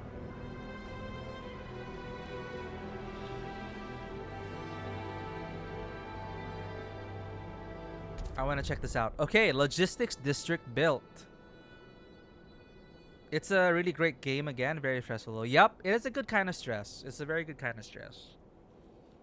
You can now survey the frozen lands around New London and find a source of fuel to ensure its future. I see. Whoa! Exploration! Launch expeditions to discover locations of interest and resources you can harvest for the benefit of your city. You can select territories to explore by clicking on their names. To explore a territory, you need to allocate a certain number of Frostland teams, which are sourced from the logistics districts. Territories have different difficulties that affect the cost, time, and threat level of their exploration. So you have open to blocked, like territories fast and safe to explore, requires fewer Frostland teams. Rugged territory takes more time to explore, increased threat level, requires more Frostland. Challenging, most time consuming to explore, has the highest threat level, and has a high cost of Frostland teams. Block territory is impossible to explore. Usually it's caused by a whiteout looming over this territory. The threat level of a territory signifies whether there will be any consequences to sending people to explore that area. Number 1 is safe. Exploration won't result in any injuries or casualties. Dangerous will result in some injuries, but deadly will result in some deaths. Exploration of a territory always causes injuries or deaths associated with a specific threat level, but the number of people affected may differ each time. The threat level, as well as duration or cost of exploration, can be reduced by researching new exploration methods in the idea tree. I guess this is the benefit of being on the good side of the Frostlanders, because they're the ones mostly doing the expeditions. If the exploration of a territory is interrupted, e.g. due to a whiteout or lack of Frostland teams, you must send an expedition again to resume it. Damn. Like a doomed expedition follow-up. After they reach a chosen territory, they will resume exploration progress from when it halted. They just share the same name. Okay. But I guess they're a community that believes in not only adaptation, but they also seem to have stuff related to I forgot where I saw it. I may be wrong. I thought they had some leanings towards, one of the promises they had was to help expeditions. Like, the promise was between the New Londoners, which was city development, or the Frostlanders. They demanded their terms included mandatory support for Frostland expeditions. So I'll try to get on their good side as well. Alright, we have find a permanent source of fuel outside of the city.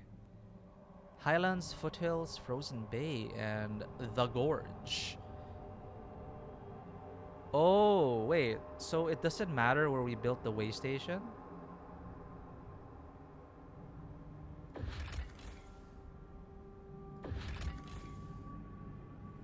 Oh.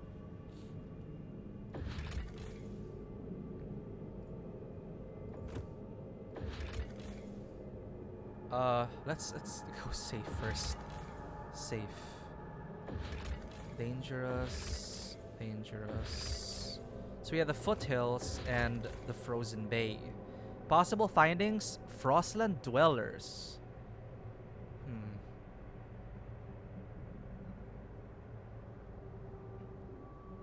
Only the distance to your city entry point will change for anything you find.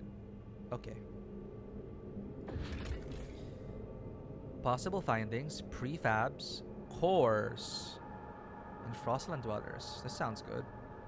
Foothills. These windswept foothills used to be thoroughly explored, but whiteouts have erased the paths and safe houses we constructed. The area had an old coal mine, though. Maybe there's leftover coal there still. Open territory, threat level safe, possible findings. Time to chart 15 weeks, required 10. Ah, okay. This one. 15 weeks, required 10. Okay.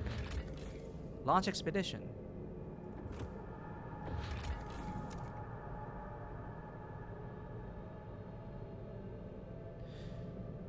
Foothills expedition under Hannah Anderson is approaching the area.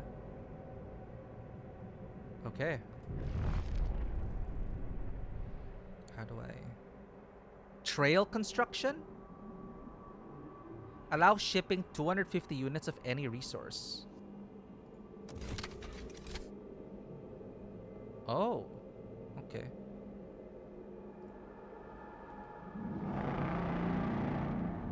Logistic district operational. First expedition in search for fuel will be launching shortly. Oh, and how it looks like. Let's zoom in.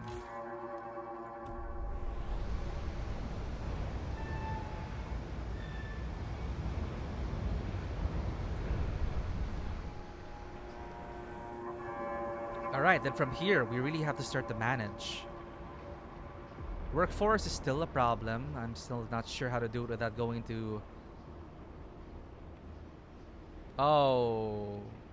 Okay, our food is going down. This is bad. We are making way towards progress. 8%. Okay, so that's that. Temperature drop. Oh, right, because colder season. 60% now. Yeah. More workforce soon. So in the meantime, we're eating through our stockpiles. It's fine. We need to help. We need to plug this as soon as possible. The next time we get more workforce, we're gonna get more materials.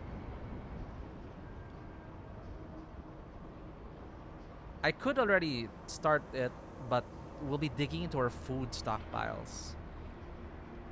I don't think I want to do that yet. We still have some stockpiles.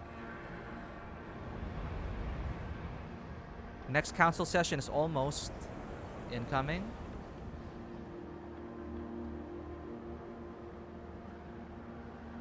Oh!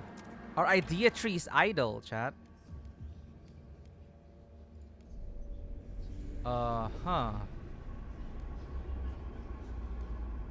Planning ahead is important. Yep.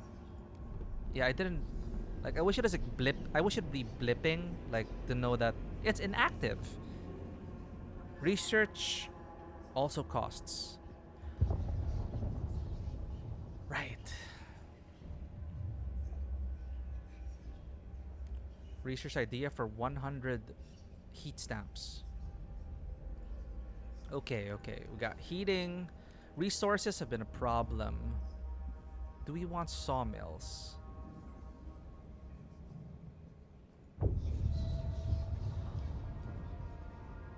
Untreated sawmill. 170 materials output.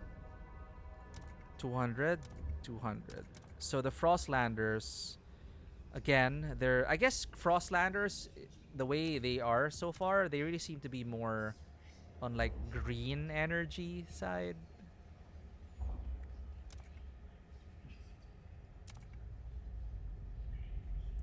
Yeah, they're like clean and green as far as they can go in this wasteland. So we either have an untreated sawmill, massive sawmill in which frozen wood is cut into unstable materials without undergoing any treatment, speeding up the process, but exposing people to mold spores and fungi. Oh, well. Disease. We're creating more waste with squalor. Massive sawmill, loading frozen wood directly into mulching machines that separate usable materials from waste byproducts. I would like to task the New Londoners for this. Let's just go with that. After the next council session, we could probably like adjourn there. It's coming up soon in 2 weeks and 5 days. Double checking on our Twitch integration. Oh. Okay. I needed to reconnect it.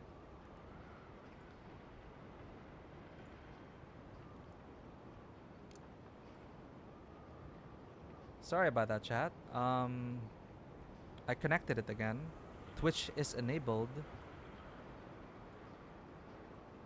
So as you see here, there are options such as Twitch Council vote percentage.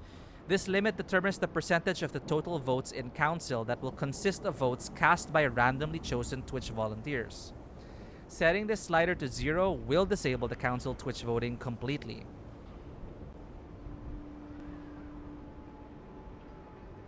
Ban.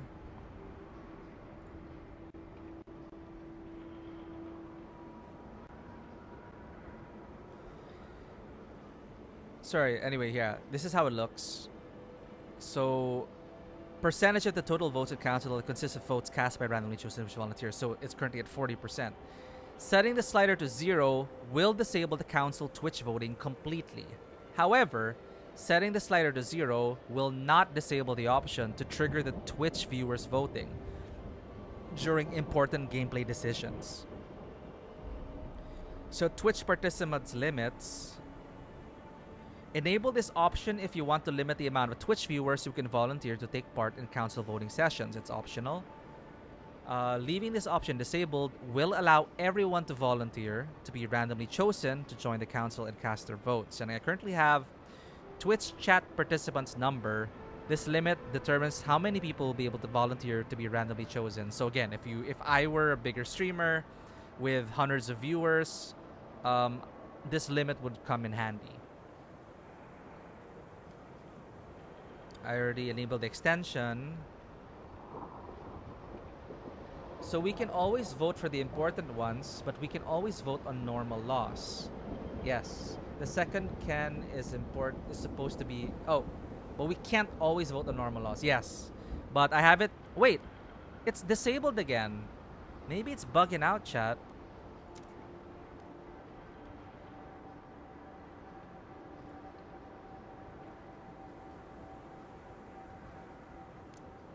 Okay, I enabled it.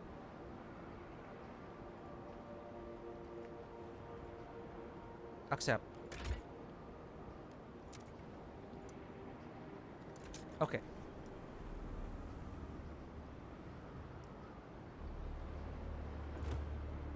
So it's almost council session. We can test it out. 2 weeks. Let's just speed it up a bit.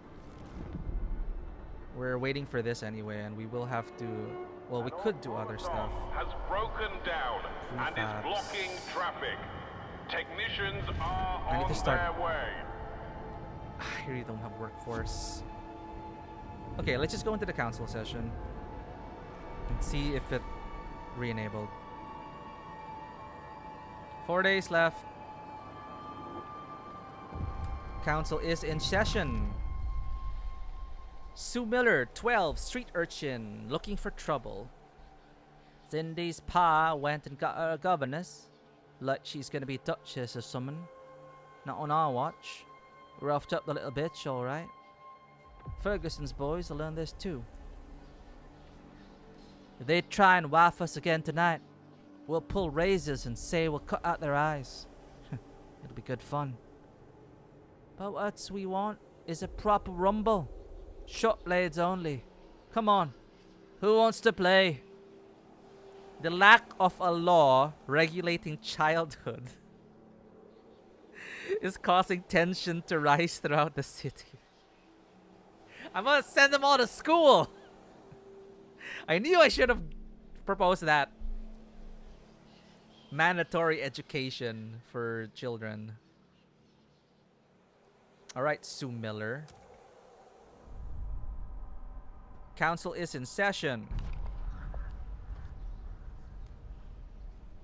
Proposing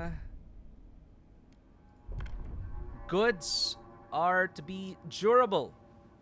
In order to make best use of scarce resources, we will focus on producing sturdy and easily repairable goods. People are divided on this motion. Propose this law. Alright. TTCC, the Tabletop Cinema Council, is in session. I propose the law for durable goods. Once again, in order to make best use of scarce resources, we will focus on producing sturdy and easily repairable goods. Mechanically, goods demand per capita is slightly decreased, a small step towards adaptation. So I will negotiate with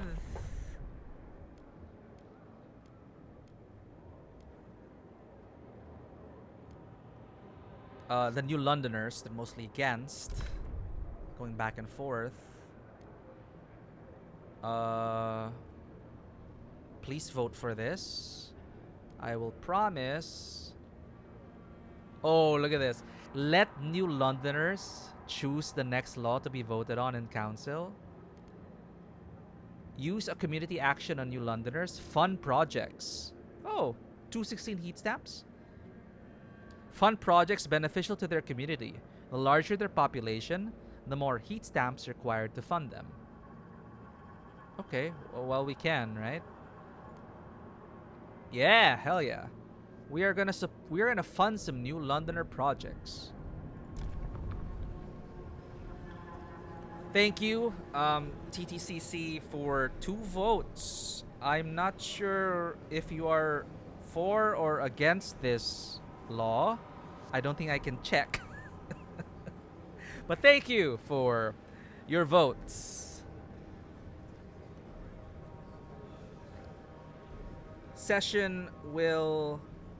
The motion will pass in, we will vote on this law in 1 minute. Counting down 52 seconds. Please get your votes in. Every vote counts. This is about our manufacturing processes, and I truly believe that for the long term, against whiteouts, against this harsh winter, our goods need to be up to spec.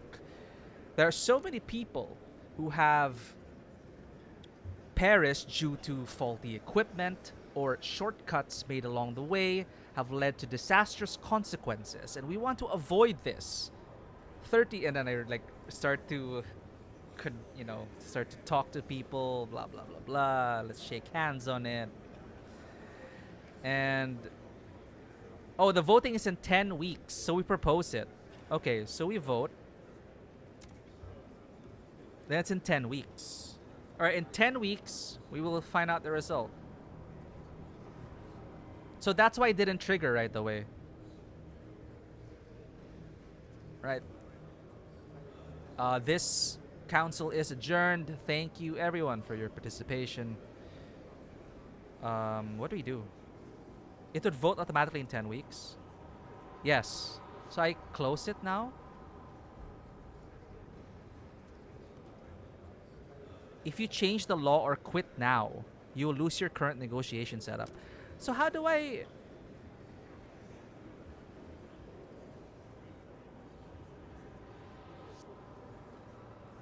Maybe it is a bug, chat. Yeah, maybe it is a bug. Maybe it's... No, it's too punishing. It's too punishing if even lurkers are required to vote. Because, I mean, we want to be lurker friendly. I don't want to demand lurkers to vote. But maybe you need 20 viewers to vote because you have that set up. No, 20 will be chosen randomly. But it's so punishing if you require them to vote, right? Yeah, we need to lower the number. But how do I even manage that?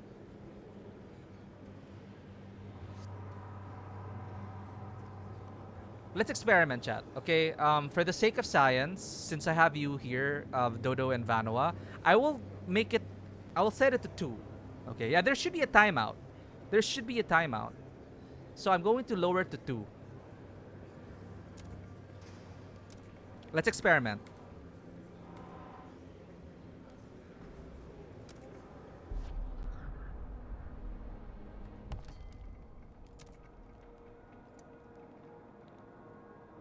And it disables.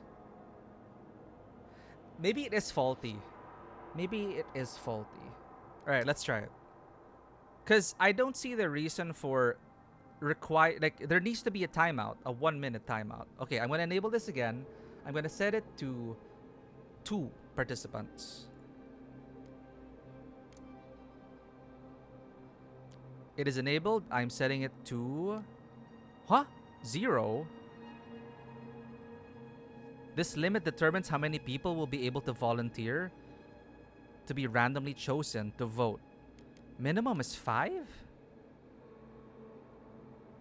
Wait, if I put it to 0, Twitch chat participants limit. Enable this option if you want to limit the amount of Twitch viewers who can volunteer to take part in council voting sessions.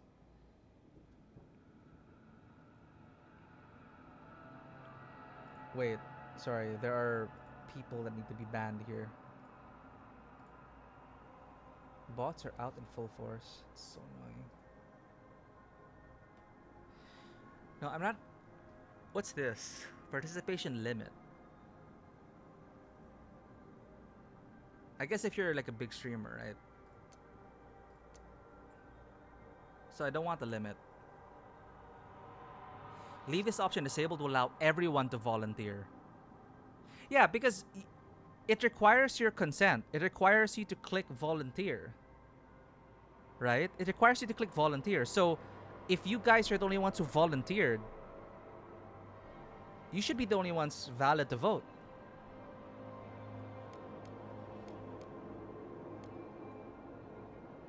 See, we'll be able to volunteer. So how does it look on your end?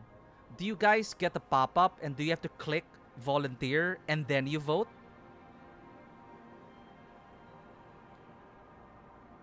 Because I think that's how it just seems to be stuck there voting. Okay, disconnect. Okay, I put it to 5, whatever that might mean. Direct vote.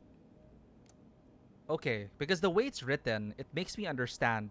Like, based on my understanding, my reading, it'll ask anyone in chat to opt in. And then you vote. That makes sense to me because only the ones active will be able to opt in. That's so weird. So maybe Twitch integration, I'm going to research on it. It's probably bugged. Survival, durable goods. Oh, and it's disconnected.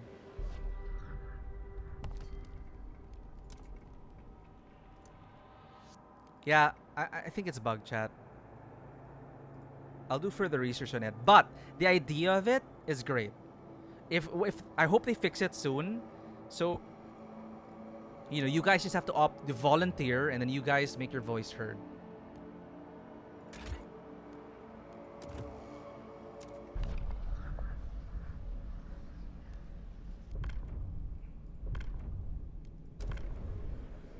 All right. Testing. Recruit Viewers Council. So you guys should receive a pop-up.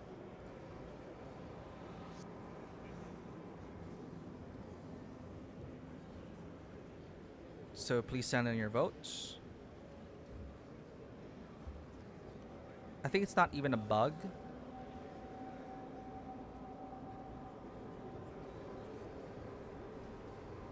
Well, I'll do more research on it. But based on my readings, no pop-up. You went to voting too fast. No data yet. Oh, I just clicked Recruit Viewers Council.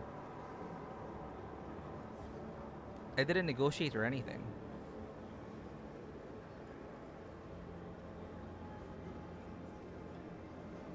But yeah, if it works as written, only people need to opt in.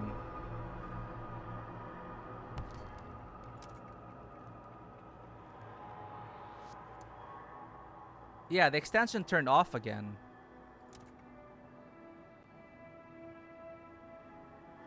You need to give it a second before starting your vote. Okay, okay. Re-enabling it.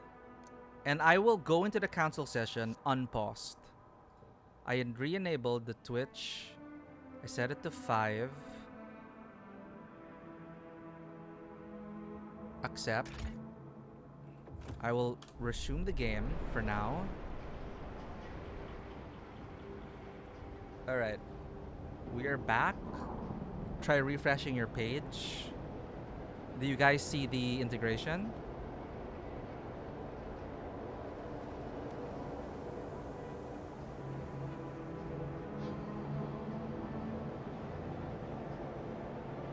I see the integration on my end.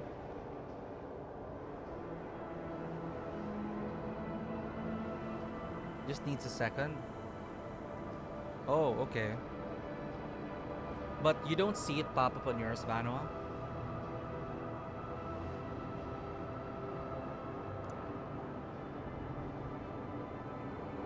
Anyway, I'll make a save here.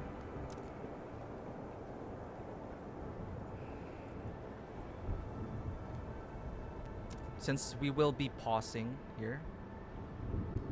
At least it did before. Seems to not work at all now. No game data yet. Oh. It shuts off again. It shut off again.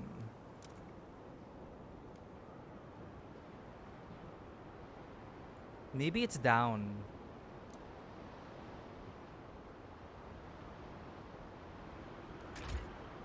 Yeah, it's just bugged. Okay, I re-enabled it again. Just to see. So did it appear for you guys?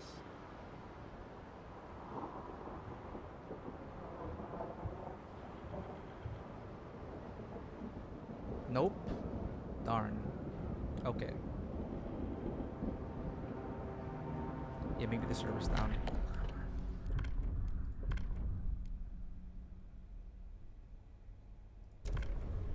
Oh. Well, Twitch is enabled. It's back now? Okay. Let's test. Recruit Viewers Council.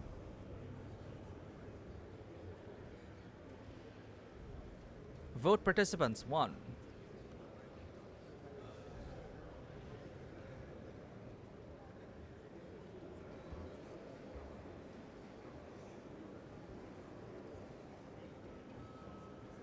Two. So those are that's the both of you. You have participated.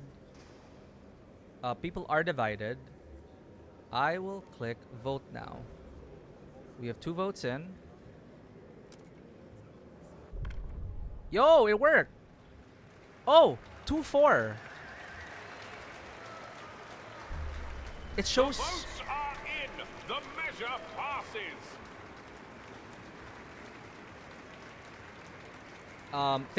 Thank you to the Tabletop Cinema Council, to Dodo and Vanuel. Shake your hands in the council room. Shaking your hands. We have passed the bill on more durable goods. Thank you for attending this session.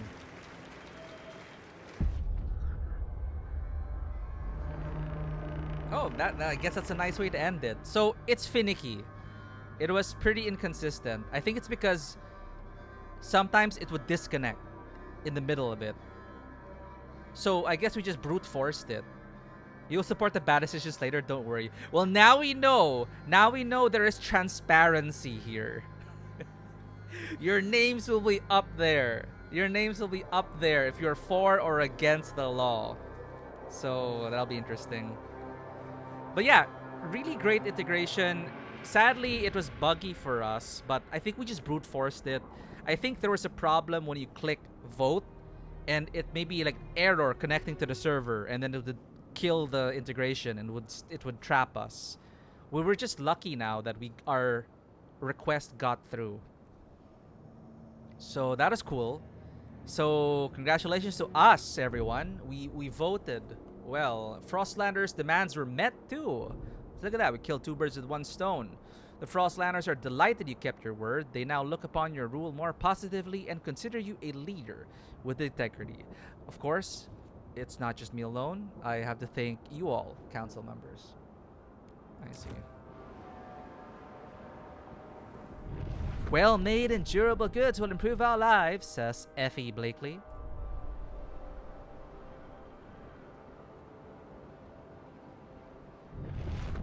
Eliza Berkeley, however, says, production will slow down if we make goods like this. A stalwart.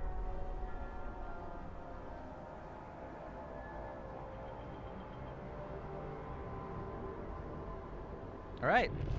GG, everyone.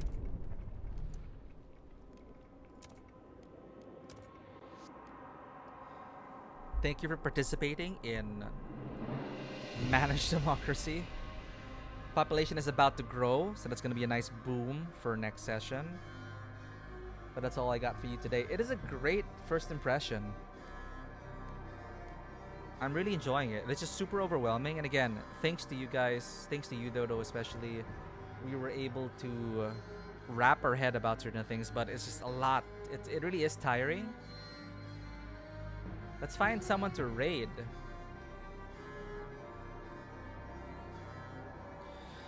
So it basically is my last full week of streaming, because by next week I will definitely need to prepare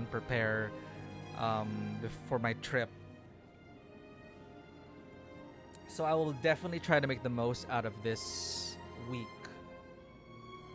I do want to get Still Wakes the Deep done, so I think I will prioritize that. September 25 is the release of 1.3, the next main scenario for Wuthering Waves. But I don't know how long that'll take. So again, I'll have to calculate based on that. But definitely we will... I think I want to do a full playthrough of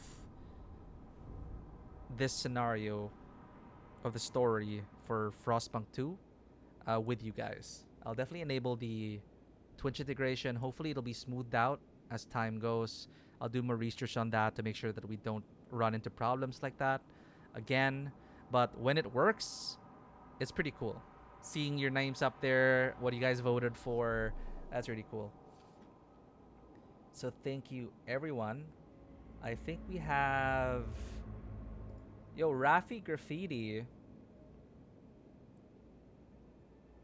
I only get to raid him once in a while. He's currently playing a super crazy Rhythm Castle game with community members. I think I do need to decompress and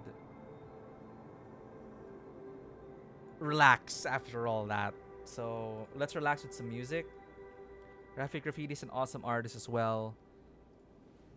If you do need art done, you can definitely look him up. But for anyone who may be lurking, if you did enjoy this content, please consider hitting that follow button and checking us out on Twitter, Instagram, YouTube, and Discord. Thank you to Jaeger79 for the raid. Welcome to the table. And for everyone else, thank you for dropping by. You have to take a break. Yeah, this game, breaks will help. But the council sessions are something to look forward to with the community. I can see it being super awesome. And yeah, as our playthrough progresses, right? All the decisions we made together will get there. Thank you, everyone.